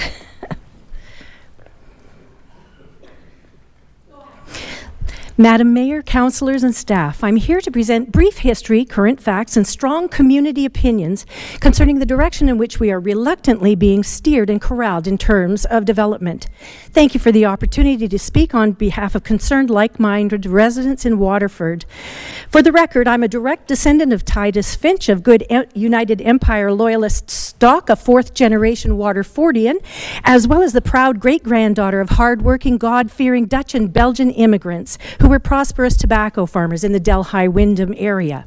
Now, a great deal of buzz has arisen among newcomers and historic townies alike concerning the proposed super expansion of development on the north and south ends of our village. I recognize that some of these proposed developments will be realized long after I'm dead and gone, and thus will not greatly affect me. My aim now is as an elder in my hometown to preserve the peaceable and orderly way of life which my forefathers and mothers secured for us through much prayer, sacrifice, negotiation, and hard work. Let's be clear. We're not opposed to responsible and reasonable development that keeps the needs of local people in mind. We're sympathetic to farmers who find themselves in uncertain economic times, wishing to sell off portions of their property in order to make ends meet. We're not unsympathetic towards local developments and local realtors who come up with creative ideas to sell their wares and turn a profit. We are grateful for enterprising business owners who come, set up shop, fix up storefronts, and work hard to make a go of it and benefit their customers. What we deeply resent is the relentless encroachment into our chosen quiet and peaceful way of life by those who do not share our small town rural life values. If we'd wanted to live in cities, we would have moved away there like some of our families did. We're not interested in reproducing any further suburbia into our village life. We don't want to become Little Hamilton, Little Brantford, or Little Mississauga. Sociological studies clearly show that unnatural and forced growth foments discord and division amongst otherwise ordinarily reasonable and tolerant people. This produces factions, which find it difficult to come to equitable resolution and sometimes produces violence and retribution and resentment. We in Waterford need time to adapt to changes as human beings, both as those who hold to traditions and as those who are newcomers bringing in different and often conflicting ideas. We've seen our village communities swell far beyond our imaginations, and one of our biggest concerns is the preservation of the character and style of small town living. Our town signage states that we are the natural place to be. Flooding nature with people unaccustomed to preservation and conservation of our farmland and wetlands is a natural disaster in the making. Fast-paced, imposed urban development is not a natural occurrence. Rather, it seems to be spawned by much more ignoble motives and intentions. Did you know that according to StatsCan, our national fertility rate has been steadily declining over the past few decades, with the total fertility rate reaching a record low of 1.4 children per woman in 2020. This is below the replacement rate, indicating that our population is not replacing itself through natural childbirth. What this means is we cannot possibly be having a housing crisis warranting excessive growth in our municipality, let alone in Waterford. Let's be truthful in speaking and say that we have a national criminal migration problem and a problem with certain visitors overstaying their visas and their welcome. Let's admit publicly and on the record that Norfolk does not have the needed infrastructure, social supports, policing, medical, emergency, and fire services to accommodate what's in the plan set out for us by the province. Waterford's population has already grown exponentially in the last 20 years, and we don't even have a beat cop on duty most times. We townies do not want our town to become like downtown Simcoe or Brantford, where shops are regularly broken into, seniors are afraid to walk the streets, and clientele are disgusted by the dissipation of the area. Irresponsible development is a threat to our core tourism and agriculturally based economy in Norfolk County. We, the people, have always successfully run and protected Norfolk, not land speculators and property developers. You are our public servants. We respectfully but firmly ask you to show your allegiance fiscally, morally, and conscientiously to us, the people, who build and develop and beautify our county for others to visit, enjoy, and leave when the party's over. We ask you to help us preserve and protect our quiet way of life by listening more carefully to us, the ratepayers and taxpayers, than to those who profit off our exploitation. Please amend the urban boundary proposal to not include the super expansion of development at the north and south ends of our village. Keep Norfolk the precious garden of Ontario and Waterford the protected natural place to be as a memorial to our forefathers for the sake of our great-grandchildren. Good timing. Thank you very much. Okay, Amy Duckers. I'll stop repeating myself at this point, but name and address for the public record, 5 minutes, and I'll remind you when you have 1 minute remaining, whenever you're ready. Amy Duckers, 277 Lehman Street in Waterford. Before I begin, I would like to thank the members of council for the opportunity to address the concerns I have about how the proposed boundary expansion and development could affect myself, my young family, and the whole Waterford community. My name is Amy Duckers, and along with my family, we are proud residents of Waterford. When my husband and I decided to buy a house here several years ago, we did so with a specific vision in mind. We wanted our children to grow up away from the congested city atmosphere in a quiet, slow-paced community that would give them the safety, friendly neighbors, and access to nature that only a small-town country lifestyle can provide. The more I learn about the proposed boundary expansion, developments, and planned population growth, the more concerned I become for my children's future and the future of our little town. The cost of living in Ontario has increased significantly in recent years, which has put a heavy burden on many people's finances, including my own. This means we're having to cut costs, and my children may not be able to participate in all the life experiences I would like to give them, such as sports and other extracurriculars. An increase in taxes and other household bills has already been seen in Waterford, and I worry that the proposed developments will further impact residents' taxes. I suggest that Norfolk Council should provide us with a forecast for the potential impact to taxpayers, such as an estimated rise in taxes for the next 25 years that's directly attributed to the growth plan. The combination of approved and proposed developments will immerse Waterford into more than 20 years of significant construction, which will interfere with traffic on major roads into, out of, and through Waterford. This increased traffic will cause a higher risk for accidents, injuries, and fatalities. Since starting my maternity leave in November, I've been walking my children to and from the public school, and I fear for their safety on a daily basis when we cross using the intersection at Main and Church Street. A month ago, my fears were almost realized when my 4-year-old son fell while we were crossing the street on the way to school. With no crossing guard in sight and tons of traffic, it was up to me to see that my 8-year-old crossed safely, my 3-month-old in her stroller was safe, my 4-year-old was picked up off the street, and traffic was stopped. I am lucky that things turn out all right, but 10,000 more residents adding to the traffic could have meant very different results based on the data that Chris Guyette will be presenting later. Norfolk should conduct their own traffic flow study and provide an independent review of the effect expansion would have based on estimated populations.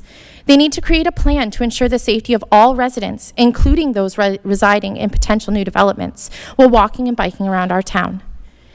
The aggressive growth plan that has been proposed will be a 353% rise in the next 26 years, which is an annual growth rate of 4.12%.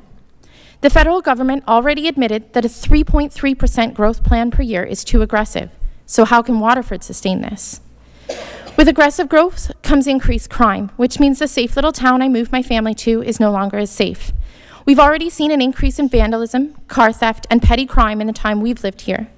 With more people, that will only get worse, considering we have 1 part-time police officer. Norfolk must develop a plan to ensure resident safety through increased police presence. Aggressive growth will also put a strain on the amenities in our town. My family are still unable to find a family doctor, childcare, or a consistently available walk-in clinic in Norfolk, despite being on wait lists for years. When my children are sick, I must drive them to a clinic in Brantford. Norfolk should conduct a study of healthcare and childcare services for the county based on current and projected populations. They should use this information to create a plan for how to address these basic amenities.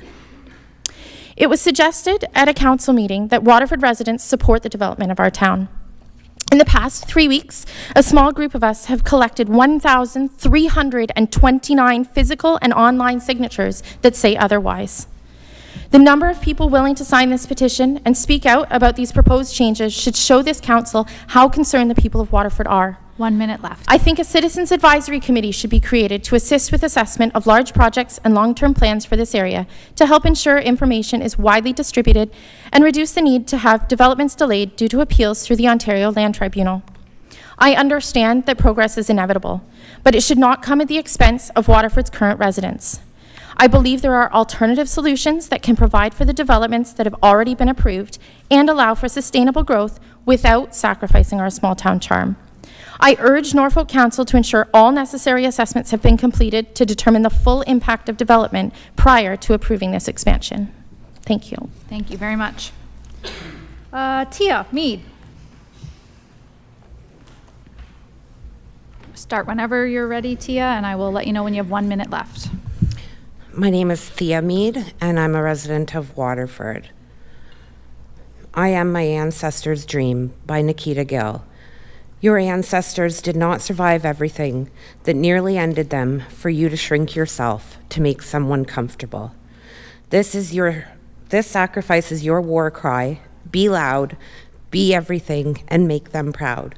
I would like to take this opportunity today to thank Mayor Martin and the members of council for their dedication and consideration today. My name is Thea Mead, and I have been a resident of Norfolk County for 10 years. I've lived in Delhi and now Waterford. I am here today to speak on the matter of development in Norfolk County, specifically Waterford. Everything in this world has a cost to it, from the chairs that council sit in to the microphone I speak into, the sidewalks that we walk with our children with, and the roads that we drive down with our loved ones. A cost to it all. While there may be no cost to breathing, there most certainly is a cost to not breathing clean air. A cost to our health and an even greater impact on our mental health. I was raised in Brantford and moved to an even larger city for work. I was blessed to have grandparents in Norfolk County, and we visit them often. It was a dream to grow up and live my life in these beautiful gardens. It was clear as the years passed that the family that I was raising was not meant for the hustle and bustle that city life has to offer.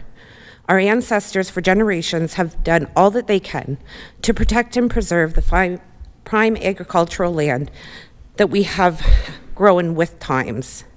Please keep in mind that the gardens of Norfolk feed many mouths with likely some of the best soil that Earth has to offer.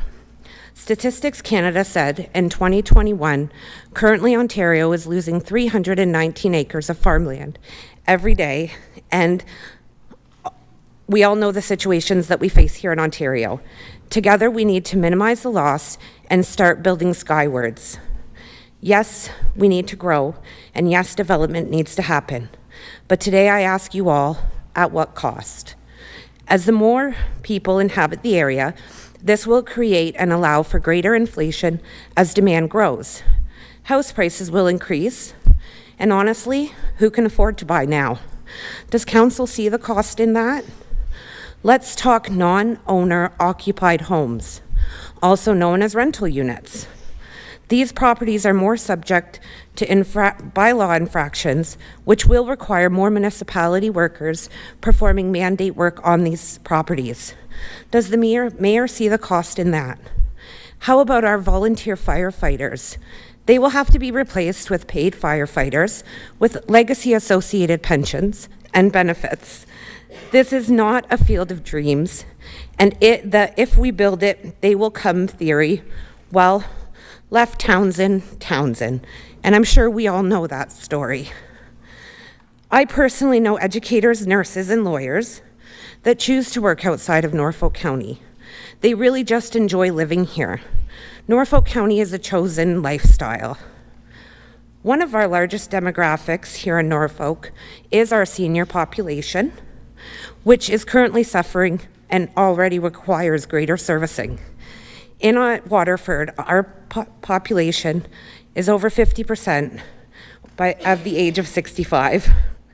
This will create a human resource vacuum, and higher wages need to be paid as the existing PSW, bath nurses, and senior associated support systems are already overtaxed with the existing population. 1 minute This remaining. demand will create overtime requirements and burnout factors. Does Mayor Martin and the council see the cost in that? I can fully understand and appreciate that there is a chain of command, and the commands that are coming down the pipeline, provincially and federally, in my opinion, are downright scary for Norfolk County and our future generations. I must believe that each and every councillor here today has a great love and appreciation for Norfolk County. You each have been appointed a beautiful piece of land that you hold a great responsibility as to how it grows. Since 1889, Norfolk County Council and their constituents have been doing right by the people and the prime agricultural land that we have been blessed with. I beg you today not to allow the 21st century to confuse what has always been a staple in our foundation. I ask you today to turn down this vote to expand and consider the space that we currently have to grow. Thank you for your time and consideration. Thank you, Thea. That was great. David Frankus.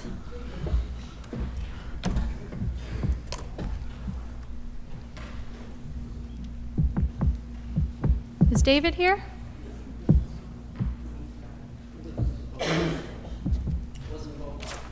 No, that's okay. Simcoe, come on up. That's all right. We're all mixed in. No problem. Whenever you're ready, you can begin. I'll let you know when you have 1 minute left. Yep, and thank if you you. would state your address for the public record. It's David Frankus. I go by Joe. I live at 1185 McDowell Road East, Simcoe. Appreciate your time. I wanted to discuss, excuse me, have 2 parcels of land south of the town of Simcoe. And I know you are working on urban settlement boundaries. And I just wanted to have the property looked at. I've sent a plan. I don't know if everybody's received one. I sent it in, but it's fronts onto Norfolk Street, south of Decoux Road, and adjacent boundary is the road going to the works yard, the county's works yard. It's just north of that. To the north boundary, there's the subdivision that's coming off of Decoux Road right now. And the parcel of land consists of 7.8 acres and 2.45 acres, being taxed as residential. It is vacant at the time. There's no houses on it. My feeling is to build 2 houses on this land would kind of interfere with any future development. It wouldn't allow for total development of the land that is existing there, and would benefit the community better to look at it in the urban boundary and as multiple houses rather than just putting 2 houses on it, on that much land, benefiting the current community needs. It's not really a viable farm at this time, and I would appreciate your consideration on including it in the urban settlement. Thank you. Okay, thank you very much for coming. Tariq or I apologize, Tarek. Come on over.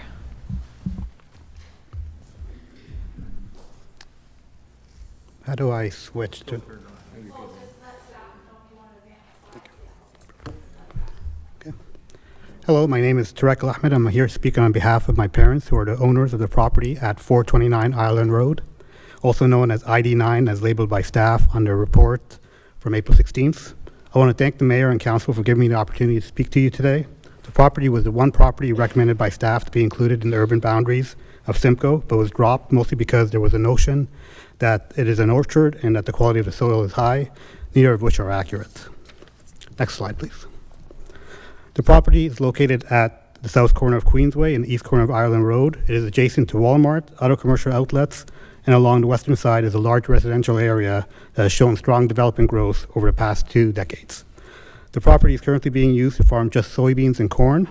Over 20 years ago, the property was being used as an apple orchard, but the trees had to be cut down as they were not producing their expected yield, as there was gravel in some areas of the farm impacting root development.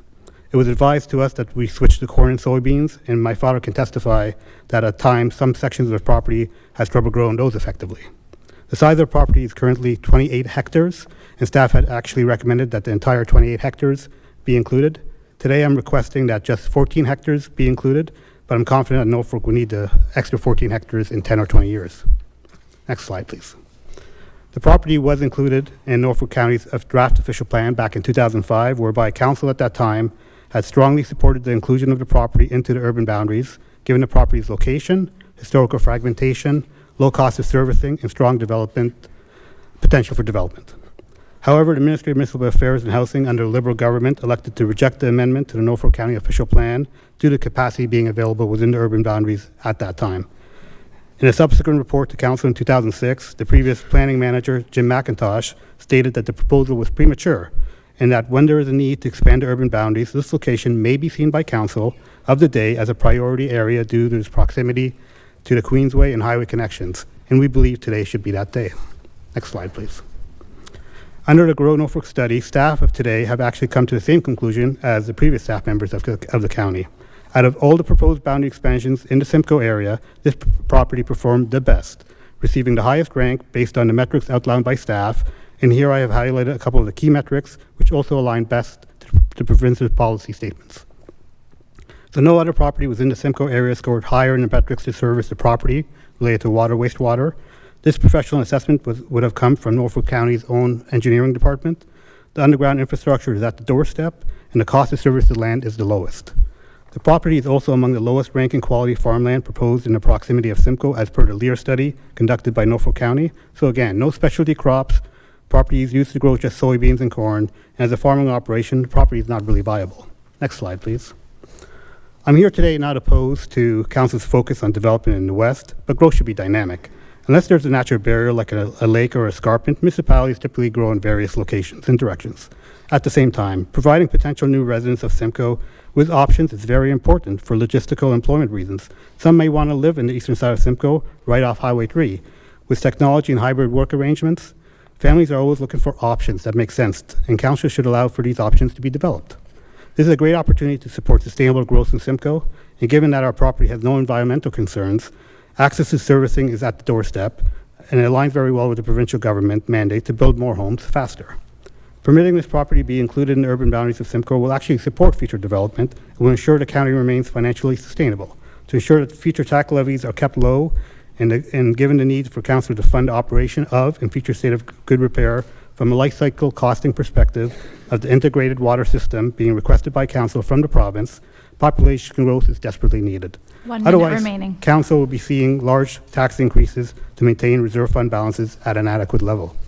In summary, we're requesting that council pass an amending motion to include 14 hectares of our property to be included in the urban boundaries of Simcoe.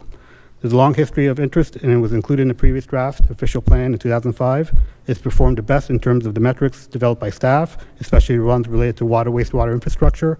And Simcoe needs to grow, and the province is urging municipalities to grow. Including 14 hectares of this property is a great opportunity for Norfolk and would be a win for all stakeholders. Thank you. Thank you for coming. Christine Harrop.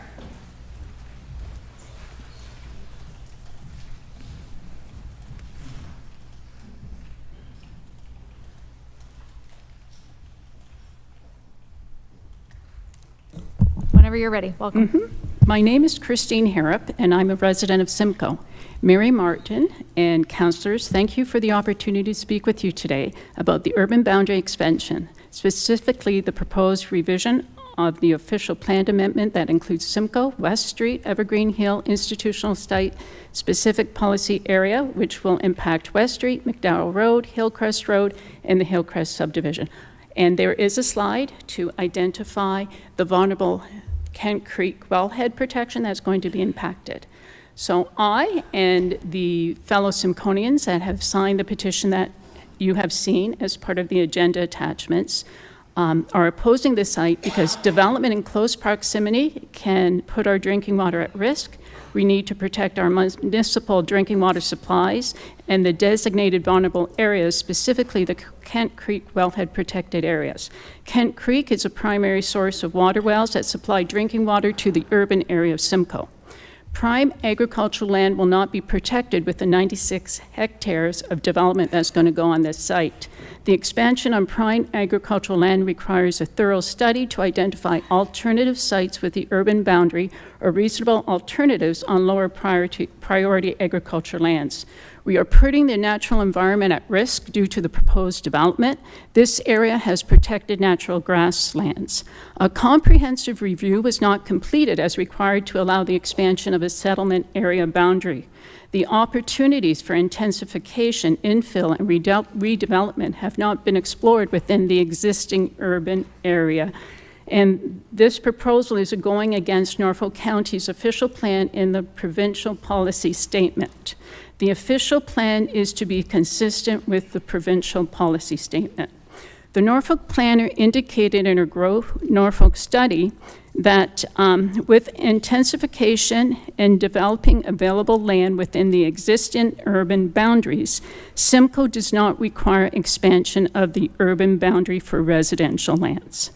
The official plan discourages the undue extension of municipal services and the expansion of urban boundaries. The proposed plan for the institutional site falls outside the scope and terms of reference of the Grow Norfolk study. The farmland on this site was assessed as moderate to high prime agricultural land. It's known as, Norfolk is known as Ontario Gardens, and we're also known as having the best farmland in Canada. The Norfolk planner also identified the importance of protecting our wellheads. And in order to do that, we have to evaluate any proposed development, ensuring the protection, conservation, and careful management of the surface and groundwater resources to ensure safe drinking water supplies and maintained for however long we need them. Council chose not to support the recommendations from Norfolk County's growth study, and the planning department, through this study, identified responsible development and growth based on planning policies. Moving forward with this site-specific expansion, as identified in the official plan amendment, is premature, and it requires a comprehensive review and evaluation that is required for responsible planning. The proposal did not meet the original parameters of the Grow Norfolk study, and it has not undergone the due diligence that is required by provincial standards. By talking to the residents, I learned about the historical significance of this area. Walking through the Hillcrest subdivision, the residents knew the importance of protecting the wellhead, with the understanding this area would not be developed because of the protection area. 1 minute remaining. Residents voiced concerns about wildlife, the importance of protecting natural grasses, and the need to protect the natural environment.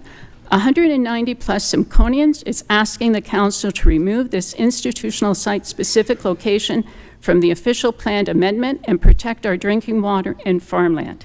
This site is not appropriate for the proposed campus of care.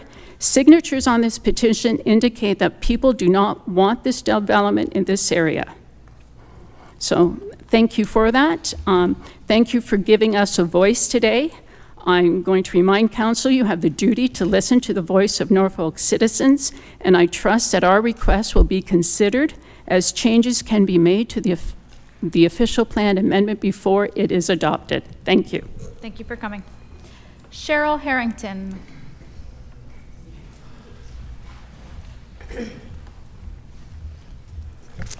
My name is Cheryl Harrington, RR4 Waterford.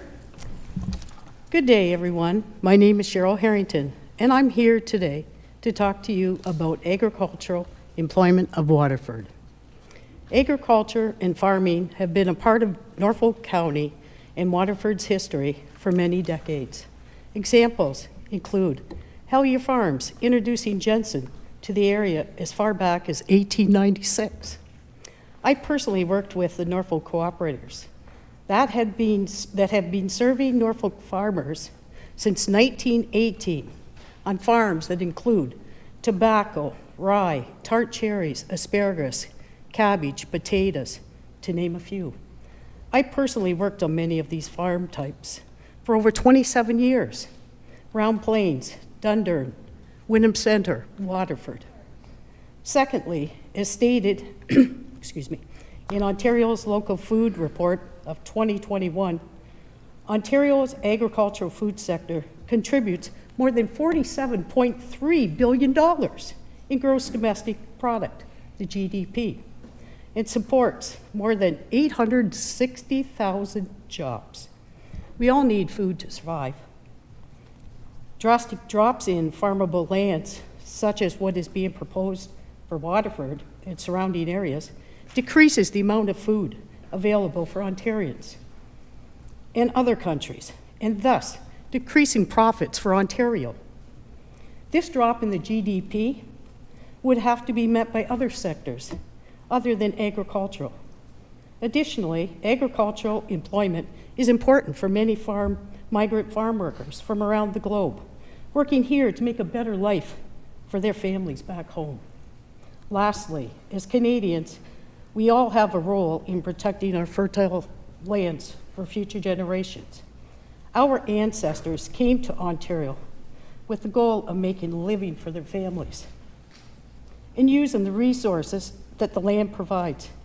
Waterford and surrounding areas offer some of the world's greatest soil fertility, access to clean water, and spring-fed ponds that permit irrigation each season.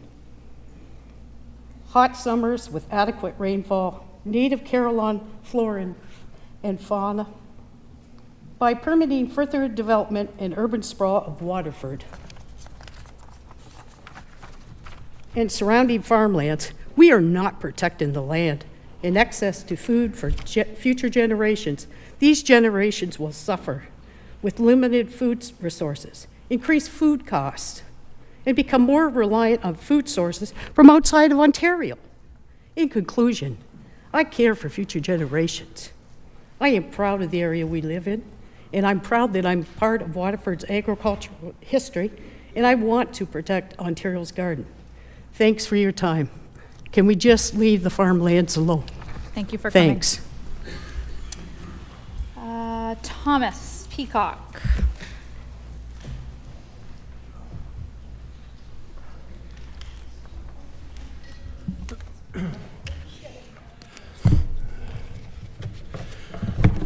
We on? We are. Thank you. My name is Tom Peacock. I'm from Caledonia, Ontario.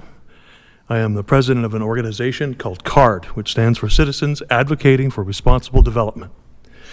I am not against development. I am pro-responsibility and accountability, and not having a survey of 15,000 homes and any number of homes built in a heavy industrial area or on the border of Norfolk County. That is a highly probability could lead to serious health issues and close the area's largest employer. Good afternoon, and thank you for allowing me to speak. My deputation is based on construction and the effects on construction has on areas such as small towns, villages, and mostly notably, farmlands producing agri-foods and crops.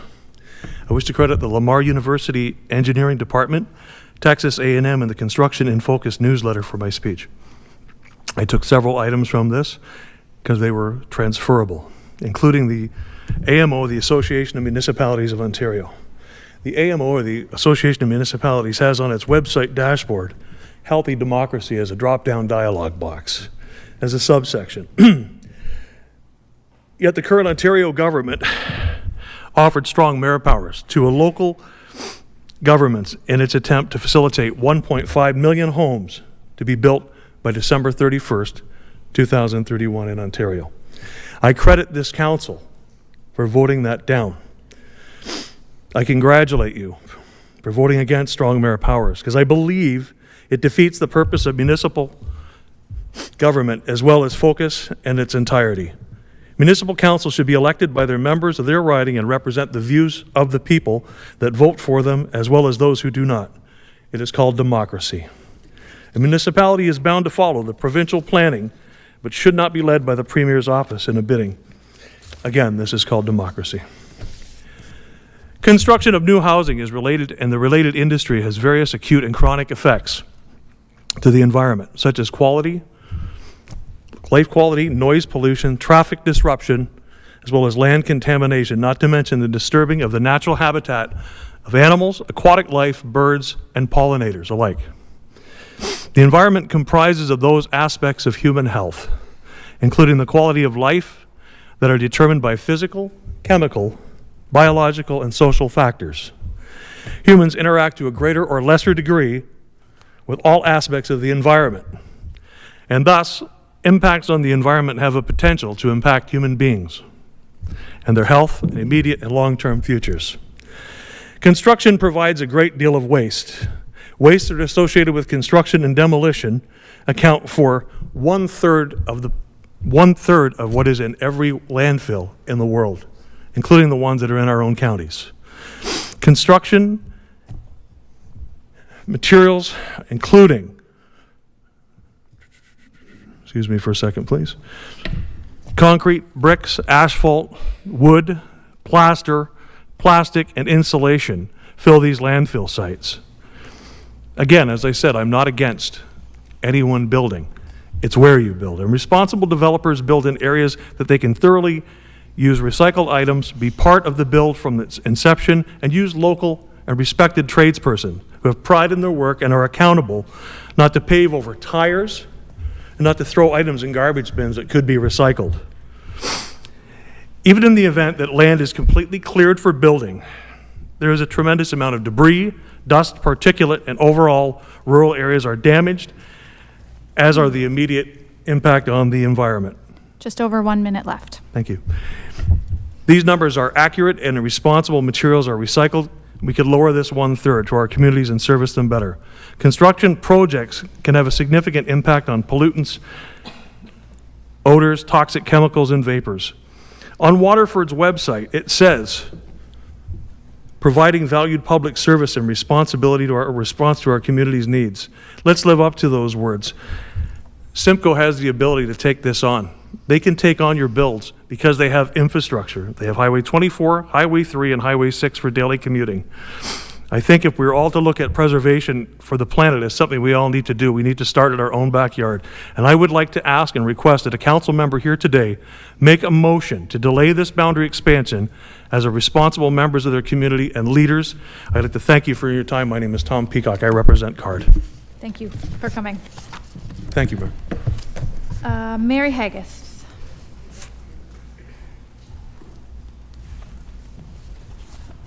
Whenever you're ready, Mary, just take it away. My name is Mary Haggis, and I live at 61 Temperate Street East, Waterford, Ontario. And I've recently returned to my beautiful town after an absence of 50 years, but here I am. And today I'm going to be speaking about our healthcare and emergency services. As our population grows, our healthcare needs will increase and put more strain on our already overwhelmed system. Our shortage of doctors and hospital staff. As stated in a Simcoe Reformer article, November 2023, addressed by our Norfolk County CAO Al Menzies, 22% of primary care physicians in Norfolk County are over 60 years of age, and 21% of Norfolk are patients of those aging doctors who will be retiring. Many people will go to the emergency department for care where it will cost more to treat. Councillor Tom Shelley stated in the same article that lack of physicians could impact our growth strategy. May 6, 2024, Mayor Martin replied to my email on this very subject. She stated council is aware of the shortage and has allotted funds towards physician recruitment. Mayor Martin also stated that council and staff often hears, what they often hear is that physicians aren't interested in relocating to our area due to lack of amenities such as daycare, schools, and recreation and commercial. This situation hasn't changed in decades. I've heard this story before. I'm asking for Norfolk County to provide a study of healthcare services for the county based on population growth prior to the growth plan acceptance. Our hospital and nursing home beds. At present, Norfolk General has 110 beds, which all of the towns in Norfolk County use. Our present population is 69,464. We struggle with keeping sufficient staff in our hospitals and nursing homes at the present, and how will Norfolk ensure we sustain the proper ratio of staff to patient in the future? Our senior population from 65 to 100 years of age is 14,405. Our 6 nursing homes throughout the county have 534 beds, but they also have a wait list of 747 people waiting for those same beds. Healthcare workers and facilities will be required to support the population growth. I request Norfolk to provide a schedule for equipment, buildings, parking, and access for residents to ensure services are retained or improved as incremental population increases. Our in-home staff.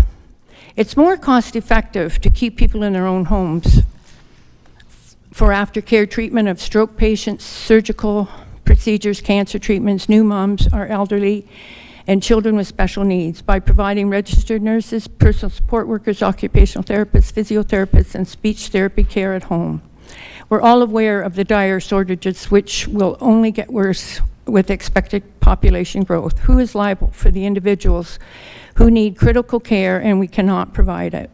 With our emergency services, our firefighters, we have 11 fire stations, 254 volunteer firefighters throughout Norfolk. As the population expands, will there be enough fire equipment to keep our residents safe? And do we have fire trucks that can reach tall buildings? Just less than 1 minute left. And our policing force, we presently only have one police officer that services several towns throughout the county. Bill 23 allows additional persons per household in new living quarters. The areas were not designed for increased density. This creates safety issues and limits access to the areas due to added congestion and resident accessing roads and crosswalks. Establish a criteria to manage increased growth in areas experiencing high density due to Bill 23. As an example, is 15 people in a house with 10 cars acceptable in an older section of town? In most cases, it may be too disruptive and dangerous for residents. Our paramedics presently have 50 full-time, 26 part-time, and 6 part-time contract positions. Do our paramedics have sufficient equipment to enter homes and apartments with stairs? Is there a plan for recruitment? In closing, would any of our councillors like to make a motion that our infrastructure needs are met before we move forward? I'd like to thank you all for your valuable time today, Mayor Martin and councillors. Thank you very much for coming. Everybody's running right on schedule. You've rehearsed and you're on time. It's appreciated. Toby Barrett.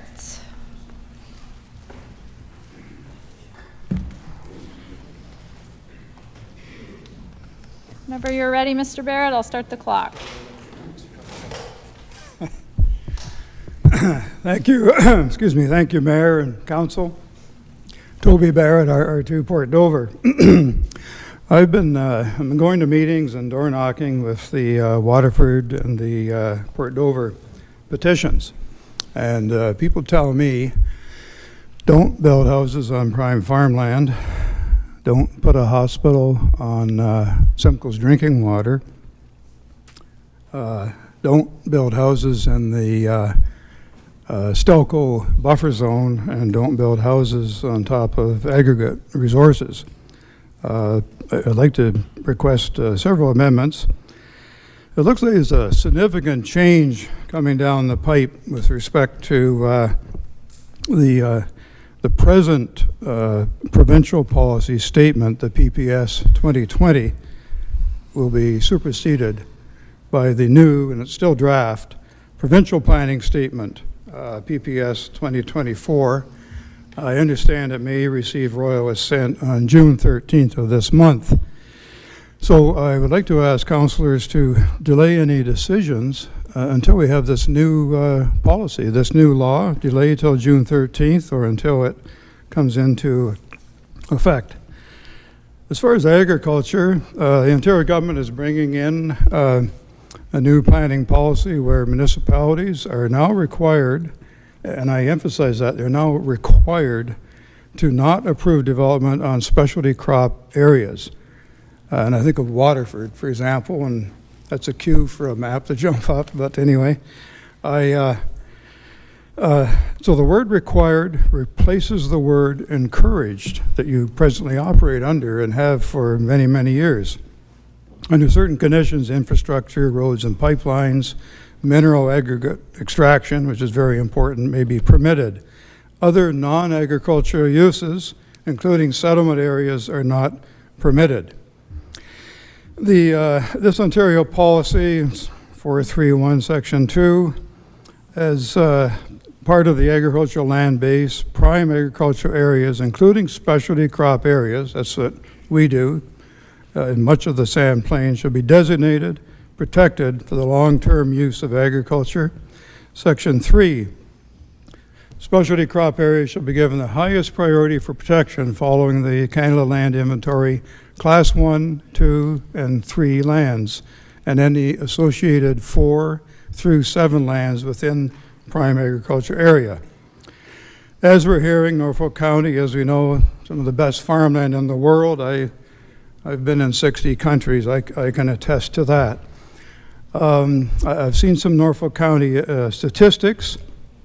218,100 acres of farmland in our county. The total county is, 368.6 acres. You subtract, that leaves 170,268.6 non-agricultural acres, be better suited for houses. Let's find 1,000 acres there for property development.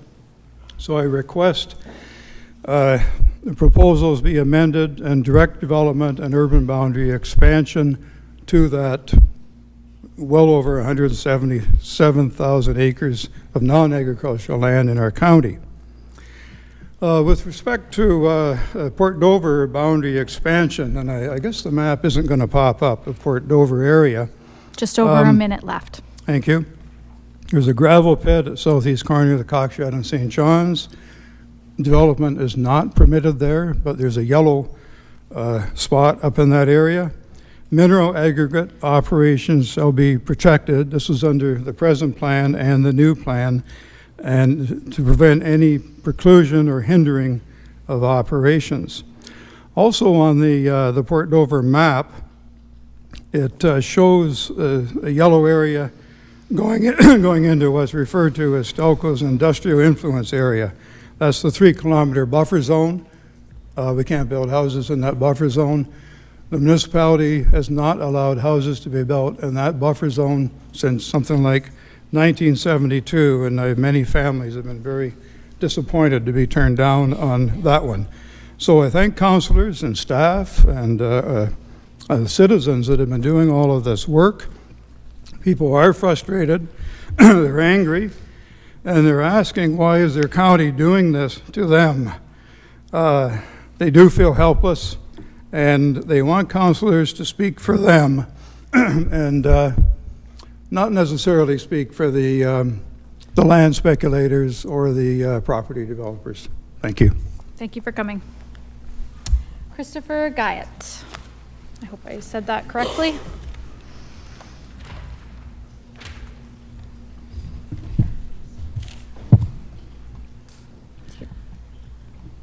My name is Christopher Guyett. I live at 185 Temperance Street West, Waterford.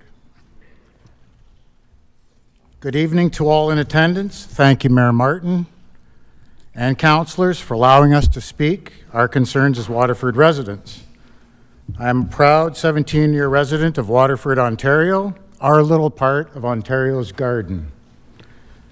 Before you is a 5-page traffic study. It's a summary of data collected on site. Pages 1 and 2 contain data collected at each site based on a May 2024 estimate of our population of 4,600 residents. Page 3 and 4 contain expanded data based on a population growth proposed and expected by the year 2051 with direct relevance to the boundary expansion proposed for the town of Waterford. Page 5 is a town map showing locations of the study taken in our little town for all those that don't know the names of the streets that I refer to in the study. My deputation is based upon a traffic study that ran from April 27th to May 15th, 2024. That study and data collected sampled 8 locations. 7 locations had 3 2-hour samplings. 1 location had a 1-hour data collection. This comprehensive factual study has data noting number of vehicles and direction traveled. Also noted is day of week, time of day. Also noted is all traffic other than cars, light trucks, and SUVs, and is broken down into further specific categories. The study evolved to include pedestrian crossings, red or stop sign runs, and number of vehicles running through full red lights at the intersection of Thompson and Main, our only full functioning stoplight in our little town. I would draw your attention to areas highlighted for closer inspection, especially total vehicles counted at each location studied. You will note that an average of each site is very close to the actual data collected at each sampling, regardless of time of day or day of week. Data was collected at 5 separate locations along our main street, north-south corridor, which included Waterford District High School. Also note on the map, at present, we have only one north-south road that we call our corridor through town, which travels over a bridge with restricted sight lines both directions, but primarily southbound traffic at the intersect of Alice and Main. Data was also collected at Catholic and public elementary schools where crossing guards attend drop-off, pickup, and lunchtime usually. Please make special note of the number of times red lights were run at Thompson and Main streets. Bear in mind, this does not, and I repeat, it bears repeating, did not include vehicles going through on amber turning red, or those people stuck on left-hand turns desperately trying to make that through on an amber going red. While doing this study, I noticed, number 1, speeding regularly. Number 2, sometimes excessively. Number 3, many dangerous driving habits. Number 4, people passing on solid yellow lines within town between Thompson Road and Woodley Roads, which is either a 40 or 50 kilometer-hour zone. 1 minute remaining. At this time, I would like to make some calls for action of the county. Intersection of Thompson and Main stoplights changed to a full 2-second delay from red to green changeover, meaning intersections will go full red for 2 full seconds. Number 2, additional pedestrian crossing lights at Church and Main, as well as Brown and Main, as some days there is an absence of crossing guards where kids cross for school. Number 3, install full traffic light system at Alice and Main Streets. This is a dangerous area at present, with speeding vehicles southbound having restricted views of the intersection due to a poor bridge design from years ago. Also, vehicles attempting left-hand turns experience great difficulty in doing so at many times of the day. Finally, I would ask Mayor and Council to delay a vote today on the boundary expansion specifically proposed for Waterford to allow time to study the concerns voiced and written here today. Thank you. Thank you very much for coming. Lisa Stockmans.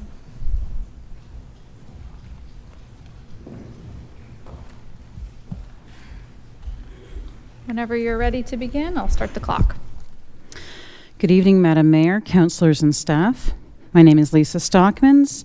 I live at 909 James Street in Delhi, and I have been a resident of Delhi since 1984. I have farmed most of my life until 2015, and I have been a real estate agent for 16 years here in Ontario's Garden. One concern I have is water supply for our rural properties. As a realtor, when buying or selling a rural property, and using a well or water point as the water source, the purchase agreement states that the seller represents and warrants that there is sufficient quantities of water year-round. Residents using wells and water points are already experiencing water shortages in some areas. If a seller cannot guarantee adequate water supply, their property becomes devalued. Some residents need to start installing cisterns at their own expense, as new development will be taking up a further water supply? Will the farmers be able to have sufficient water for their irrigation? As a realtor, I see that homes that rely on cisterns as their water source are more difficult to sell, and their value suffers and the investment of the owners. If a new infrastructure is developed by pulling water from Lake Erie or a new water plant or any other source, how will Norfolk County pay for this? Norfolk County property owners already face substantial property tax hikes that are turning owning our own property into renting the property we own from Norfolk County. It is repeatedly acknowledged that Norfolk has specialty crop prime farm land. Farmers are the 1% that feed the 99% and need to water their crops to feed that 99%. Growing our food locally reduces our carbon footprint. Importing food will cost further costs and increase the carbon footprint. Instead, I would rather support our local farmers and our agriculture here. What other impacts will we see on our small towns, the heritage that has created it and savored by the residents? Does Norfolk County have the infrastructure to support further development? Do we have the policing, firefighters, schools, employment, medical needs, and adequate road maintenance? Or will we muddle through this and pass the expenses and exigency on to the next council and the next generation? Another consideration is that the new homes being built are still not affordable to the residents of Norfolk County who were born, raised, and work here to support our businesses and factories. I am asking this council to preserve this prime farmland and the character of Norfolk County. I am asking council to consider future generations and how they will negate the decisions made today. I am asking council to consider the full impact socially and economically with due diligence. Thank you for the opportunity to speak. Thank you very much. Andrew Pease. I hope that's correct.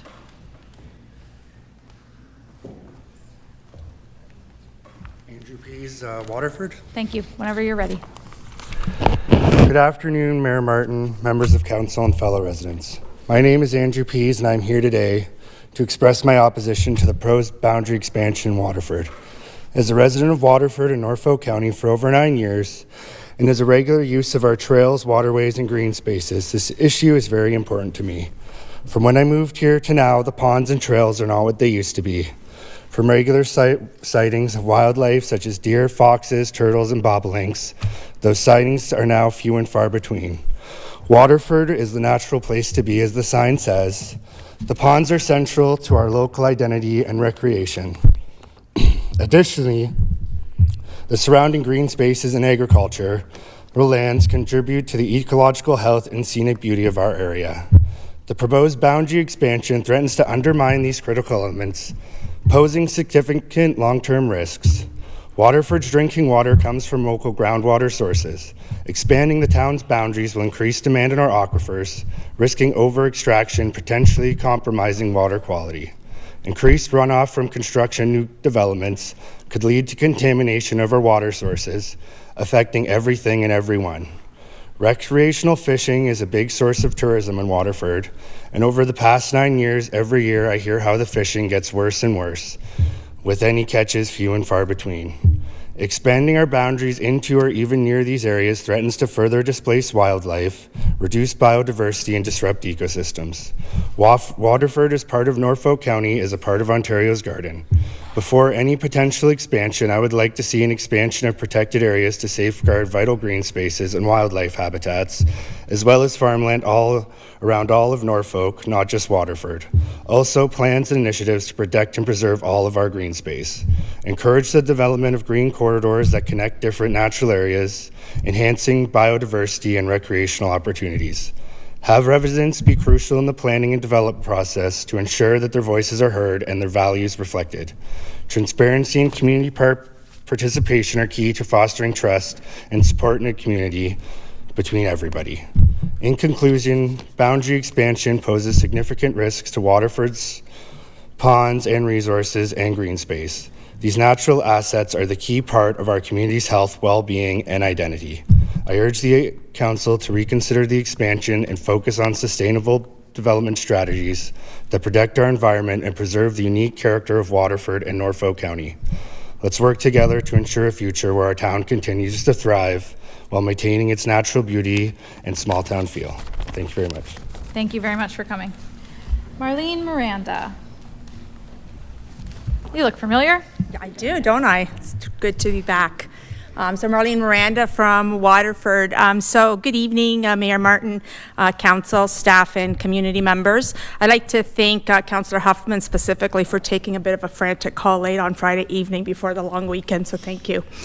A letter and map have been submitted for the record as recommended and are part of your package this evening. Thank you for the opportunity to speak today and provide our input into the proposed staff recommendation on the official plan. We appreciate the magnitude and the complexity of this process. I am speaking today on behalf of my husband and myself as property owners at the end of Nickel Street in Waterford. We are currently in the process of developing the 2-acre parcel, which encompasses an area of hazard lands. We are currently completing the studies required by Norfolk County Planning Team from the pre-consultation and are in the process of retaining a planner. We intend to sever the property to build housing and are considering our options for density based on staff recommendations to intensify beyond our original plans. Today we are here to oppose the removal of the hazard lands in Schedule A, Part 2, adjacent to Nickel Street from the urban boundary. We unfortunately only became aware of the proposal of the impacts to our property on Friday at 4 o'clock when we heard back from staff from a letter that had been sent to us on that we received on May the 14th. The letter simply stated that our property had been identified as a property of interest, followed by the details of this meeting and other meetings from this growth plan and multiple links. I immediately reached out with 2 voicemails to get further information, to which I was advised on Friday that the hazard lands on our property was proposed to be removed from the urban boundary. We were surprised and disappointed, and when asked for further details or maps from the staff, none were provided, nor none were within the package itself or online. Staff encouraged us to review the meetings and reports and to submit a letter into a deputation. We have reviewed the meetings from April the 16th and the report before you today and oppose the removal of Schedule A, Part 2 for several reasons and are seeking further clarification. To start, property owners within this boundary were first advised last week without any real details. This does not provide property owners the adequate time and details for the opportunity to understand the impacts to make any informed decisions. Secondly, to our understanding, there is no evidence of studies completed to delineate the hazard lands to be removed. If I may refer you to the map in the blue area on the left in front of you. In reviewing the reports with the broad maps of affected areas, staff are recommending that Schedule A, Part A be added to the urban boundary, which include new hazard lands. In reviewing the correspondence in your package from Ms. Elder, new hazard lands are being added. We are in favor of the expansion, but question why we are expanding the urban boundary to add new hazard lands as part of the expansion, but recommending removal of other hazard lands that are already within the urban boundary. If I can refer you again to the map in the orange outlines in the map in blue center, you can see that hazard lands exist along the whole stretch of lands within the urban boundary along the river. The proposal to remove hazard lands in Part 2 creates 2 separate urban boundaries connected only by a small area including hazard lands to be retained between St. James and the Old 24, which is the blue area in the center there. To the left of the map, the orange area identifies that all hazard lands from the west end of the urban boundary to St. James are included to be removed from the urban boundary and then retained from St. James to the Old 24 in the blue area again, and then once again removed from the Old 24 to the east urban boundary line. So I ask, why are some hazard lands being retained and other lands being proposed to be removed from the urban boundary? What was the criteria rationale to determine what is acceptable hazard lands and unacceptable hazard lands in the urban area while new hazard lands are being recommended? This appears to be inconsistent. Just under a minute left. Thank you. The lack of rationale and information is concerning, and we would ask what the benefits and impacts to the county and the property owners in removing these hazard lands parcels from the urban boundary. Time is required for property owners to determine what impacts there may be. Building on hazard lands would not be included in any development, but will have impacts on various factors in the development process, including area calculations.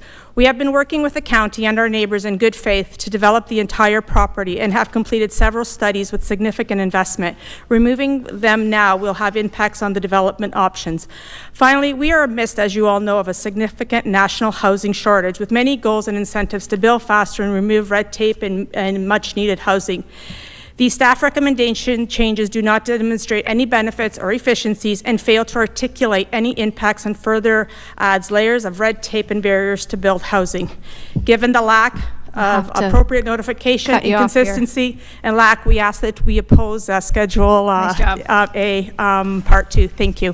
Thank you for Thank you for your summarizing. time and consideration. Thank you for coming. Jerry Faulkner.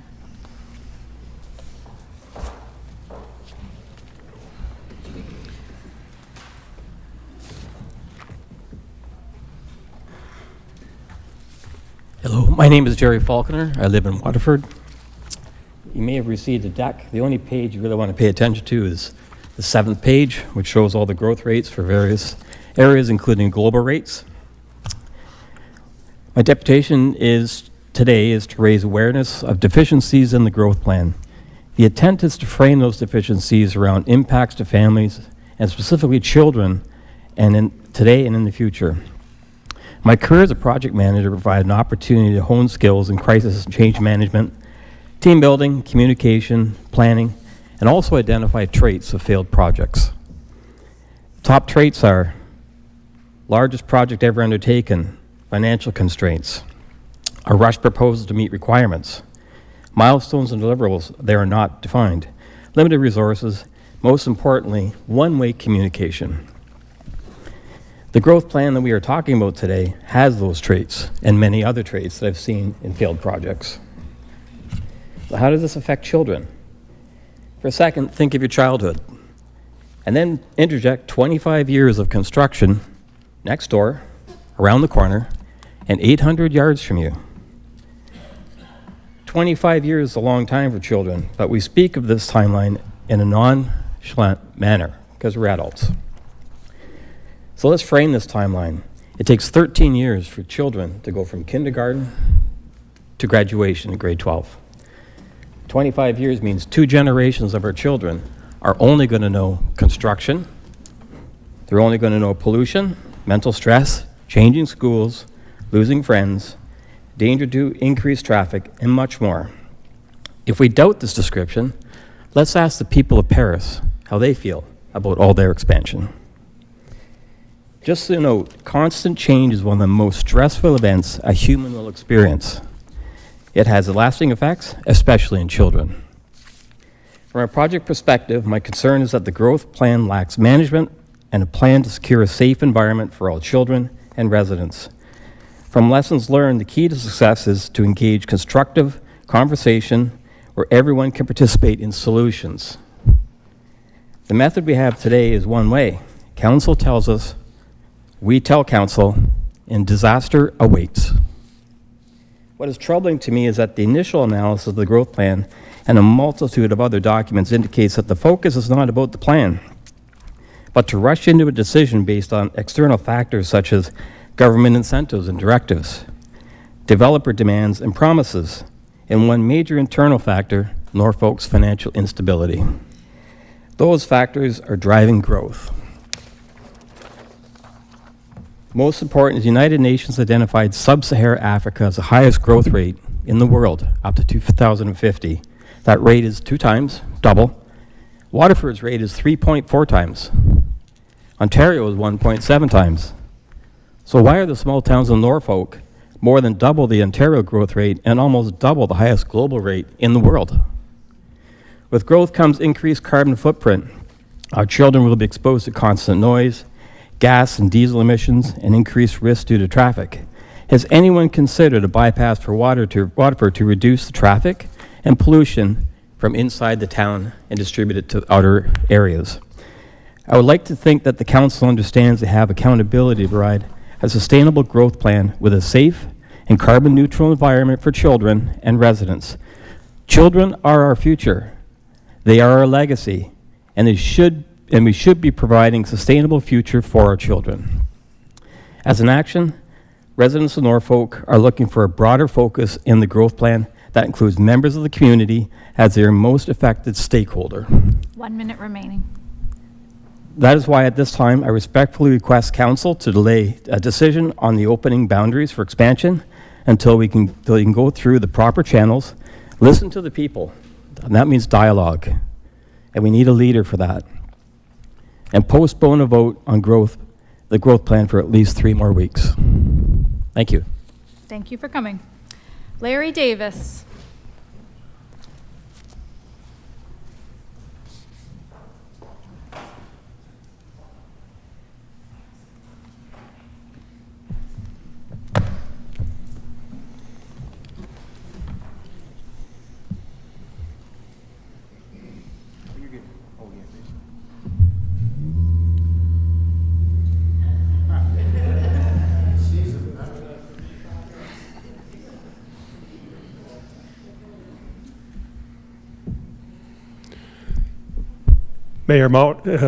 Mayor Martin, councilors all, thank you for allowing me to speak.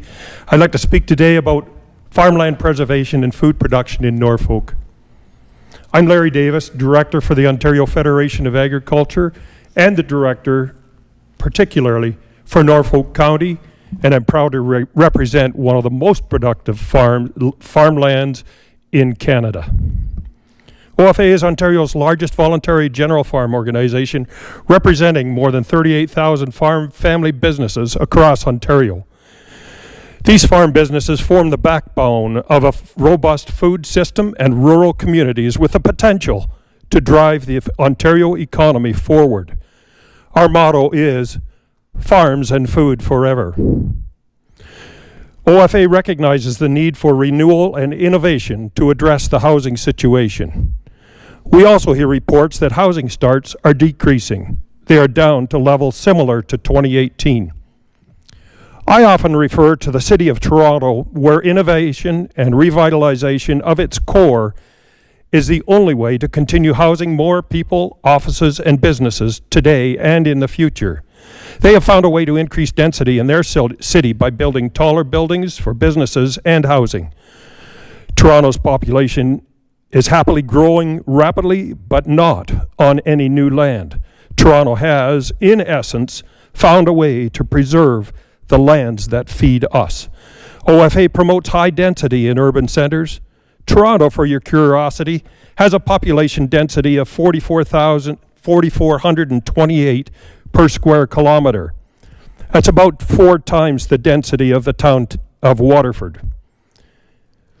It's out there. You just don't recognize it. It's active 365 days a year, and yet you still don't see it. When you do see it, it's on your dinner plate. There's no thought about where it came from or who produced it. That asparagus was delicious, and Norfolk County is the largest producer of asparagus in Canada. Quality asparagus grown here in Norfolk needs about the same amount of farmland, soil, that developers through this council want to remove from your agricultural database. Then again, you might lose all of your sweet potato production as well for the boundary expansions you are proposing. These are not significant acres in Norfolk until they are gone. Norfolk's climate, landscape, and soil can easily grow cereal crops for sure, but it is a leading grower of apples, sweet corn, sweet potatoes.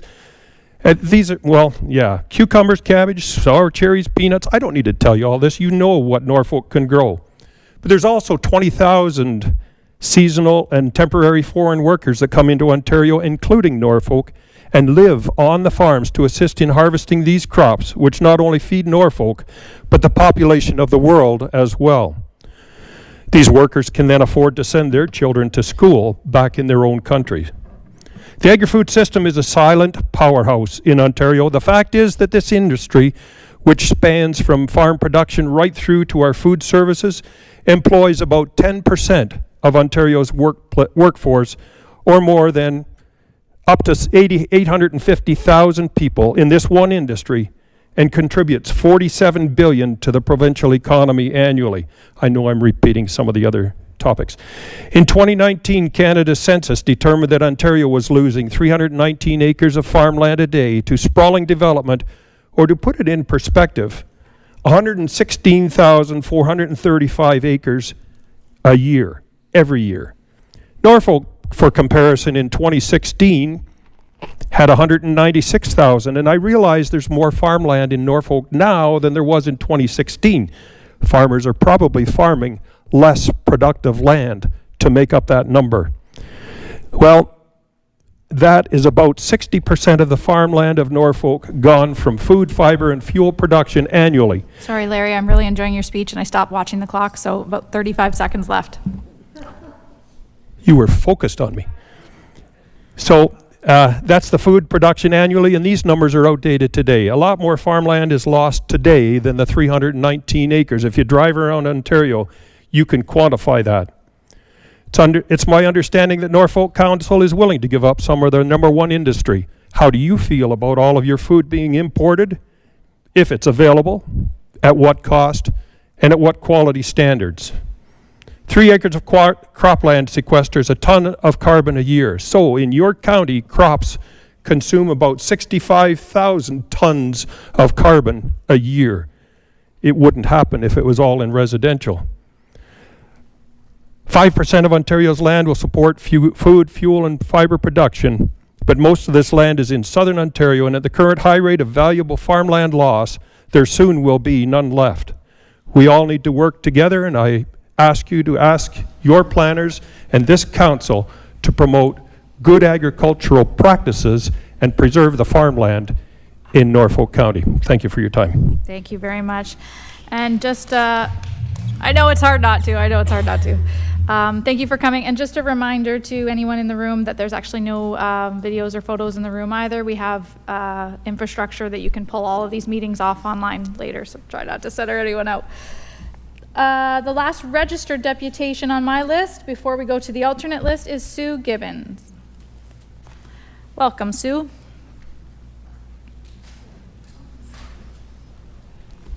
You got another list for me?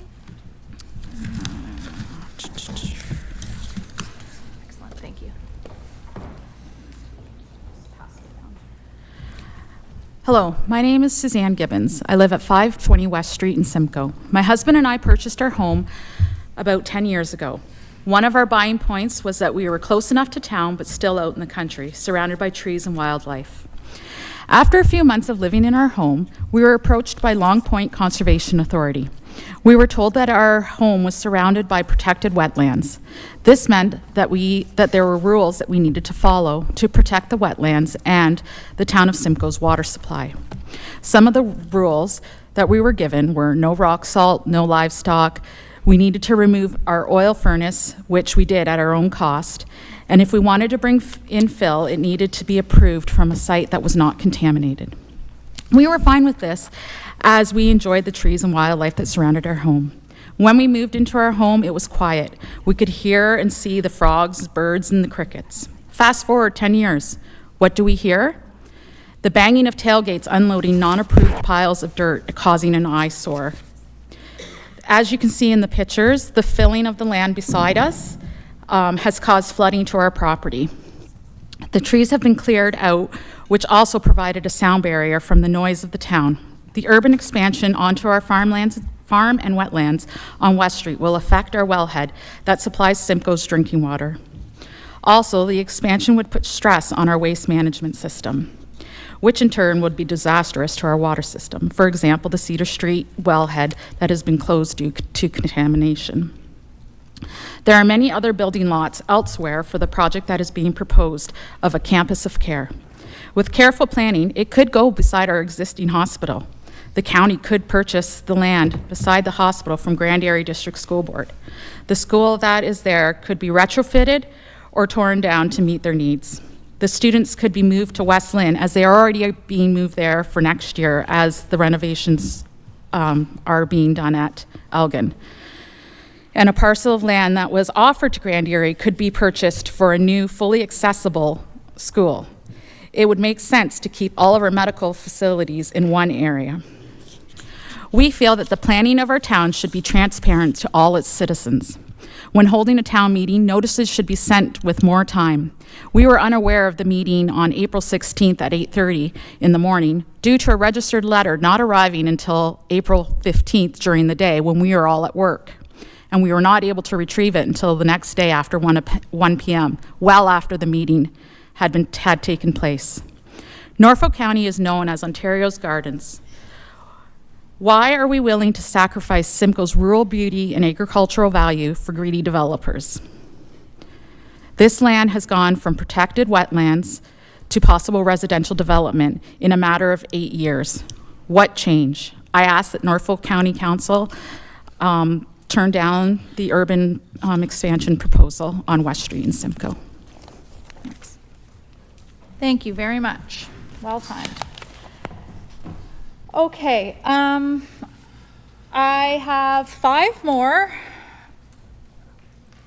but I want to run 2 by council, and I'm going to put you on the spot, council, because they're similar, and today's meeting was supposed to be for new people only, and we heard from some, and staff have turned some away. So,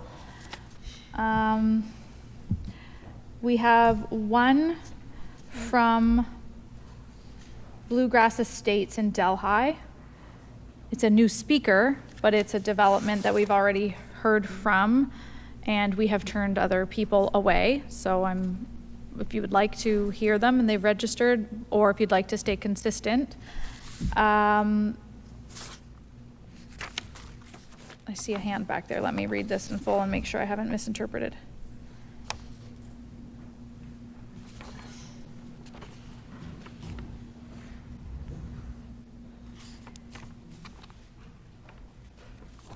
Are you associated with the, did you speak with us last, I'm sorry to put you on the spot here. Did you speak with us last time around? You look familiar.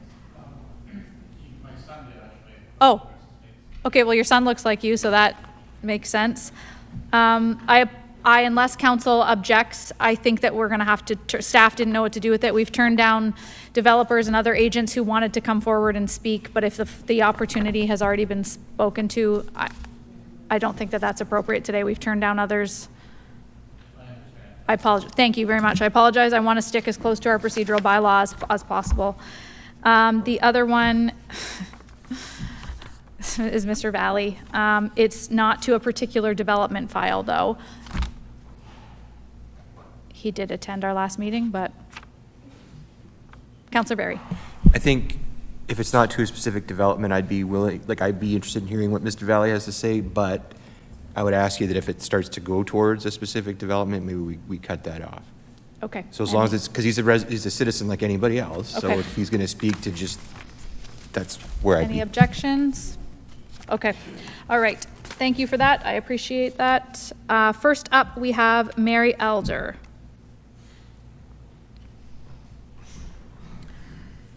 Welcome, Mary. If you'd state your address. Actually, I have it here on the sheet, so go ahead, 5 minutes.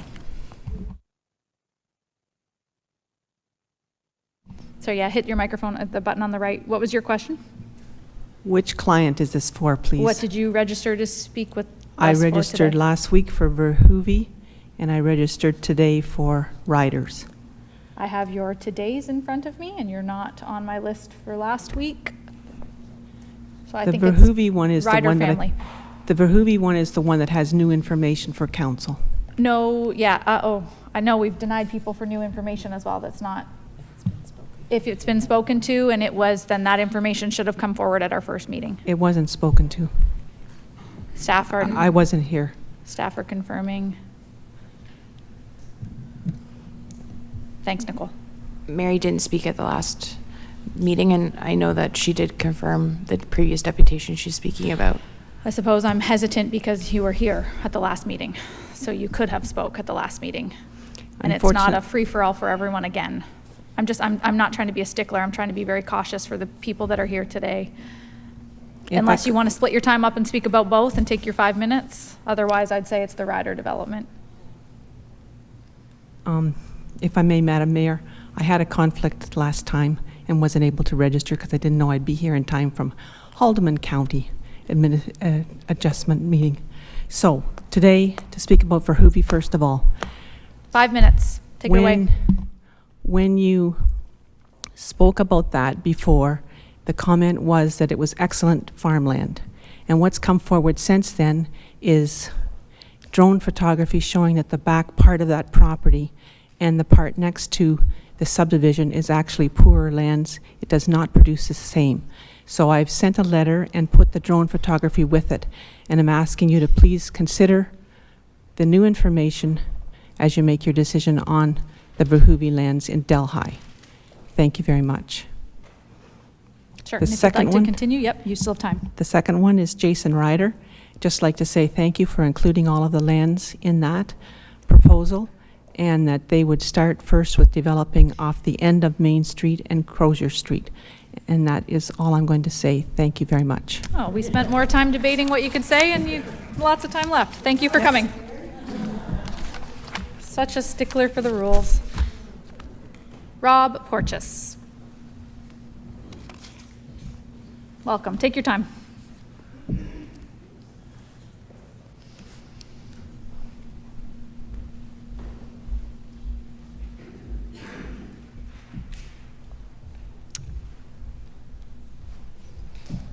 At least we know the sound works in the back room there. Thank you, Mayor. Thank you, Welcome whenever Council. you're ready.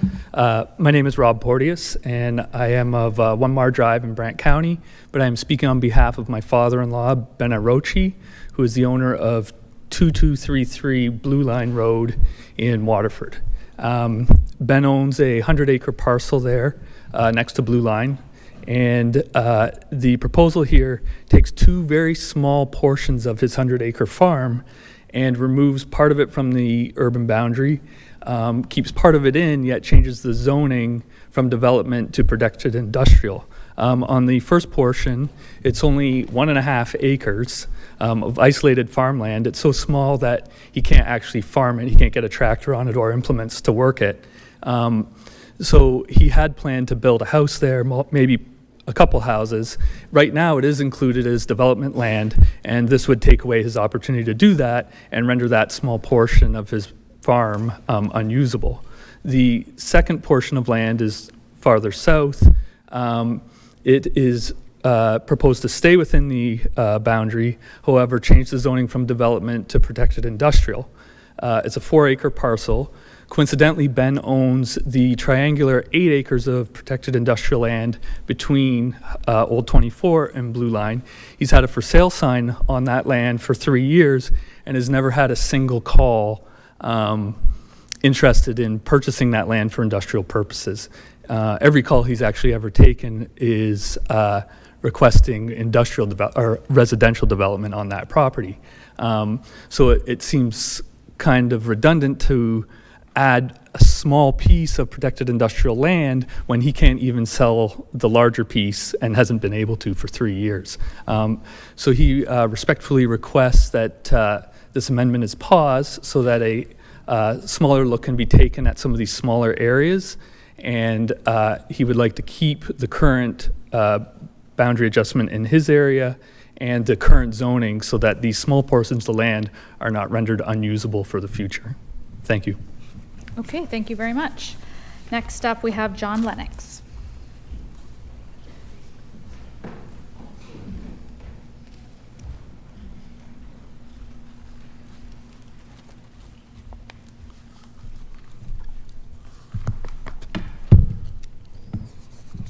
Thank you, Madam Mayor and Council.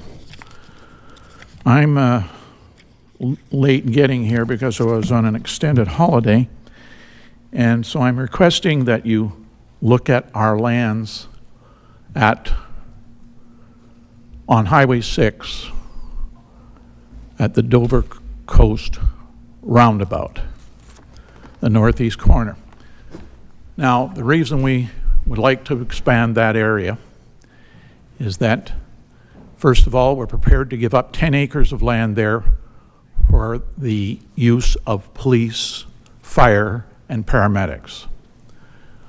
We look to extend that area and create a campus of retirement housing, whether that be rental, independent living, extended care, and special care, like Alzheimer's, that type of thing.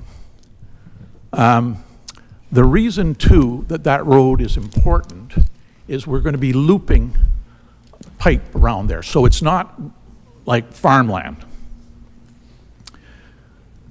It would connect New Lake Shore, Highway 6, St. John's Side Road, and create access to Hagersville Hospital and to whatever hospitals we're going to have in Simcoe.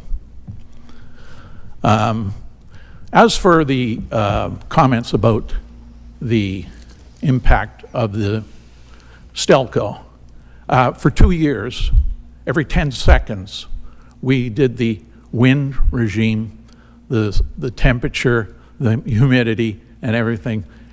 Guess what? 98% of the time it's going the other way, and if it comes from the east, you better get in your house. That weather you don't want to hassle with.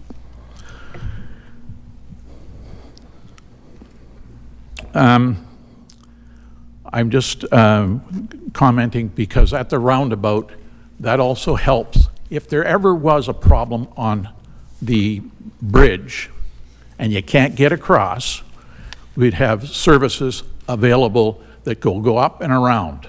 It's crucial to be able to move quickly and not be fighting traffic. All those roads are sort of dedicated roads. I think it would be prudent, and that's why I'm asking you to consider putting us back in the thought process. And I guess that's really all I wanted to talk about. We would be putting some medical facilities in that campus or with the different pods. So we're really going after a segment of the population that isn't being catered to. I thank you. Thank you for coming. Okay. Okay, we are up with our last deputation, and that's Mr. Valley.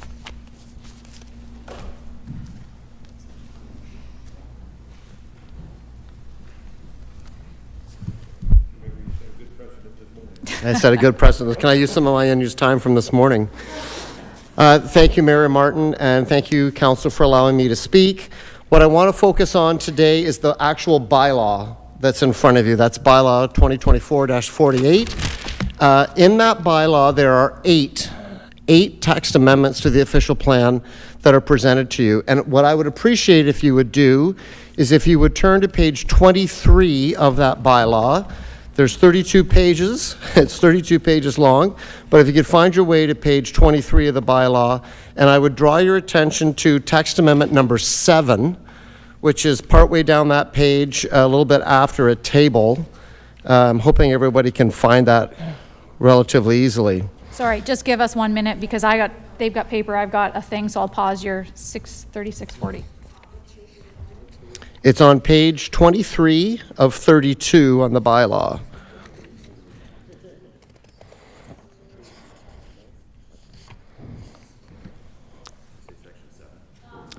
It's a text amendment number 7. I'll get my hard copy.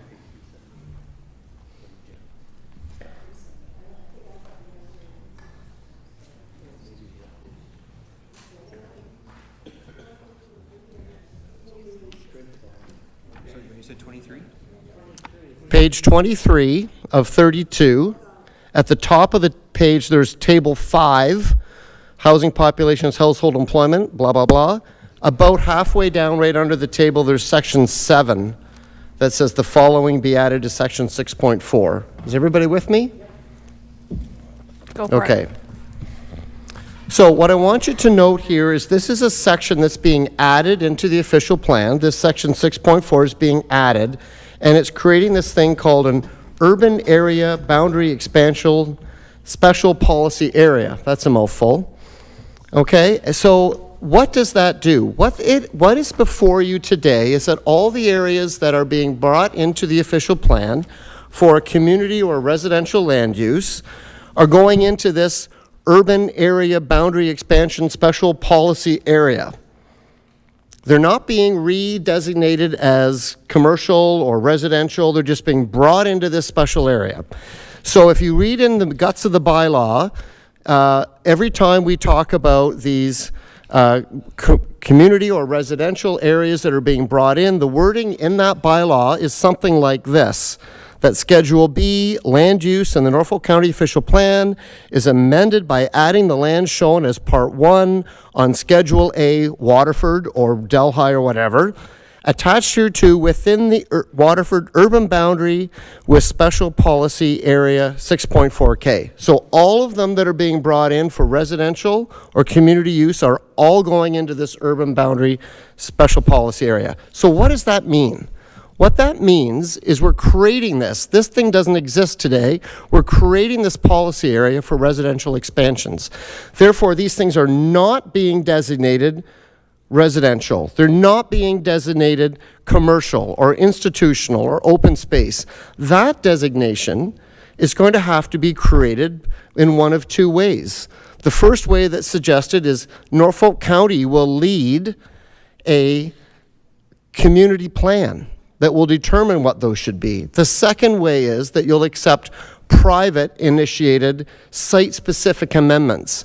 And if you go to that section that I showed you in the bylaw, you're going to see that if it's a private initiated applicant, so say a developer makes that application, there are no less than 11 criteria and issues that have to be addressed.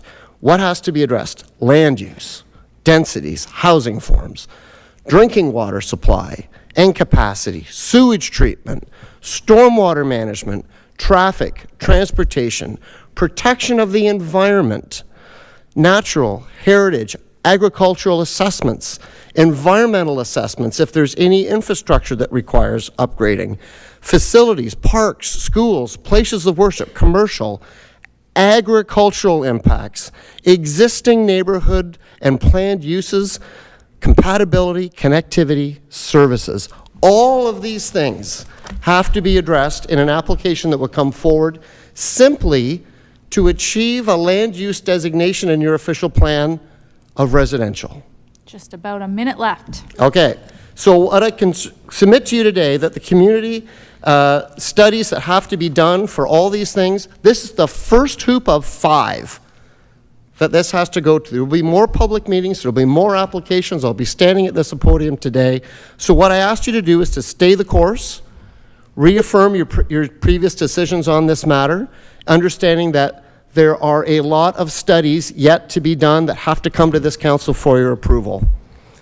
I would love to talk to you very quickly, if I can have your permission, on what we believe is a mapping error in Cortland, something that was approved by council but not reflected in the mapping. We have gaps listed in our agenda that staff are going to raise with us, so I better, just to be very transparent, cut you off and not talk about any specific locations, but we do have gaps listed that staff have raised.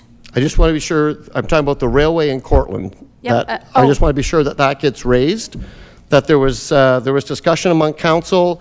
The clerk actually asked council for clarification that that railway line between the parcels that were brought in was actually being brought in. It's not shown that way in the mapping. So I want to be sure that that is actually happening. We'll touch on that with staff. I'll stop you there, but thank you. Thank you very much.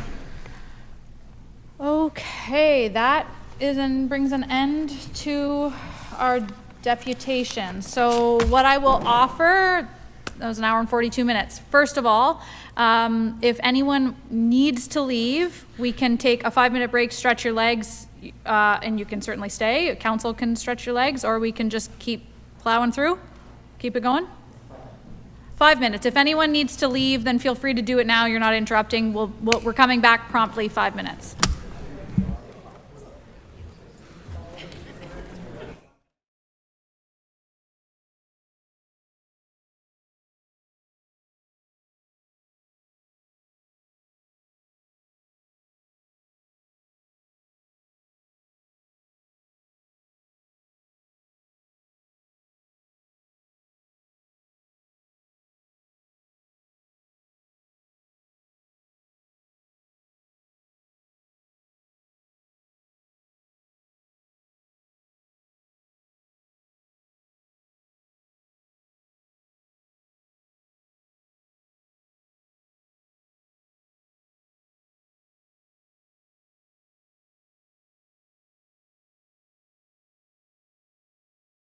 our website at norfolkcounty.ca/OurFutureNorfolk and return frequently to learn more about our path to a vibrant and strong future for all of us, now and in the years to come.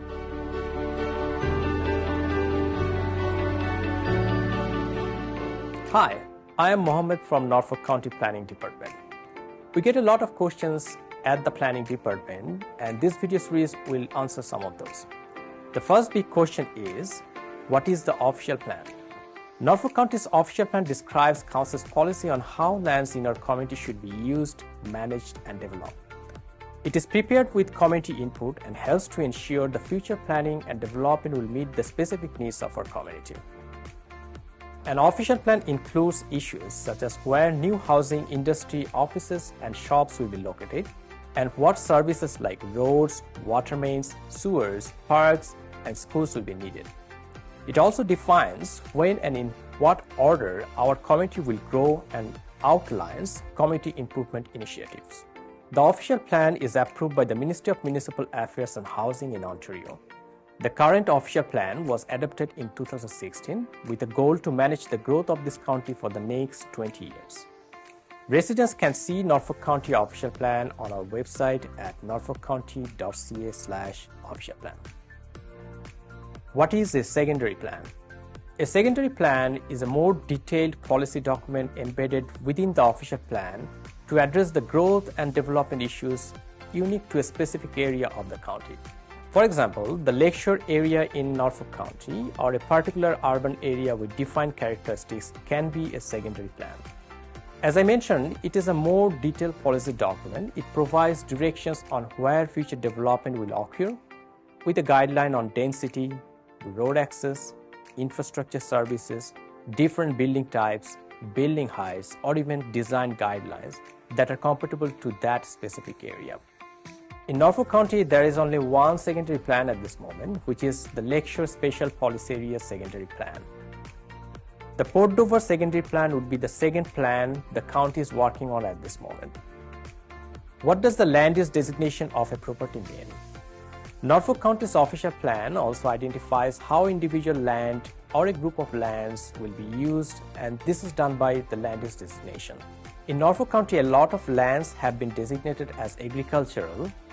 Some areas have been designated as hazard lands because of their specific natural features. An example would be the natural creeks, streams, rivers, or shoreline areas. Some lands have been designated as residential, commercial, or industrial to efficiently manage the growth of specific land use. Each land designation has rules about the kind of development allowed. The official plan uses growth management data to identify where and how much growth will occur in the next 20 years. In accordance with the provincial requirement, Norfolk County reviews and updates these growth areas every 5 years. What is the process of changing an official plan designation? A landowner can request to change the designation of the land through an official plan amendment application. This change requires a public hearing meeting and council's decision. A landowner needs to consult with a planner to get more information about this process and to identify the required documents they must submit. Any official plan amendment needs to conform to the provincial policy statement, which is a planning policy document that affects all municipalities across Ontario. This provincial policy statement is currently under review and may change in the future. To learn more about planning in Norfolk County, visit our website at norfolkcounty.ca/planning or contact the planning team at 519-426-5870 or 226 Norfolk, extension 1842, or email planning@norfolkcounty.ca. Thanks for watching. Hi, I'm Hannah from the Norfolk County Planning Department. We receive many questions at the Planning Department, and this video series will answer some of those, like, what types of planning applications are there? There are 4 main types of planning applications for different needs. First, there are minor variances and different types of severances. These are reviewed by Norfolk County's Committee of Adjustment. An example of a minor variance is when a garage is being built closer to a property line or is taller than what is permitted in the zoning bylaw. An example of a consent to sever is creating a new lot to allow for a new house. Second, are zoning bylaw and official plan amendments that are considered at council. An example is changing the permission in an urban area to allow for a triplex where a single detached dwelling is permitted. Third are applications that Ontario's Planning Act gives Norfolk County's Planning Department authority to approve. For example, a draft plan of condominium or subdivision, which are types of applications which enable the division of land for future housing. And fourth are applications which rely on approval from another regulator, such as telecommunications towers and hazard land boundary line adjustments. As a resident, when do I need to submit a planning application?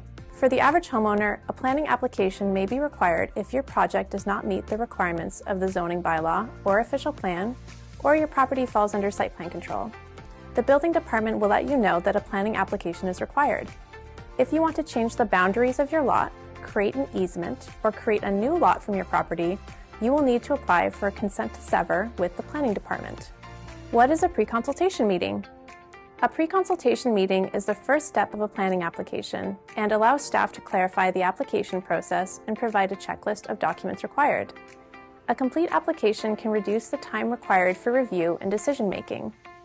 Applications that must undergo a pre-consultation meeting before the application can be submitted include official plan amendments, zoning bylaw amendments, draft plans of subdivision, draft plans of condominium, and site plan applications. A meeting may also be required for certain Committee of Adjustment applications. To learn more about planning in Norfolk County, visit our website at norfolkcounty.ca/planning or contact the planning team at 519-426-5870 or 226 Norfolk, extension 1842. You can also email planning@norfolkcounty.ca. Thanks for watching.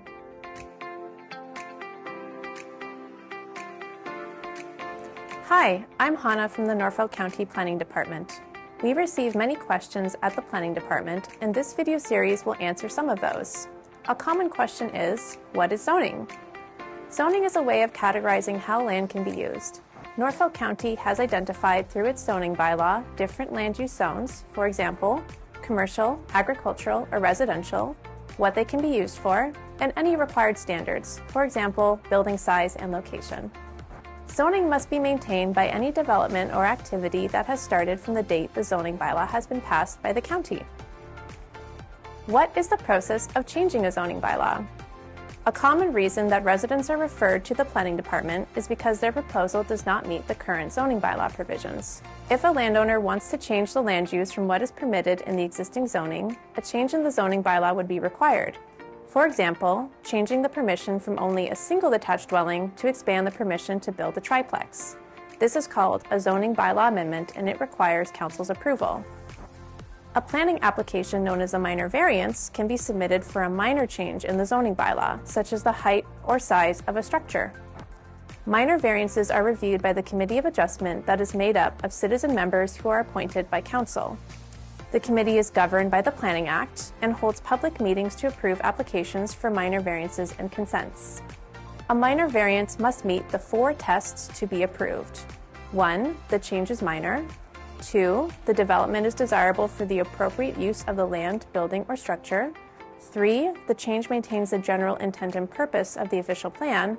And 4, the change maintains the general intent and purpose of the zoning bylaw. What happens after a decision is made by the Committee of Adjustment? If the committee approves an application, the applicant and anyone else involved is notified. Certain parties can appeal a decision to the Ontario Land Tribunal within a 20-day appeal period. If no appeals are filed, the county issues notice that the decision is final. For minor variances, an applicant can now proceed with the building permit process.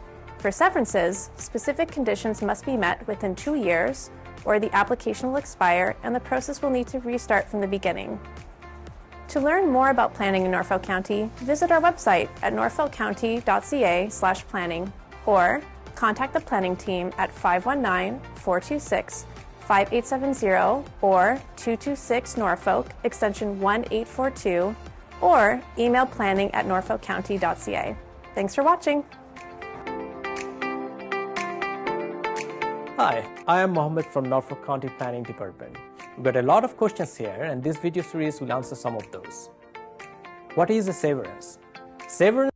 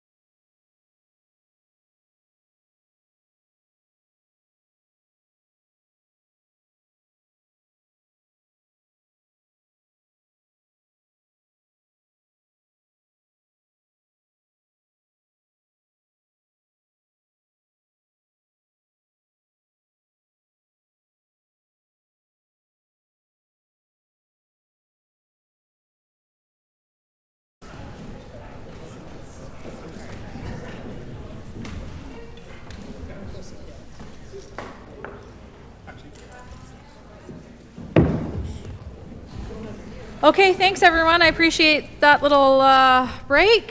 Council, we are back on track.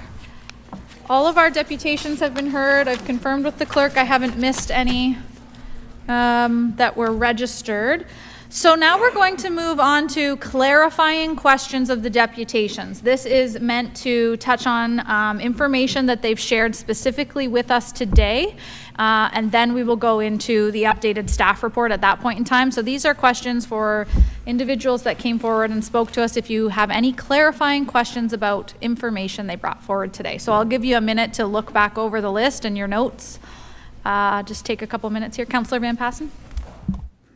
Yes, thank you, Madam Mayor. I do have a question for staff on one of the deputations.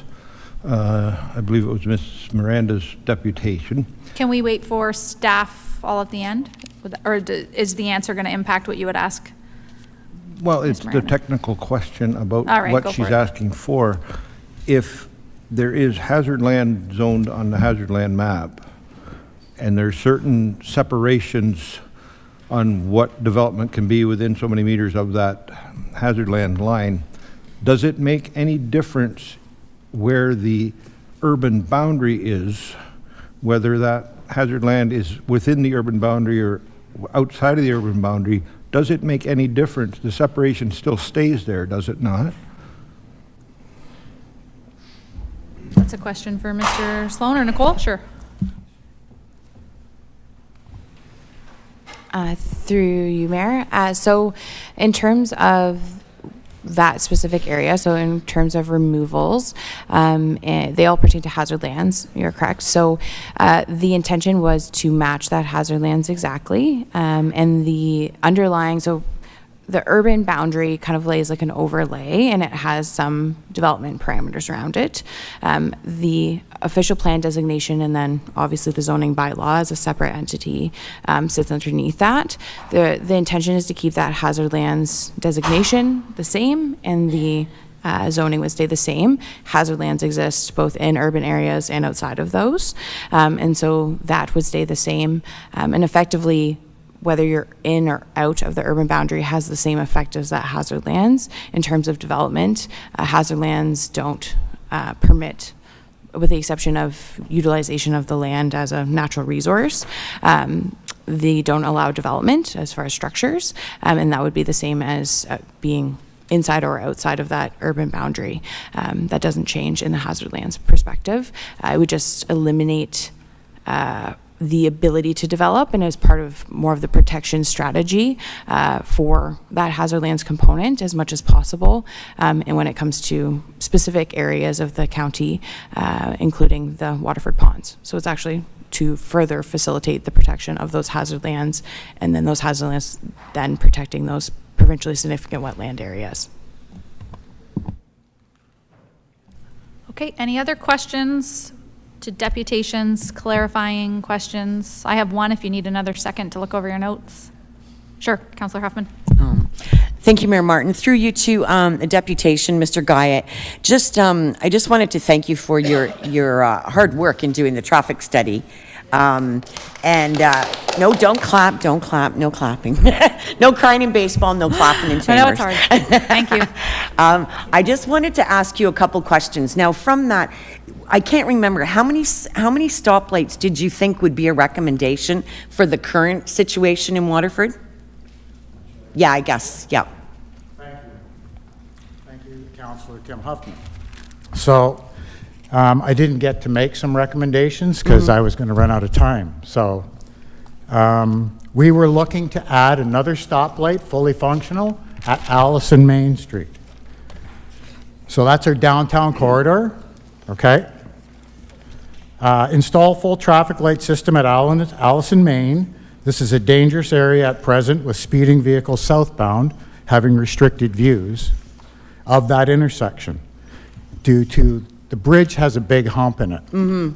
There's a history behind that. I won't get into that, but there is a history as why it has a hump. It was built that way so that train traffic could continue. Even though we were pretty sure we would never have trains again in that corridor, it was recommended at the time to put a flat bridge in, but they put it in as a hump in case. So now 45 or 50 years later, whenever train traffic stopped in that corridor, we're revisiting this bridge construction. So it gives restricted views. And what was noted during the traffic study was that a lot of speeding traffic coming in southbound comes over that bridge with people trying to make left-hand turns northbound, and it's increasingly dangerous. I see cars going around one another at that intersection. Okay. Because of the speed, we need some sort of slowdown and traffic control. That would be an ideal spot for a second full functioning light. In lieu of that not happening, we at least asked that there be a pedestrian crosswalk there, as well as the ones I recommended at Church in Maine and Brown in Maine, where the school crossings are. Okay, so I do want to let you know that it is in front of the Road Safety Committee, a request. There's been 3 now made for a crosswalk at Maine and Alice. And what I can do is I can also encourage them to look at other traffic calming measures. But I just wanted to let you know that that is in the queue right now, not in the works, I won't say, but it's in the queue for the Road Safety Committee to evaluate another crosswalk. Okay, thank you. Okay, I hope great. that answered your question. Just hold on for 1 you. minute, because I'd like to confirm. You did run through it in your speaking note, so I want to make sure that I have it right. Thompson and Main Street, 2-second delay to the lights, add crossing Church and Brown in Maine. And Maine. Full lights, Alice and Maine, left-hand turns is what I wrote. Yeah. Got it. Thank you. Thank you, Mayor Amy. Thank you, Council. I have a question for Mary Elder. Mary, you were speaking about a property name. You used a family name, not the Ryder Farm, the other family for Hoagie. Okay. What is the ID number? I'm not familiar with the landowners' names. I know the ID numbers. I'm not sure of the ID number, but it's on the north side of Wilson Street. Okay, I'll get that from staff. Wilson Ave, yeah. Good, Madam Mayor. I think that's one of the written comments from Mrs. Elder. 18, perfect. Good job, team. Okay, thanks. Any other questions? Councillor Michele, please. Thank you, Madam Mayor. May I ask a question of staff related?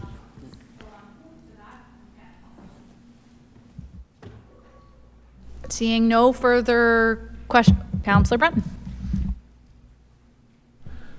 Thank you, Madam Mayor. A question I have is for Mrs. Gibbs there on the last, she showed the photographs of flooding on her property, and she said she's on West Street, and she showed the flooding that took place, and she said the property was a wetland, and I would assume that would have been regulated under the Conservation Authority, Long Point?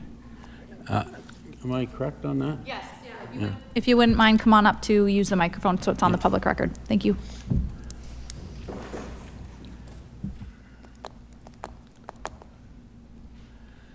I guess my question there is that it shows extensive flooding, and you say when you bought there that was a wetland next door?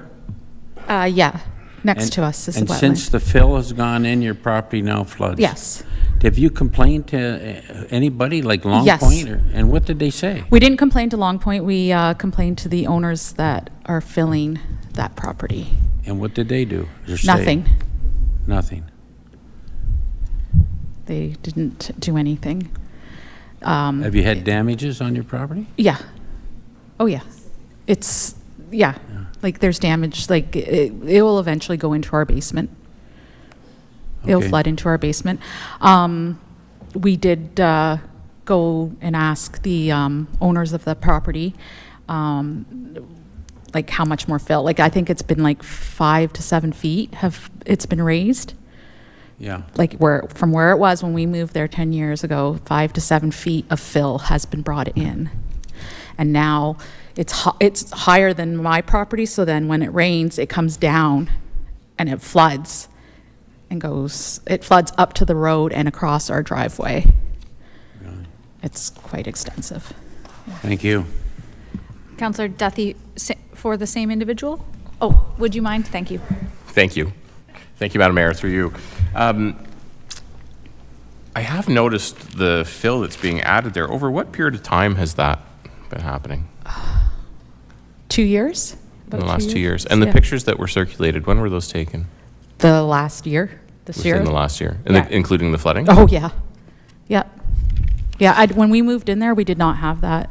Like, it was all trees. It was all, like, beautiful trees, and it was wetland, and seriously, you could hear the animals and everything, and then now it's all You been said something cleared. at the, sorry, if I may, just one more thing. And I feel like perhaps you were rushing because you were nearing the end of your time, but Sorry. you had a comment there at the end that you said sort of in the last years you've gone from, protected wetlands. Could you maybe just sort of reiterate that for me, just so I could make sure I heard you correctly? The land has gone from protected wetlands to possibly a residential development. The development I'm talking about is the, is it woodward trails that are in behind? That's slowly coming towards us. It's on Evergreen, and it's, or slowly coming towards us, yeah. Okay. That the wellhead for Simcoe is on that property. And it could possibly be contaminated if the fill continues to come in. It's not clean fill. It's been used, lately it's been used as a construction site for the tractors and things that are doing the job on West Street. I saw the pictures. Okay. Yeah. Thank you. Councillor Van Andrieschie. Sorry to make you No, stay that's there. okay. Thank you, Madam Chair, and through you. Have you contacted the planning department or engineering or any department of the county to voice your concerns? No. Okay. We were just told that we're allowed to bring this fill in, and that's what we're doing. Who told you that? The owners of the property. I'd maybe at some point in time maybe contact the county. Sure. Thank you. Thanks. Okay. Councillor Huffman. Thank you, Mayor Martin. My question is to Mr. Faulkner. Why were you recommending a 3-week delay in the decision? If you'd like to explain that. I think I know the answer, but I just want to be sure.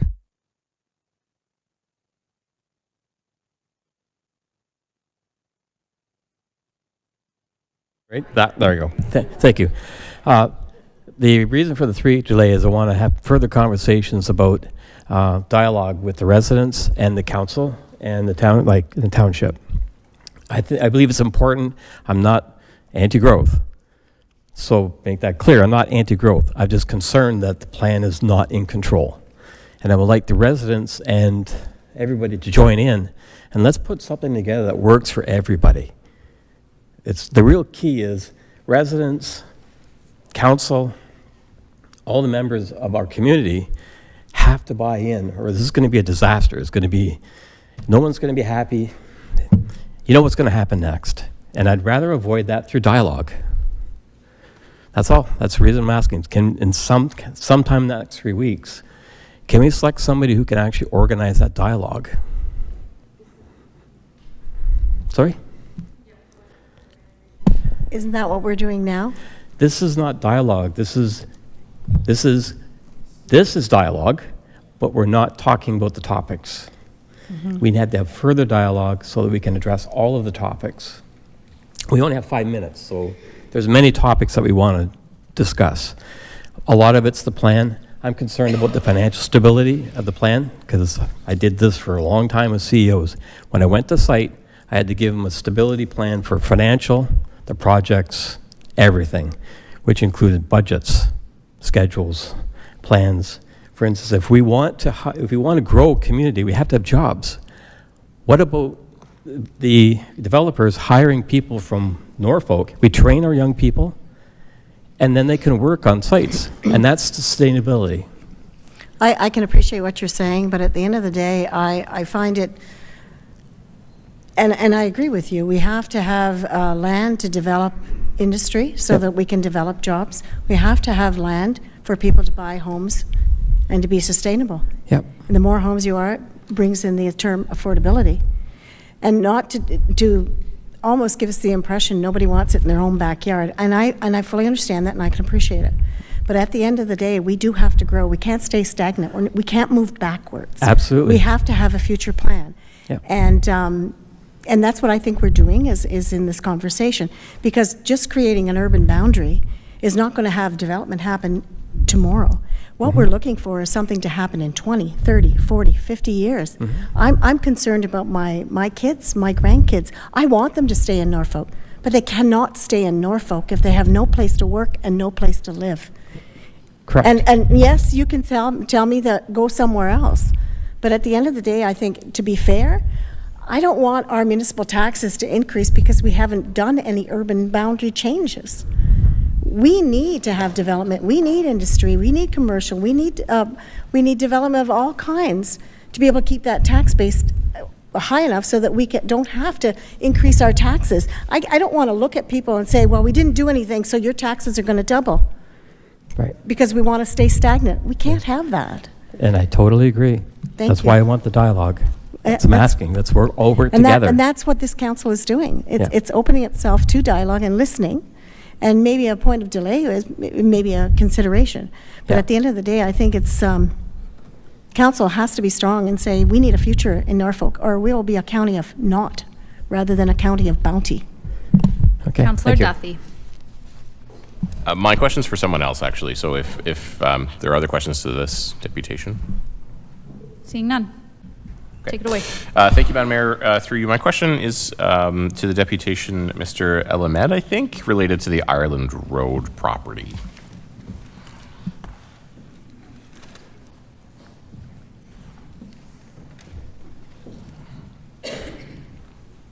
Thank you.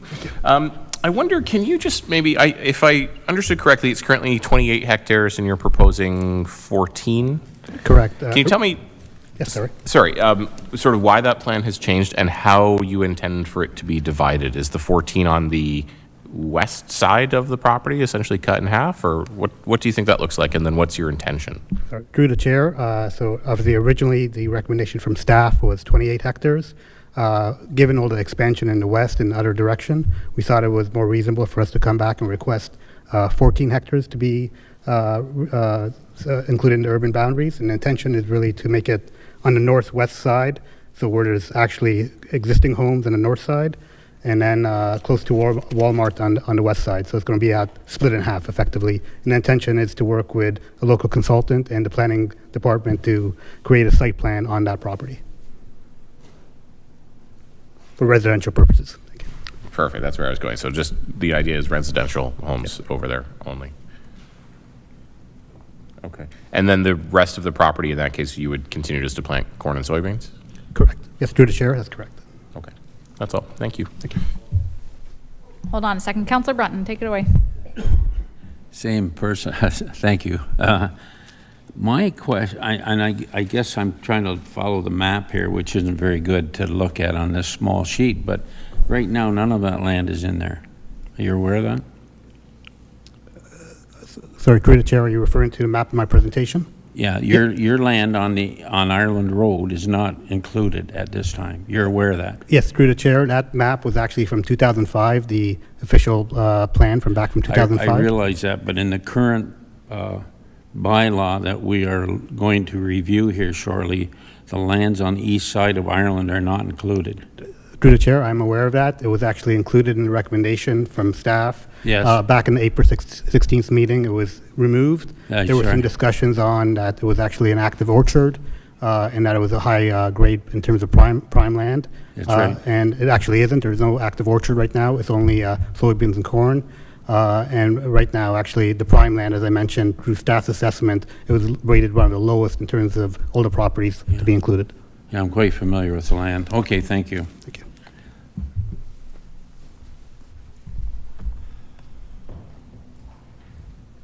Okay, I'm not seeing any other hands, no other clarifying questions. I'll look for a mover and a seconder. Councillor Berry moving? Yes. Moved by Councillor Berry, seconded by Councillor Michelli to receive. Madam Mayor, I'm sorry. Go ahead. Would this be my opportunity to ask that question of staff that I wanted to ask earlier? Right after or this. Are we waiting for this? Unless Okay. it's going to change a question that you'd like to pose to one of those deputations. We're just going to receive the deputations as information and go on. that's fine. And then in that event, I will second. Okay.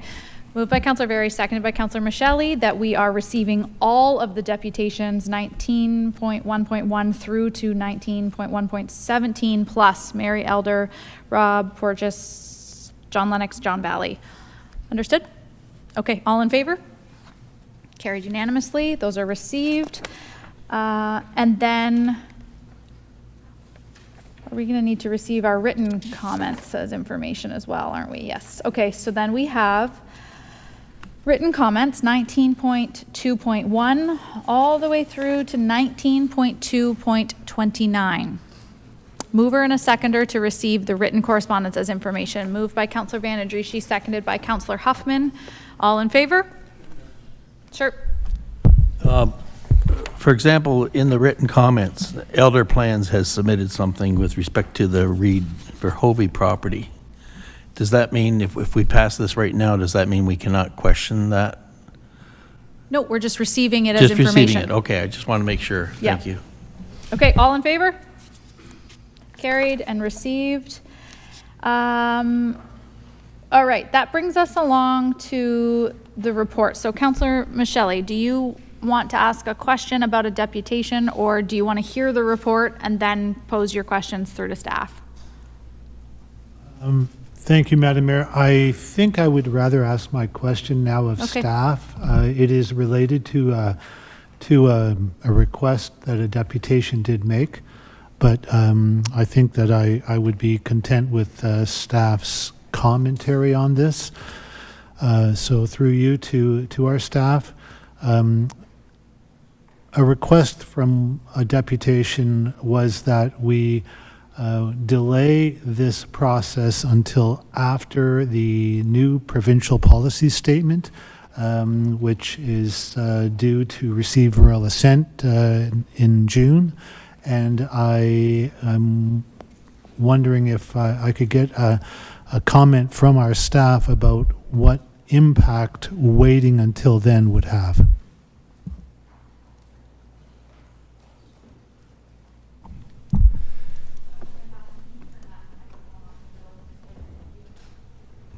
Thanks. Through Madam Mayor, maybe I'll provide some initial response if anyone else wants to chime in. So we are aware that there is a draft provincial policy statement. It's not in effect at this time. The wording may or may not change. We have basically conducted a municipal comprehensive review. We've done a body of work. We'll talk about it in a moment as we introduce the staff report. It does look at the existing and follows the existing and consistent with the existing provincial policy statement. While we haven't done a comprehensive review of the new one, I think at this point in time, the work that's been done to date should be more than sufficient to meet those new policies. The other part that we're at in council's decision, so council's decision would be adopting a bylaw, and that would go to the approval authority of the province. And so essentially the province can evaluate and they can take many different directions. One of those could be, they could, if something changes in the new PPS, they could send it back to the county for any updates to make sure it's consistent. So that is one possibility of what could happen. We can talk a little bit and summarize the process. This has been a bit of a long process to get to this point. We do need to have something to move forward with. I'm not quite sure if that's fully sufficient of the answer, but I'm not sure if deferring or delaying by a couple weeks will totally change the nature of it. Thank you, Brandon. Then I will look forward even more to the report. Thank you, Madam Mayor. No problem. Al, do you have a comment? Sure. Through you, Madam Mayor, I would say the following. If the question was if we defer the process and await for the new provincial legislation to come forward, would that provide a different outcome to the exercise? I would suggest likely not in its current form. In fact, I would suggest that the proposed new provincial policy statement will make it easier for land to be developed, not harder. Question for staff? Yes, Madam Mayor, I was just wanting to ask the question. Has the Ministry of Municipal Affairs and Housing, the local staff that kind of watch what we're doing on a monthly basis, are they fully aware of where we're at with this official plan and the growth study. Through the mayor, the ministry has been part of the growth study that was conducted over the past year and a half. In fact, they were coordinating all of the provincial agencies, so there's been several meetings and input or feedback through that forum. They are aware of the official plan amendment. It has been and was circulated to them. They are aware of where we're at with the council direction and decision. And then they would be receiving the information after the council decision and then have their deliberations for it. So you're not saying that they're supporting us to date, you're just saying they're kind of watching over us? Through the mayor, I think that might be a fair statement, that they are aware. They want to make sure that we're following provincial policy, asking that we have been looking at and evaluating certain items, which we have been looking at and evaluating and coordinating and getting that information. The ministry, I don't think usually identifies whether or not they would approve, revise, or modify, as it's called, or refuse or wait on an amendment that a municipality adopts in advance of that, but they would review it and then they would send comments back to us, and at that point in time we would know whether or not we need revisions or they're going to approve or any other action. Councillor Vanden Drieschie. I mean, we've got a whole staff report to get into that you can still ask questions on, just so you know. Oh, you don't have to, but if you have something that you need pressing, go ahead. If I may. Go ahead, yeah. My curiosity is this: those who have made a presentation and are not included in the boundary and wish to be included in the urban boundary expansion, how do we handle that if this is, how do we handle that? If, say, for instance, we think that maybe certain parcels should be added in? Through the mayor, perhaps what I would suggest is if we introduce the staff report in the bylaw, and we can provide some dialogue, and then we'll take our direction from the logistics and of our meeting as to whether or not if council wants to do any direction. I think maybe there's just some additional information that may help, and it depends on what happens with the final new any provincial policy statement. But essentially, if it goes forward in its current form, there is an opportunity in the future that landowners could actually do an application. So there may be in the future individual, we'll call them site-specific lands that could apply for this consideration. The other thing is that the municipality, when we have a new official plan, and our requirement currently is to update it the first 10 years and then 5 years thereafter. So we would be looking at an update in 2028 of our 2018 official plan. Councillor Brunton. Thank you, Mayor Martin. Excuse me. My question to Brandon is, in your comments, Brandon, you just mentioned that the province are watching over us to make sure we're following the provincial policy statement, correct? They're watching us. I don't know how close, but they're watching us, right? I mean, are they? Yeah, the question is, are they watching us or are they watching everyone? All right, my point is this, to see if we're following those policies. Well, to date, we haven't followed our own planning policy, the provincial policy, the official plan.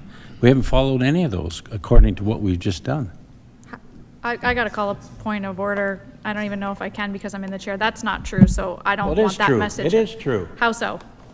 Well, what's our provincial policy say about certain things within what these people have said today? So staff can speak to the report when they do that, and staff have written in the report that I hope you read that it meets provincial planning policy statements. No, I disagree So with that statement is offside because this council is going to be painted with something inappropriate on a decision that we haven't even made. Staff can speak to that. Council, any disagreement? Didn't think so. I've got a couple comments that I'd like to make before we get into the staff report here. Because more than anything, I think our community deserves the facts moving forward, and I really appreciate everyone's time coming to speak to us today. To be transparent, this meeting is not a part of the provincial planning policy. We didn't need to have this. I'm not saying that because we want a pat on the back. I'm saying this because we appreciate you coming forward and your information and perspective is valuable. So we wanted to hear from you. Thank you for coming today. Thank you for everyone who sent letters. But no, Norfolk County is not rushing this process to beat a new plan. In fact, it started back in June of 2021. Initially, staff began a comprehensive review.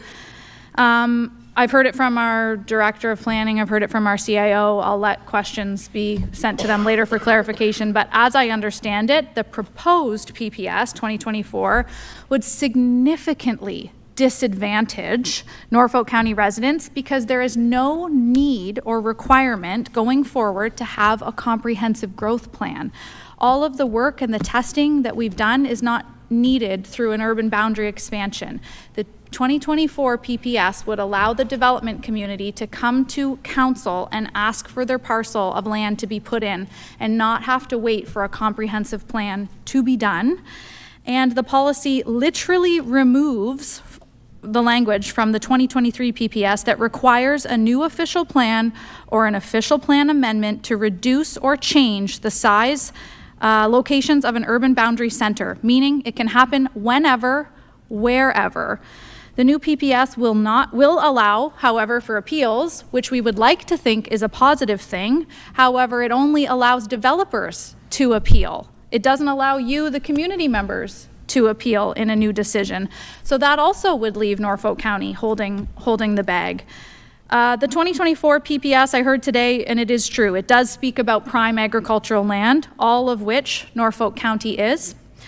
It also speaks about specialty crop areas, which is what Norfolk County almost exclusively grows. So moving forward, each and every time we do one of these exercises, unfortunately, based on our rural nature, we will be talking about ag land and we will be talking about prime ag land. However, what I haven't heard here today, despite people touching on it, and I have a direct email from the Ministry of Municipal Affairs that says all of those above related points about agriculture, prime agriculture, and specialty crop areas only need to be, and I directly quote, considered. No shall, no must, considered. That is what the new 2024 PPS says, and that is a direct quote from Municipal Affairs. The new proposed PPS is created with a mandate to increase housing supply, to make lands available for development, to provide infrastructure to support development. There is no way that a new 2024 plan under this provincial government with those pillars is going to preserve farmland and not encourage housing. So I really want to share that information with you because I caution what has been shared here today. I have links to the new PPS proposed 2024. I'm happy to share out. You do not need to take my word for it. You can read about it yourself. I have peace of mind knowing that a plan was developed here in Norfolk County, and I don't expect everyone to like it. I respect your decision. But a plan was created here in Norfolk County that went through regimented studies and consultation and questions, cultural heritage features, agricultural features, infrastructure. It was all considered, and many of those factors are not in that new provincial policy statement. If we wait for that, half of this stuff will not need to be tested, tried, and true. So as a reminder, before we go into our staff report, this is a provincially mandated exercise that our municipality has to do. We've never done it before in Norfolk because we've had enough land, but now, we don't. And so what I want to raise with you is while there have been no decisions made on land and on development files, there will be significant consideration made for housing, for new commercial space. I've heard community members ask for grocery stores, for schools, affordable housing, seniors housing, healthcare, hospital, hospice, industrial land for jobs, and more. All of that can go into this plan, and it has not yet been decided on. Without a plan, Norfolk will continue to grow in a piecemeal fashion, just as we have for the last 23 years. And to me, that has looked like housing here and housing there and pop-up development here and pop-up development there. So, it's a preliminary land use exercise. No development files have been approved. The report directly states from our staff, agricultural impact analysis was completed and conforms to the policies and the plans and is completed to the satisfaction of the county. I want to touch on one other thing here that is really important because we need the full story out. There is, council, for your information, I put it on the public agenda. So under communications on 8.2, you'll see GIS map Simcoe. 2 of our deputations brought forward that map today and put it up on the screen, although it was titled as Brunton's map, so that's strange. Anyways, mine's on the public agenda for you. It is the wellhead protection area of Simcoe. It is important. Councillor Brunton raises a good point. It is something that should be considered. I got this map from our county GIS system, and I spoke with our staff, and I'm sure they're happy to speak to it today, so you don't have to take my word for it. Please take a look at this map, or staff, you can pull it up on the screen. That would be appreciated. You can see it's color-coded by areas of concern. A, B, C, D, E. The red and orange are of high concern. The orangey yellow to lighter yellow are of less concern. This is on the public agenda for everyone to see. That's the wellhead protection area, and much of the high density already has development on it and has had development on it for some time now.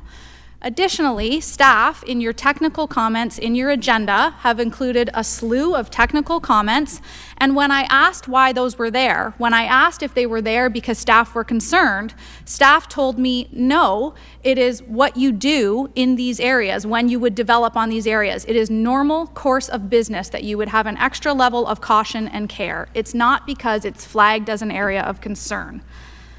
That's really important to me because I don't appreciate a narrative that we're impacting our community's drinking water when designated professionals are telling us that we are not.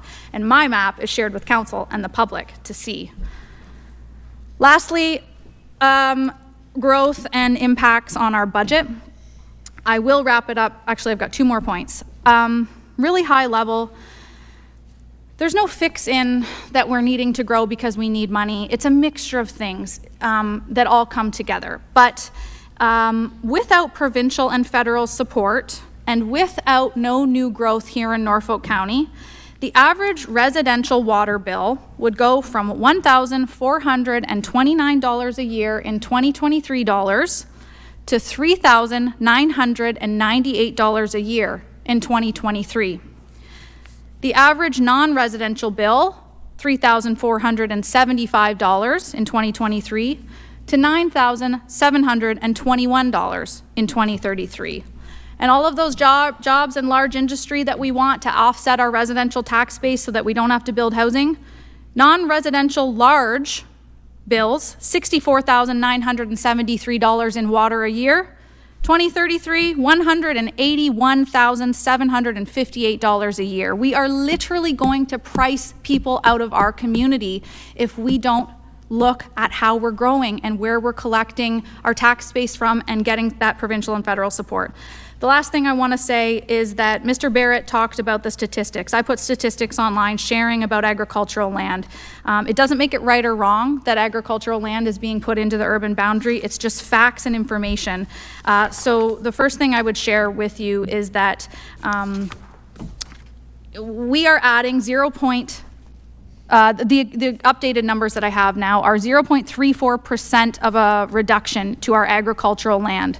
We're adding 1,354 acres of ag land into the urban boundary, and that leaves Norfolk County with 54.82% agricultural land. Of the land we are adding in, it has a 58% residential use and 42% employment or major institutional use, which is a wonderful mix in a plan like this. It's not just all housing. And Mr. Barrett asked us to take a look at the remaining land and add it into the urban boundary. And I believe I've got the numbers right. I stand to be corrected. If not, I was writing it down quickly. 177, 268 non-agricultural acres to develop on. Norfolk County is 25% forestry. If you want us to save the farmland and clear-cut trees, that's our viable option, or hazard land. And I'm not trying to be cheeky, I'm just trying to share all the information so you can make an informed decision. Outside of agricultural land, if we tap into the remaining land we have, it's hazard land or it's forested tree coverage area. So with that, I'll stop my ramblings. Thank you for listening, and I'll pass it over to staff to introduce the final report. Councillor Van Passen? Well, I have a little worry that I've been listening to these comments all day, and there is one little technical thing that I have to clarify. Norfolk County grows a lot of specialty crops. That is true. We are the most diverse agricultural area in the Americas. But we don't have any specialty crop areas as designated under the Planning Act. The only ones I know of are places like the Niagara Peninsula, there's parts, the Holland Marsh. So to keep talking about what the rules are in the provincial policy statement about specialty crop areas, we have none. We are prime agricultural land, yes, but there is no specialty crop area in Norfolk County, so that part of the PPS does not affect us. We didn't break it. Yeah, well, we can't. Thank you, Madam Mayor, and good evening. So for the item that's before Council tonight regarding the amendment to the official plan, or we may refer to it as OPA as the acronym, staff did provide a fulsome presentation in April, but it might be helpful for Nicole to briefly summarize the process to date on the comprehensive growth study, along with our official plan amendment update regarding the planned growth over the next 25 plus years. And then essentially with the direction and decision made at the legislated special council meeting in April, staff are providing the revised map schedules, the updated policies as part of the bylaw for any council adoption, which would then go to the province as the approval authority, as mentioned earlier.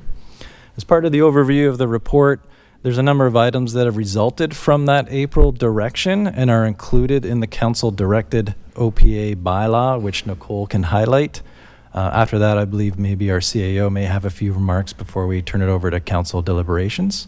But with that, Nicole, over to you.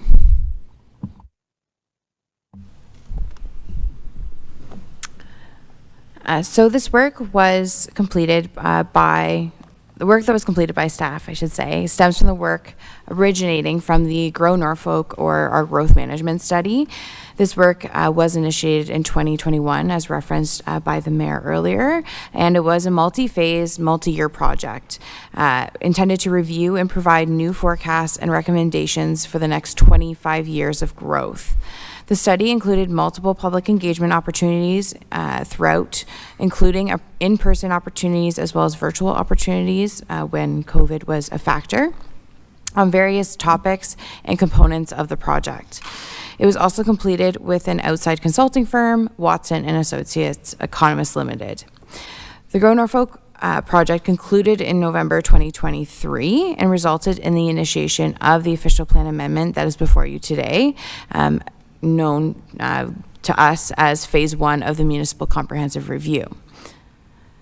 A public information center was held on February 9th, as Brandon mentioned, on the draft urban settlement boundaries, and a draft mapping regarding the proposed employment area conversions was also provided.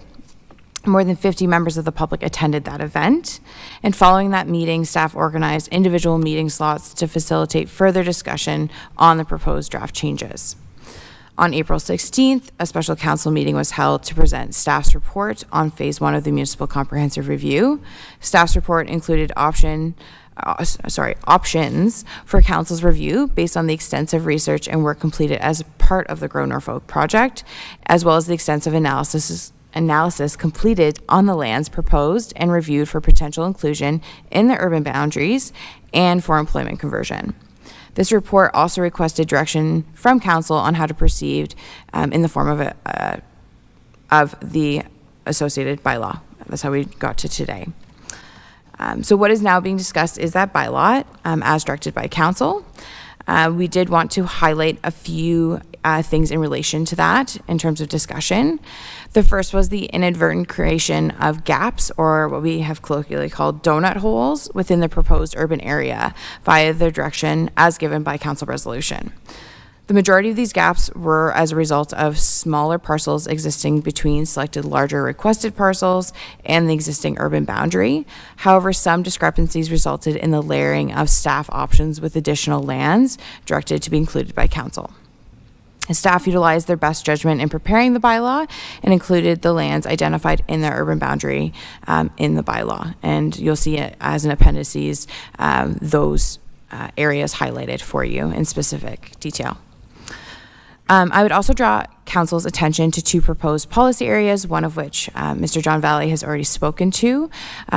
So the first one recognizes lands which should be subject to community plans, which is kind of like a secondary plan process.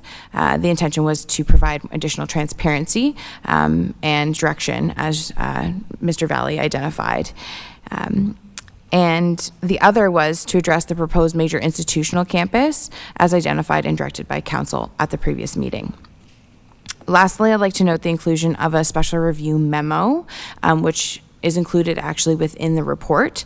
This was at the direction of Council, and it pertains to lands located southwest of Cortland, and was deferred, an item that was deferred for further discussion at the previous meeting. And with that, we'll pass it to Al for further comment.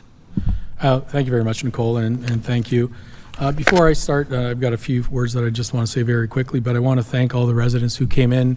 Clearly a lot of passion, not only from those who have been lifelong residents, but also those who are recent move-ins who came in as a result of some recent growth. A lot of concerns raised in terms of some of my notes in regards to, police fire bylaw, preserving natural spaces, hazard spaces. A lot of discussions in regards to whether growth is proper in certain neighborhoods in certain areas. I just wanted to make it clear that, and I think the mayor touched a little bit on this, is the county doesn't have the opportunity to say no to growth. We follow provincial legislation, and I'll go through it, but just saying no to growth isn't an option that any municipality has. And I will point that with the recent investments in Southwest Ontario, 45-minute drive from Norfolk, where they're building the largest or the fourth largest factory in the world, growth is going to come to Norfolk whether we want it or not. You're going to have industrial lands that we're going to desperately need to try to capitalize on supply chains. We're going to need some housing for workers who are going to want to move to Norfolk and enjoy the beautiful Norfolk that it is. So just to let everyone know that while I appreciate some of the thoughts and some of the concerns, we need to live within the provincial reality, and we are a creature of the province, and we don't have the legislative authority just to say no. And I just wanted to say that following a long and comprehensive process and consistent with the legislative framework that municipalities are required to follow as specified by the province, a special council meeting was held on April the 16th. At that time, staff, after considerable time and effort, presented options for council's consideration, and council, after a lengthy, thorough debate and deliberation of options, made a series of decisions on each of our settlement areas. Staff were directed to return today with the bylaw that captured that direction, and that's the reason why we're here. I understand change is difficult, and I understand that there are members of the community that are expressing their thoughts about the decision that council made and even suggesting that Norfolk further delay this direction. As you know, since you were elected in 2022, I've been advising this council that you would be faced with very challenging issues and that courage would be required. Norfolk is at a unique crossroad. You're looking into the future and making decisions today that will serve future generations well, or you're going to continue to defer important decisions for future generations to grapple with and be more constrained by the lack of decision making. I suggest that further deferral is not in the best interest of Norfolk. Growth is inevitable, and you have had the opportunity to put your experience and knowledge into the decision you made last month. The province has indeed introduced proposed new legislation after more than a year of discussion with stakeholders, and the new draft provincial policy statement will likely be passed by the provincial legislature later this year. We don't have an exact date yet, but we also had previous draft legislation that we were told was going to be passed last year, and it wasn't passed, so we don't have a firm date when that new provincial policy statement will be passed. But to be clear, the new legislation is aimed at, and I would encourage everyone to research the new legislation, it is aimed to facilitate growth, not stop it. It's intended to increase intensification. It's intended to promote a mix of housing options and it is intended to remove barriers to assist with the housing supply action plan, which is 1.5 million homes by 2031. So the thought that the new legislation that's being proposed would somehow help defer growth, I don't see it. In fact, when you look at how the legislation was passed, it was passed along with Bill 185, which was a companion sort of omnibus bill, which was meant to cut red tape to build more homes. And so that's where we're going with this. To suggest that the new PPS will help to defer or limit growth and or protect lands from development does not seem consistent with the priorities of the provincial government. They have 5 distinct objectives within that new legislation. Generate appropriate housing supplies, make land available for development, provide infrastructure to support that development, balance housing with resources. It's all there if you look at it. And let there be no confusion as we separate fact from fiction. The new PPS is aimed at increasing the housing supply by streamlining existing policies and giving municipalities like Norfolk direction, encouragement, and flexibility to achieve more housing. In fact, the new PPS eliminates the very concept and process that we've been following for the last few years, trying to protect the specific areas where we're trying to direct growth to. In other words, the long process and review that council and staff spent considerable time on in terms of the expansion would no longer be a requirement. The province is no longer requiring the extensive process that this municipality has gone through to try to identify where growth should happen. I'd encourage everyone to look at that statement and specifically review sections 2, 3, and 4, amongst others. The proposed changes would not, in my opinion, make growth more difficult for those who want to develop. They would, in fact, make growth more likely with reduced municipal authority to direct and limit that growth. As we all know, Norfolk is not a for-profit business, but we are an operation dependent on revenues to pay for the delivery of valued services. Without additional alternative revenue sources, the only firm income council has is property taxes. As council knows, we are facing some very difficult and challenging financial realities, and the one tool available to Norfolk is increasing employment and residential tax assessment, so those of us here today can deflect some of those costs and share the financial burden in future years with new property, commercial, and industrial taxpayers. The growth plan that council has decided is an exciting and appropriate mix between employment and residential development. In fact, I would say that when the analysis is reviewed and understood, the mix is an excellent one for municipalities. There's an appropriate mix here of new employment lands along with residential lands. And to be clear, growth is necessary just to remain the same. In the absence of growth, things will become less affordable. Growth allows for new employment opportunities within our borders and giving those working-aged individuals within Norfolk an opportunity to live and work within our borders. In other words, growth allows the possibility of maintaining the current living standards, service standards, and affordability checks. It provides for additional choices of where to live and work. It results in higher property values. It stimulates greater opportunity and revitalization, and it provides for more consumer choices, amenities, and social diversity. For context, I'm not sure everyone knows this, but Norfolk is the 8th largest municipality in Ontario when measured by land area, the 8th largest.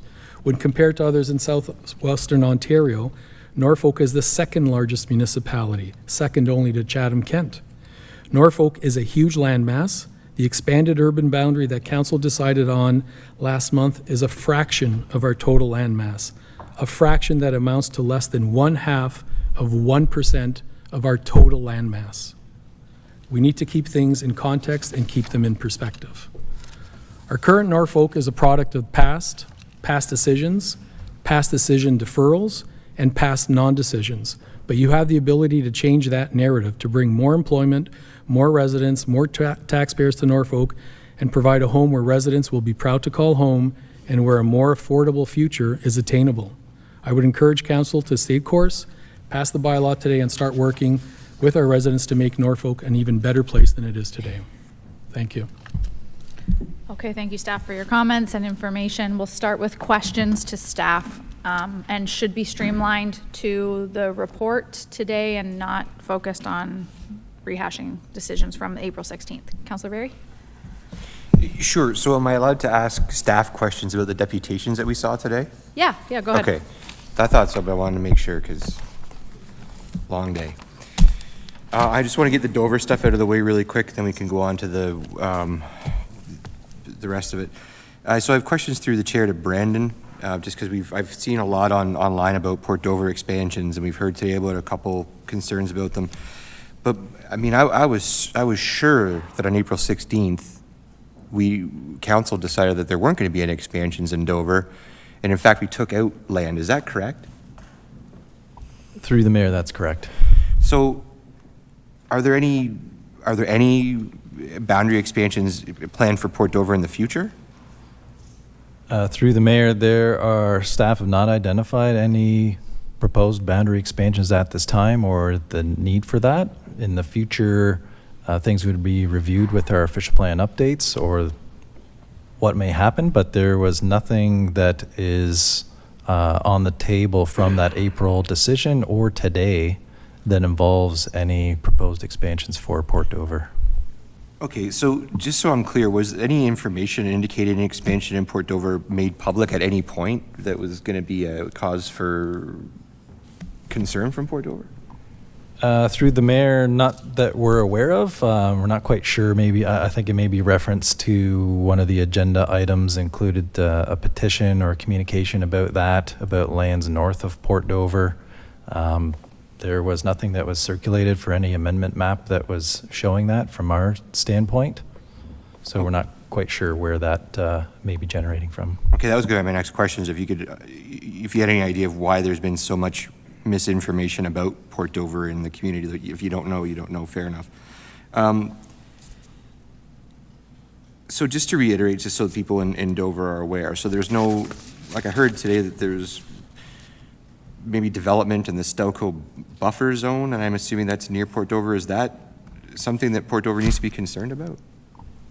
Through the mayor, that is likely referencing the industrial influence area that is surrounding Nanticoke that goes within our official plan, and that's generally an off-limits area for future development at the present time, and that is a factor as part of the growth study that was done. So there was nothing that was proposed in that area. Okay, so it was never proposed to go into that area at all then? That's correct. Okay, so, all right. I guess those are all my Dover questions, so I appreciate, oh, sorry, and I just want to make sure, all this information that I'm asking you about right now, was that publicly available before right now? Like this circulated to the public that we actually took land out, that there was no proposed boundary expansions in Dover? Like this has been very public, right? Through the mayor, yes, that is, and just to further clarify the previous statement, there was nothing proposed from staff nor part of the council direction. Right. There was a submission of a request for in that area previously as part of it, and a deputation related to that tonight. But anybody can request anything at any time. It's not really. Through the chair, the current process under the provincial policy statement as it exists was part of this process. There could be requests, and that's exactly what we dealt with through the past year and a half, and that council dealt with in April. Okay, so I guess where I'm going is I just want to waylay any concerns of people in Port Dover that this is not affecting that word. I got to ask the mayor a question though too before I continue. Is this a time where I would ask all my questions to Brandon about all of them, or should I just stick to this community and then let everyone else have a chance, or what do you want me to do? All the way. Okay, sorry everybody, please just put up with me and maybe I'll cover some of your bases too. So I've heard, we can't develop without water and infrastructure and whatever else. Of course that's true. Would any developments be approved without sufficient water and infrastructure? Through the mayor, that is one of the focus points for the approved growth scenario, is focusing development on the serviced urban areas and those that have existing and planned infrastructure. So new development in these areas would be required for municipal services, and that's something that's been part of this analysis and also would be at the next steps as well when we do a servicing strategy for any of the new lands. Okay. When any future developments that come before council for consideration also require public consultation? Through the mayor, as it currently sits, if there is development applications, so if there was, let's say, a site-specific official plan amendment or a zoning amendment, there would be public consultation. If there is a subdivision, currently Norfolk is still doing those as public hearing committees, and it's a council meeting. And also the next step of doing the plan for each community, for Delhi, Waterford, et cetera, and that servicing strategy, that would also be a public process as well. Okay, so people will have a chance to consult and to be consulted and have a chance to have their say as they always have done. Okay. Nicole, sorry, I said okay, Nicole was nodding, so I took that as she probably knows just as much as you do at this point. All right, I think that's it for me for now. Thank you so much, Brandon, for everything and making sure that all that was publicly available and in a publicly shared document on the county's website. Appreciate it. Thanks, Councillor Berry. Councillor Columbus. Thank you, Madam Mayor. And I have a real concern with respect to the site-specific policy area, which is the southwest corner of Simcoe. Nothing to do with the Kent Creek watershed or anything like that, but my concern is the transparency of this. I haven't seen any information put in front of me as to what all the alternate sites were that were studied for a hospital or campus care. And I think as councillors, we should be aware of those analysis, of those other sites that were examined. Because in the end, I would imagine somebody's going to come here cap in hand and they're going to want some dollars for that. I think it's important that we see that information for transparency purposes. Maybe some of you have seen it, but I haven't seen it. I've tried to get it and no luck. And like I said, it's got nothing to do with the water issue of Kent Creek. It's just, I think it needs to be put out better for us so we can evaluate it. Sure, I'll let staff speak to that. Sure, I can certainly start, Madam Mayor. I would say that is an ongoing situation. The hospital CEO. Madam Mayor, I just wonder, and with respect, I hate to interrupt our CIO, but I'm just wondering if we should make a motion to continue this meeting past the hour of 8 o'clock. So you're feverishly waving, and I'm telling you, I'll come to you. You're moving that motion? I am. Okay, seconded by Councillor Berry. All in favor? Thank you. So through you, Madam Mayor, to Councillor Columbus's question, the hospital CEO and I are in constant contact. The deliberations in regards to a new healthcare campus continues. There has not been a firm decision just yet. I would suspect that at the appropriate time, there will be a report to council that will share all of that information with council members. And you will have all that information. There's nothing secretive about it. It's just while there's negotiations ongoing, you don't want to have those in a public forum. So with that, Madam Mayor, should this not be excluded? The identifying those lands be excluded? It is 237 acres, as noted in the report, so that we are aware of all the other sites that have been analyzed or are being evaluated for consideration. Through you, Madam Mayor, I would suggest no.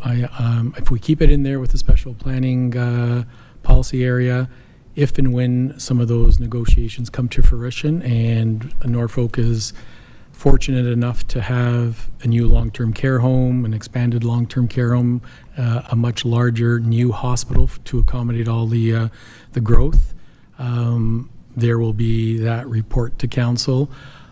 If those negotiations aren't successful and there isn't a need for those specific areas to have major institutional, we will cross that bridge when that time comes.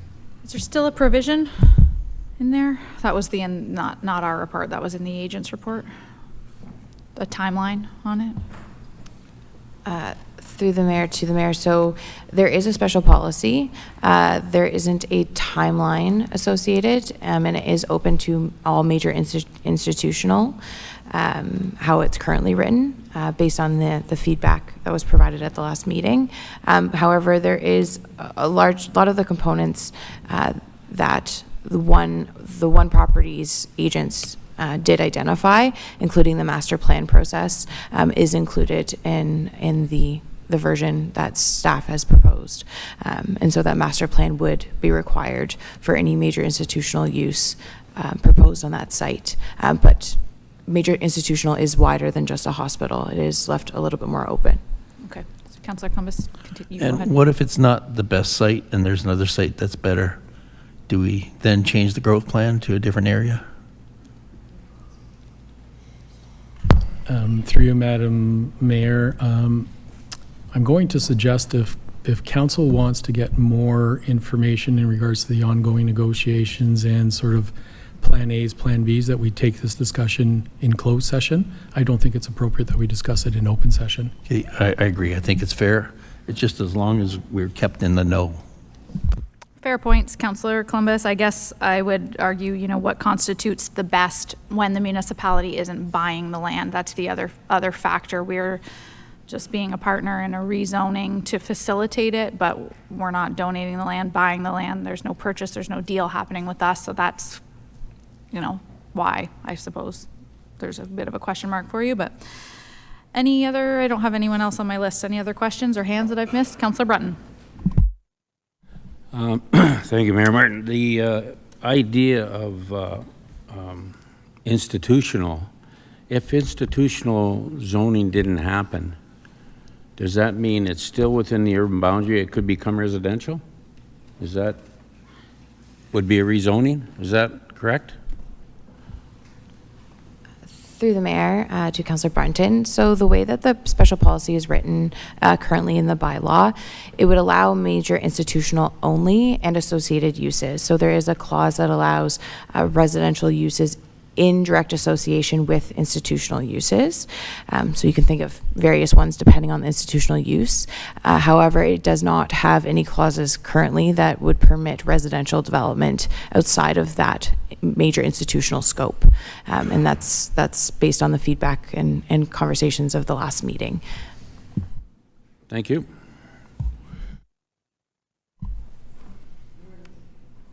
Go ahead, please. Sorry, Mayor Martin. What direction are we going after this? Have staff done their piece? Staff are done. Questions to staff? I want to review my notes for a couple of questions, but I don't necessarily have, well, no, I guess I do have a question, but I don't want to be out of line in terms of, there'll just be one question, some statements, and then a question regarding April 16th meeting. I don't want to I won't rehash the whole meeting. Do I have that? Go for it, and if it's okay, super repetitive, I'll shoot you down, but sure, okay. Try it. All right. I won't be super repetitive, I don't think. So anyways, obviously, I think the consensus around this table in this building tonight has been development is inevitable. We know that we need to grow. I've been waiting for this since my first term and knew that, you know, there was going to be growth and that there would be some change in Waterford. I guess I already thought we had experienced it with 574 units kind of in the queue right now that we're waiting for.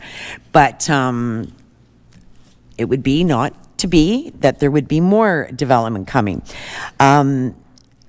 I guess that's why I've always wanted a secondary plan for Waterford, and I guess now from staff speaking to it, we will get part of that. I guess the part that I'm most concerned about is that we ended up getting both the north and the south at the same time for development, and just wondering if staff could speak to that.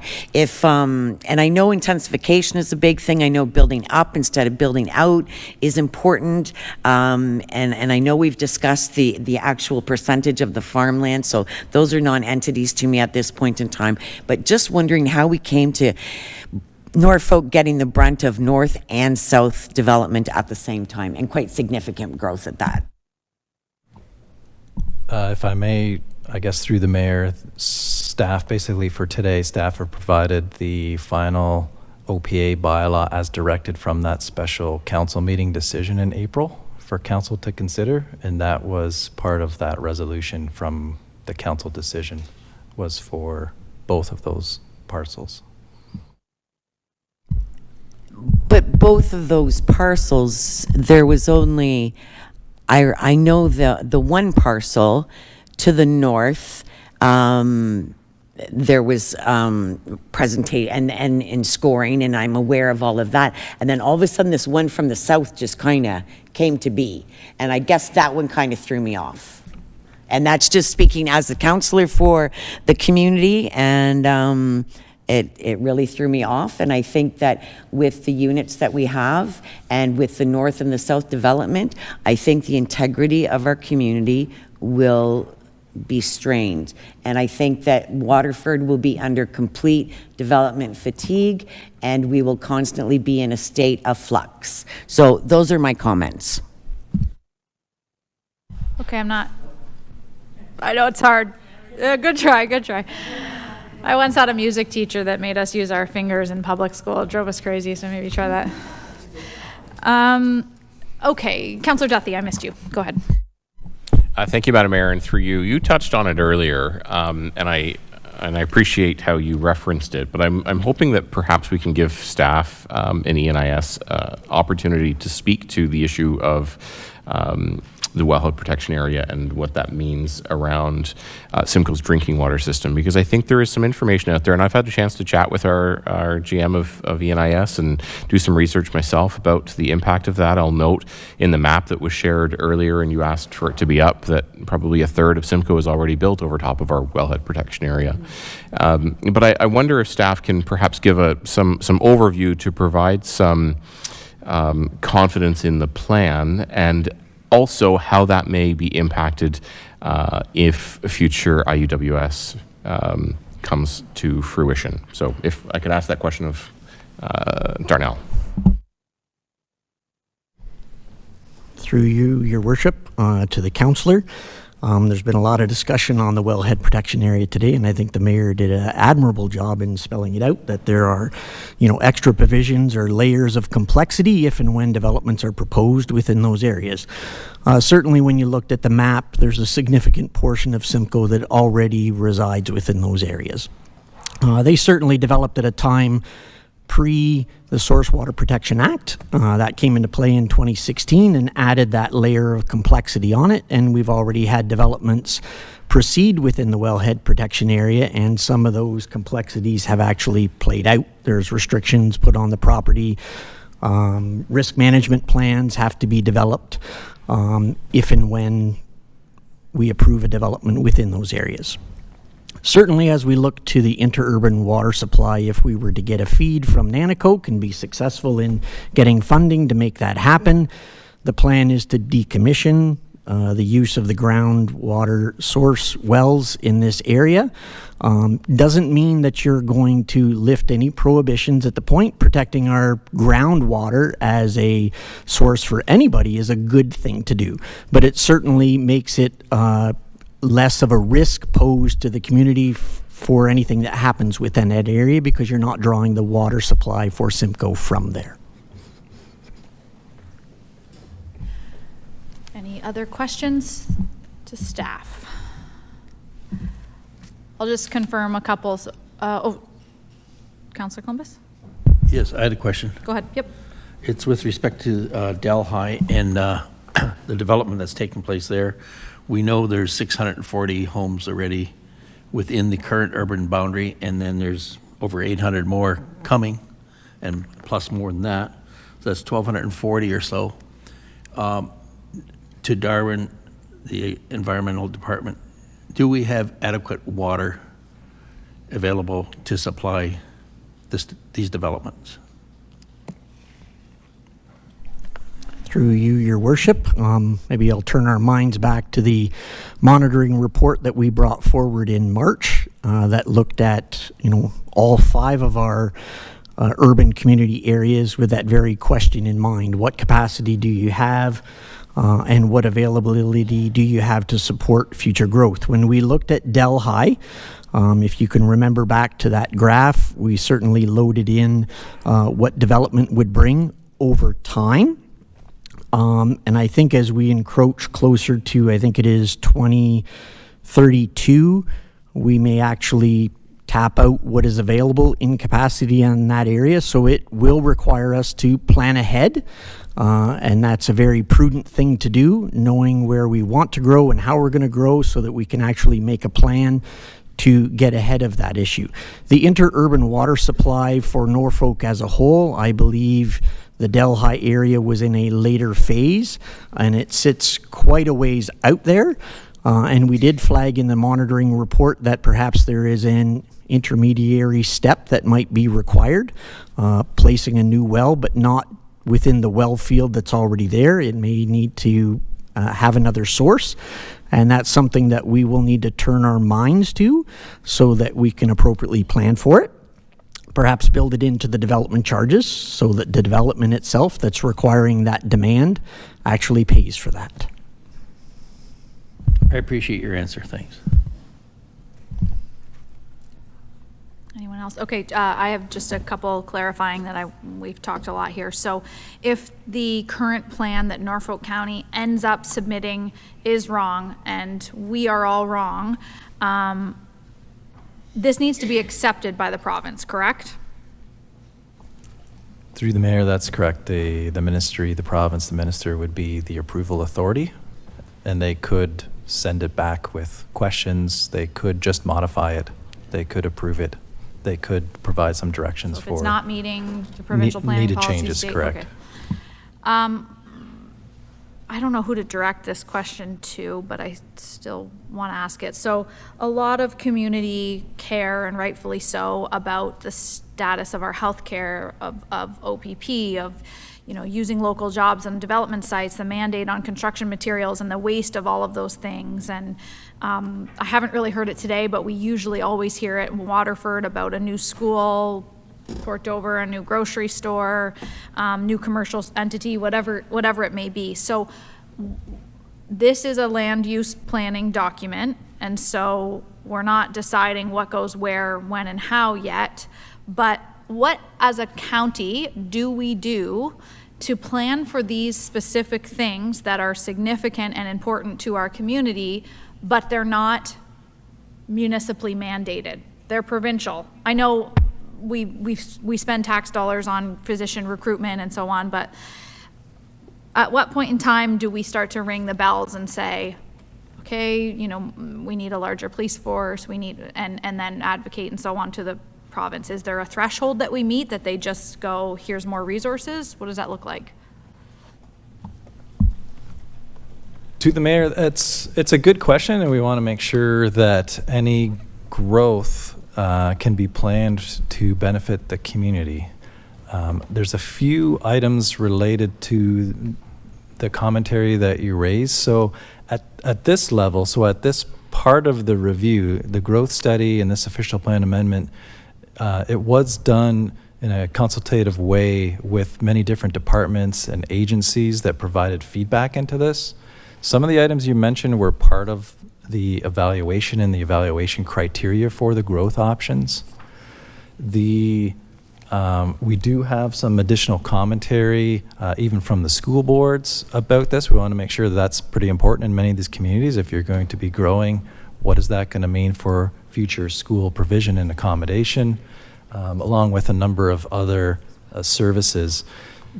It is part of what's currently included when looking at settlement boundaries, is to look at infrastructure, but also public service facilities. Public service facilities include some of what you described. That also includes like recreation.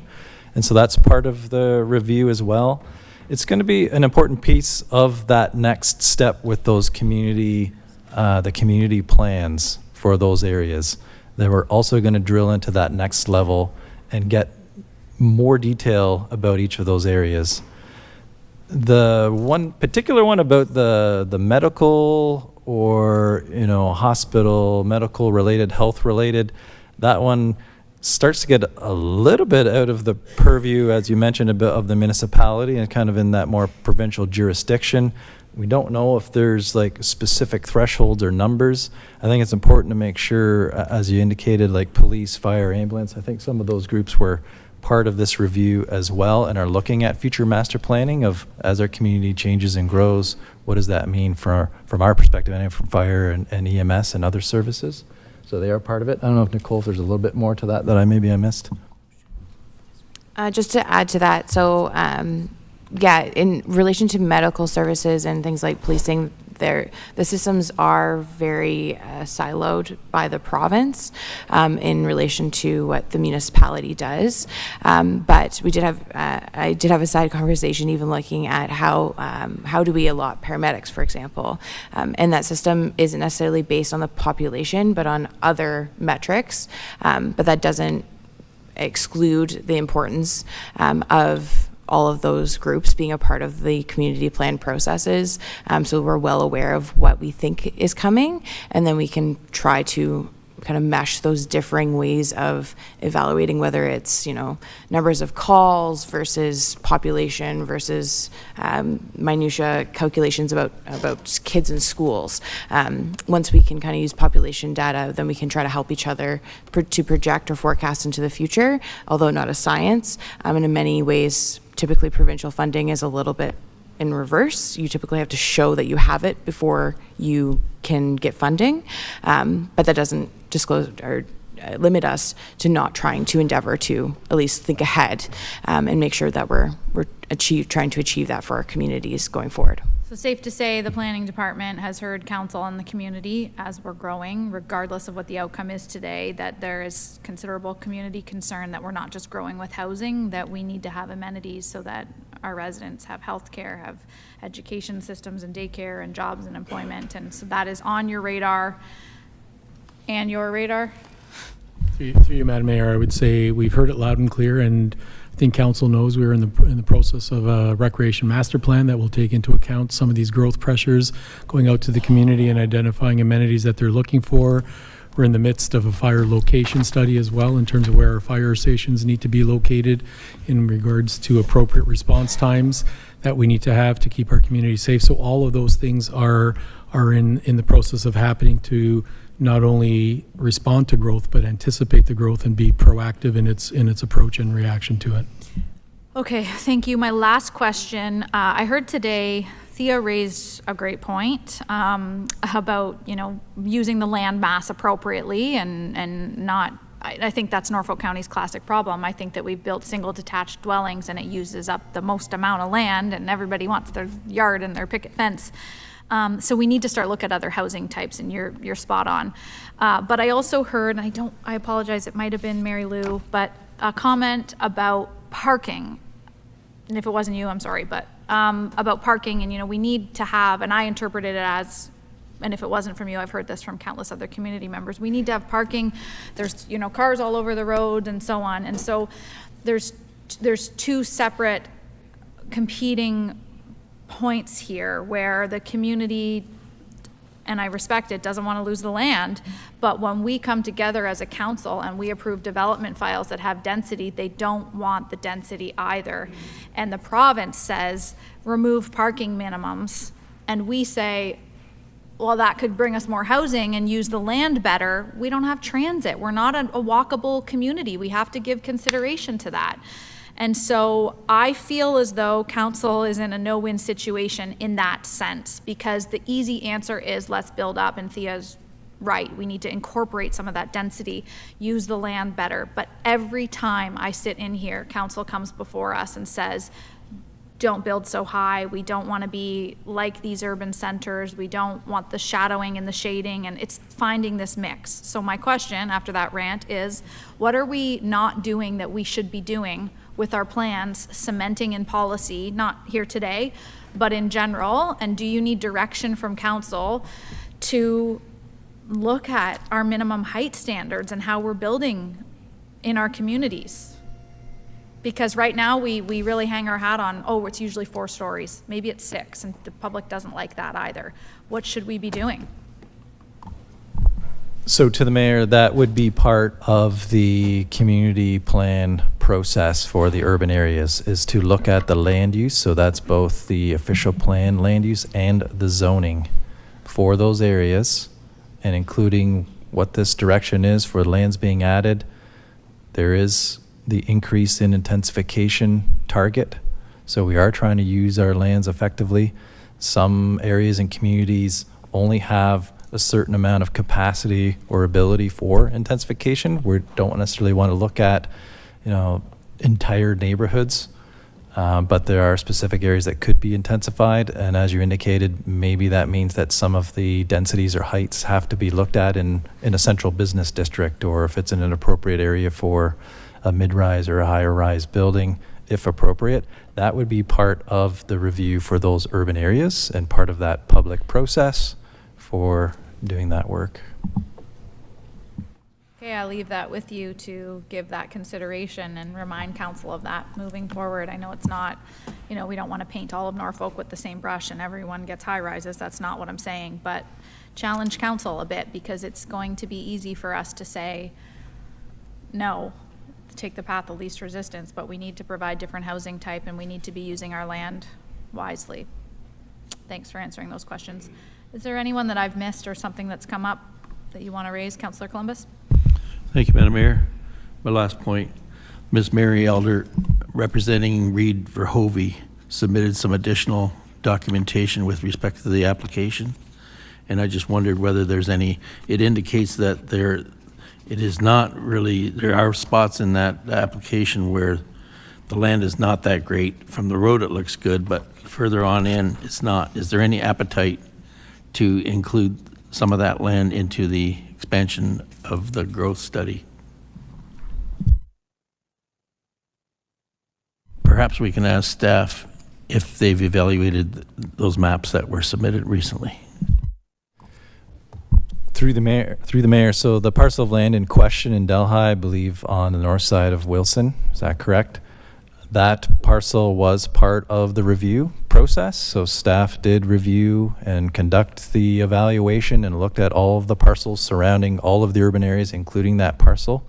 And that one did have, to be honest, a fairly high ranking. It was in one of the options in April for council consideration. It was not part of the council direction decision of that day to include it. Have you looked at the most recent maps that were submitted in the last package? Through the mayor, we see the maps. It looks like it's a portion or two portions of that area. There are some logical road extensions to at least one of the portions, if not the other one. We haven't conducted a full detailed analysis of what that means, but staff had already reviewed and identified the entire parcel as an option previously. Thank you. Okay, let's get this meeting back on track here. We are looking for a mover and a seconder for staff recommendation, which is to receive the report as information and that public input was considered. So the recommendation reads that report number CD 24071, Municipal Comprehensive Review Phase 1 Council Directed Official Plan Amendment be received, and further that all public input received for this official plan amendment was considered as part of the decision. That's the first step. Moved by Councillor Banandrishi, seconded by Councillor Berry. Any discussion? All in favor? That is carried. We have some outstanding business because the way, if you recall, on the 16th, I'm getting tired here. Councillor Van Passen brought up Cortland, a section of the rail line. We ended up deferring that and asking for that to return to us. So staff is looking for direction on that today. The motion needs to be dealt with today. Go ahead. Yes, thank you, Madam Mayor. I think the council approved the inclusion. It was just a matter of where the mapping would be, and we gave staff time to, like I had suggested, there's a hazard land line on the map south of the rail line, and that would be the boundary, new boundary. And I think staff had contacted me shortly after the meeting, and we found that line, and I don't know if they have a draft of that map available that shows where the new boundary should be, so I hope there is. Through the mayor, if it helps, I guess a couple points, and maybe our clerk or others can help out. From what we understand from the council resolution and direction is that the additional potential protected industrial lands west side of Cortland were not included within the bylaw that is for today, but there was direction for the memo to bring it back for consideration. I'm not quite sure if that is a deferral or deferring that. So it's not within the bylaw, but we do have a potential, so we included a map within the report. We combined that memo into the report. So I guess it's there for council consideration and any council direction. If needed, we could provide and display some mapping if there is council direction tonight to go there as it relates to the Cortland map.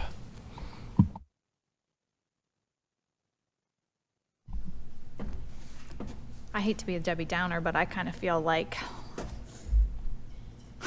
didn't receive enough public consideration. It was raised at the last meeting.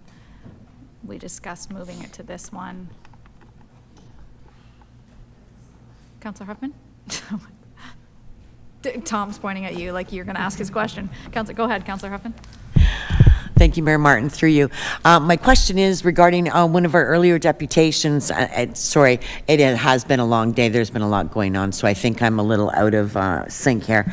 So when Marlene Miranda was speaking in regards to that, there was some confusion again with correspondence from the county. Land that they thought was in the urban boundary was then removed from the urban boundary. Can we make a fix to that tonight? Okay, clerk. Through you, Mayor. Do you mean changing a decision from April 16th? I'm not sure. It was in on the 16th, but then there was correspondence that it was removed, so. Yeah, planning staff, go ahead. Yeah. Just to clarify, so there is a removal proposed in Waterford, and that included all of the areas identified as hazard lands in relation to the kind of outside areas of the Waterford pond system. That was included in the maps, and that's what is in the bylaw today. So that wasn't it wasn't included or excluded. That was always proposed there at April 16th, and then again it is currently in the bylaw as directed by council. So then the property owners don't have anything to worry about it. It's status quo? So the property owners don't have anything to worry about that some of their land was removed? I'm really confused with this one. So through the mayor, so portion of their lands are designated hazard lands along the Waterford ponds. That portion is proposed to be removed. So it does affect a portion of their property in addition to the county-owned lands that abut and contain the Waterford ponds. Okay, but there are hazard lands within the boundaries, correct? Yes, so there still is lands within the urban residential. So anything that was currently designated as part of urban residential official plan designation that wasn't a part of the hazard land system, that still remains. That is not being touched. Okay. So no currently developable land is being touched. Okay, thank you.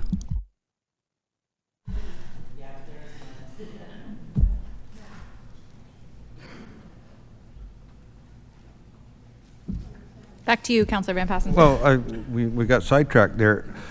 At the last meeting, the last special council meeting, we directed staff, we wanted to include in protected industrial, west of Cortland, south of the railroad track. It was only a matter of the mapping, and I think now that staff have a map that they could show us, but it has already been approved to be included. It was just to verify the mapping that we needed to wait. So it has had as much public acknowledgement as every other item that we've dealt with for the last year and a half. I think I've just figured it out. You're trying to just adjust the line on the rail. That's what you're doing. That was direction given to staff last month to present it today. So it's not an inclusion of a new ID. It's a line. And that line is not reflected on the map. Yep.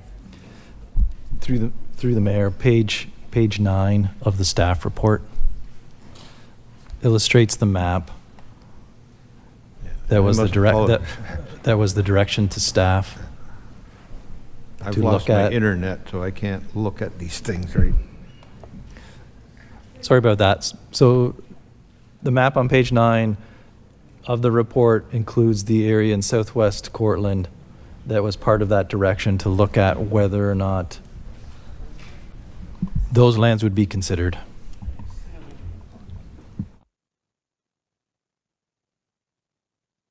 Yeah, thank you, Mayor. Because, you know, we want to change that to protected industrial, but the hazard land line will not change, so they can't develop on the hazard land anyway. So that was just a matter of putting the line where the new protected industrial would be, leave the hazard land there because you can't do anything with it anyhow. So.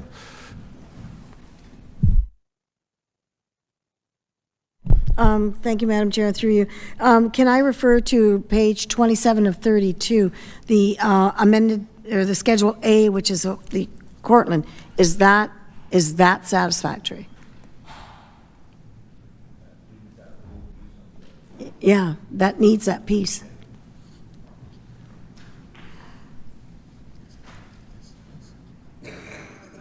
No, I don't know what that is. Do you want to take 2 minutes, show planning staff on a map? Your map's not loading, instead of doing this on the fly? All right, everybody gets a quick stretch.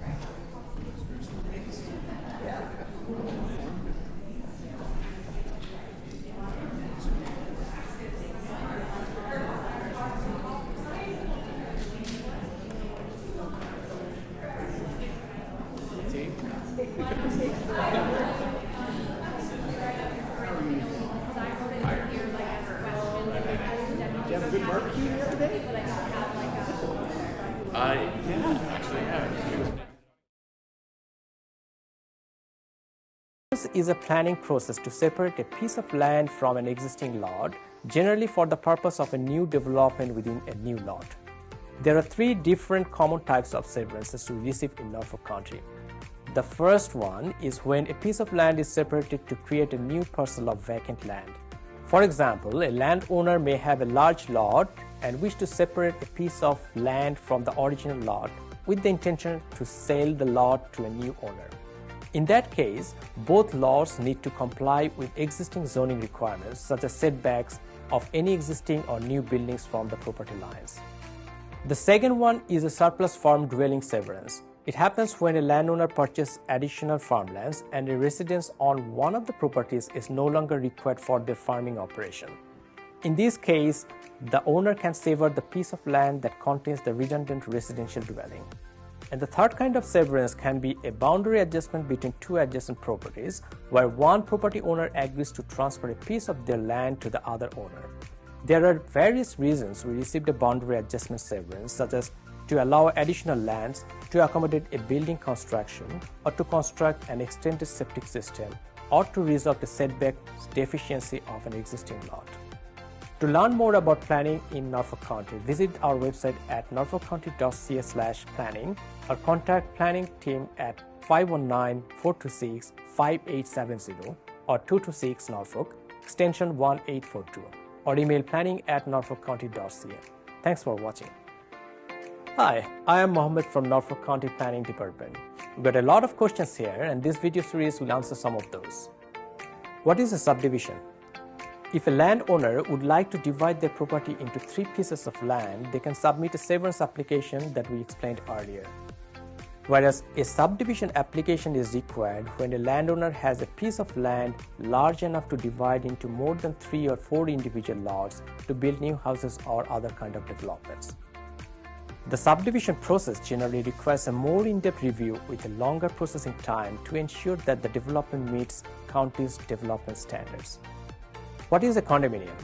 A condominium, often known as a condo is an ownership model where the building or group of buildings is divided into multiple units that are surrounded by common areas for circulation, servicing, or amenities such as parks and open spaces. The common areas are jointly owned and managed by the owners of the units. Residential condominiums are frequently constructed as apartment buildings and townhouses with private roads. Many shopping malls are also commercial condominiums in which the individual retail and office spaces are owned by businesses that occupy them, while the common areas of the mall are collectively owned by these business entities. A condominium corporation is often made up of condo unit owners who manage and operate the condominium complex. What is the difference between a subdivision and a condominium? One of the main differences between a subdivision and a condominium development is who is responsible for providing services such as water, wastewater, and road maintenance after the construction and occupancy of the dwellings or units. In a subdivision, the county takes responsibility for providing these services to individual lots. On the other hand, in a condominium, the county is only responsible to providing services up to the entry point of the development. The condominium is responsible for distributing services and the maintenance to the individual units. How are subdivisions and condominiums approved? To get approval for a subdivision or condominium, the landowner must apply for approval of a draft of the plan that shows how many lots are proposed, the lot size, how the lots will be accessed, including any new roads, and how the lots will be serviced for water and wastewater or other utilities. The planning team will provide guidelines to the landowner on the standards they need to comply with. Examples include road design, tree plantation, fencing requirements, and maintaining a buffer from any existing industrial or commercial sites, etc. Generally, the subdivision applications go to council for a decision, whereas most of the condominium applications are currently approved by the county staff under delegated authority. How are residents informed about a new subdivision? When a draft plan of a subdivision is approved, the neighbors receive an approval notice of the application. The neighbors have 20 days to appeal against the approval or refusal of the draft plan. Once the appeal period has expired, there is still a lot of work that needs to be done by the developer before beginning the construction. An approved draft plan of subdivision does not constitute a legal lot. It is merely a draft plan. Norfolk County must ensure that all lots are appropriately designed and serviceable through a subdivision agreement, and only then can the lots be registered and the owner can apply for a building permit. To learn more about planning in Norfolk County, visit our website at norfolkcounty.ca/planning or contact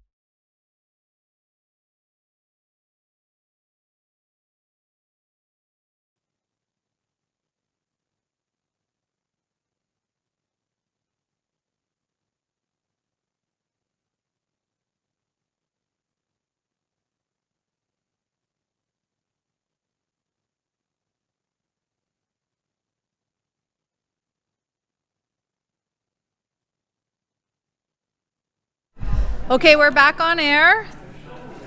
Everybody ready?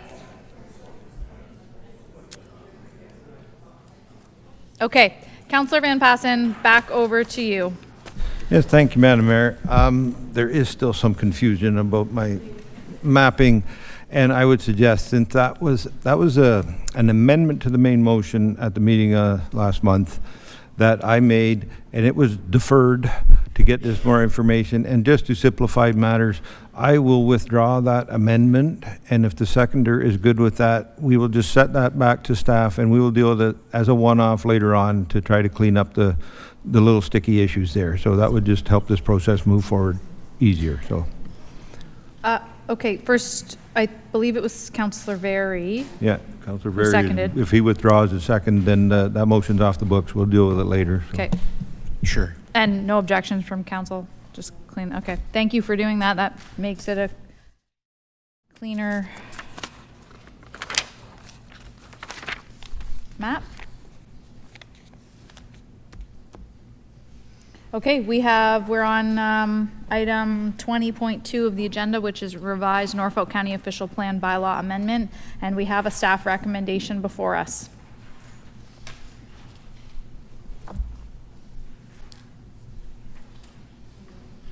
Councillor Van Andrieschie moves. Yes, you can. Councillor Van Passen seconds the bylaw. Councillor Brunton, go ahead. Thank you, Madam Mayor. I think it's very clear here tonight that the people of Waterford, people from Simcoe, and some Delhi, I believe, have spoken that they are not in favor of what's taking place. And I, for one, am not happy with what we've decided. I just want to make a couple quick comments, and that is that the people of Simcoe have been drinking from the Kent Creek watershed well fields for over 200 years. And we've had policies in place to protect that. And I feel that by changing them with the bylaw tonight doesn't do them any justice. We have 2,450 potential units in the current urban boundary. That's a lot of building potential. That's been provided by planning staff. I've heard from people on the south end that want their land included. I have no problem.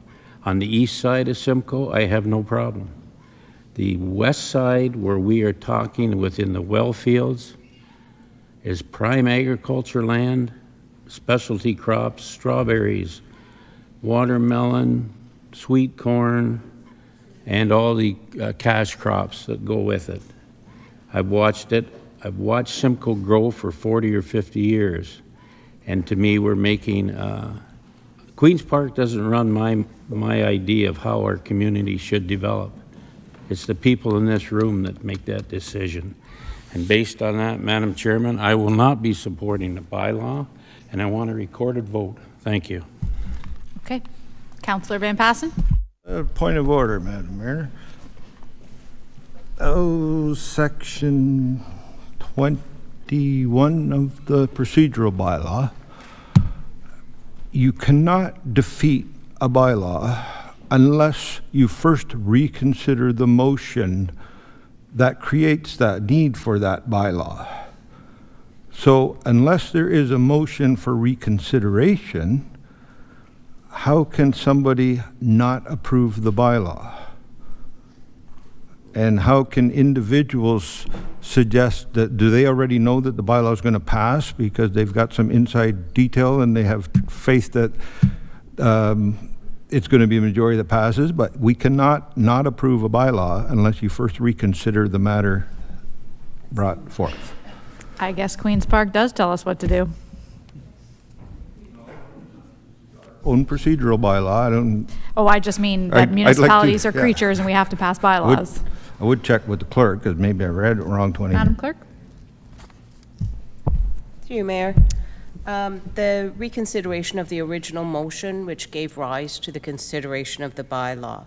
That's this motion before council now, that bylaw 24-48, being a bylaw to adopt amendment number 163 to the Norfolk County Official Plan, affecting all lands within Norfolk County, be approved and signed by the mayor and clerk and affixed with the corporate seal. That's the motion that brings rise to the bylaw. So you don't have to vote to approve a bylaw. Enactment of bylaws? You don't have to pass that motion. Part 21 of our procedural bylaw, 21.4, no bylaw may be defeated on the floor without reconsideration of the original motion, which gave rise to consideration of the bylaw. Tricky. So the consideration of the bylaw was in April, or the need for it, the motion to approve it. We directed staff to to get the wording and the mapping correctly, and that, in my mind, would need to be reconsidered. The motions that were made last month, this is just a bylaw to approve what we already decided. It's already in the minutes that we already approved today. And it's not open for discussion and remapping. Madam Clerk, that final motion of April 16th, we have our minutes. Who voted? It was unanimous? Yes, we do, but there was no bylaw to consider at that meeting. Right, but the final recommendation, okay. This is the first consideration of this bylaw. Bylaws on the floor. We've got a mover and a seconder. Is there anyone else that wishes to provide some debate? Councillor Barry? Or no? Your face said like you were. Ever. Okay. So, I will, this is me just like grandstanding, so it's gross, but now you've acknowledged me, so I'll do it. But look, I mean, we've heard a lot of stuff tonight, and I understand the concerns, and I feel, I feel compelled to listen to them, and I get it, and I understand the apprehensions and all these things. But what I've heard a lot of is a lot of it's been speculation about the worst possible outcome of doing this, right? Like, we've not really heard about any of the real benefits apart from what Al listed, and I would like to just reiterate some of those now. Like, yeah, so all these terrible things might happen, or, we might end up with answers to a lot of the concerns that we have in Norfolk County that we hear about every week. Answers to jobs, answers to economy of scale on infrastructure costs, services, economy of scale on services delivered by the county, the services that come with increased populations, things like hospitals and recreation facilities, services that county offers that can be economy of scale, services that other institutions will offer because we have the population that warrants their inclusion.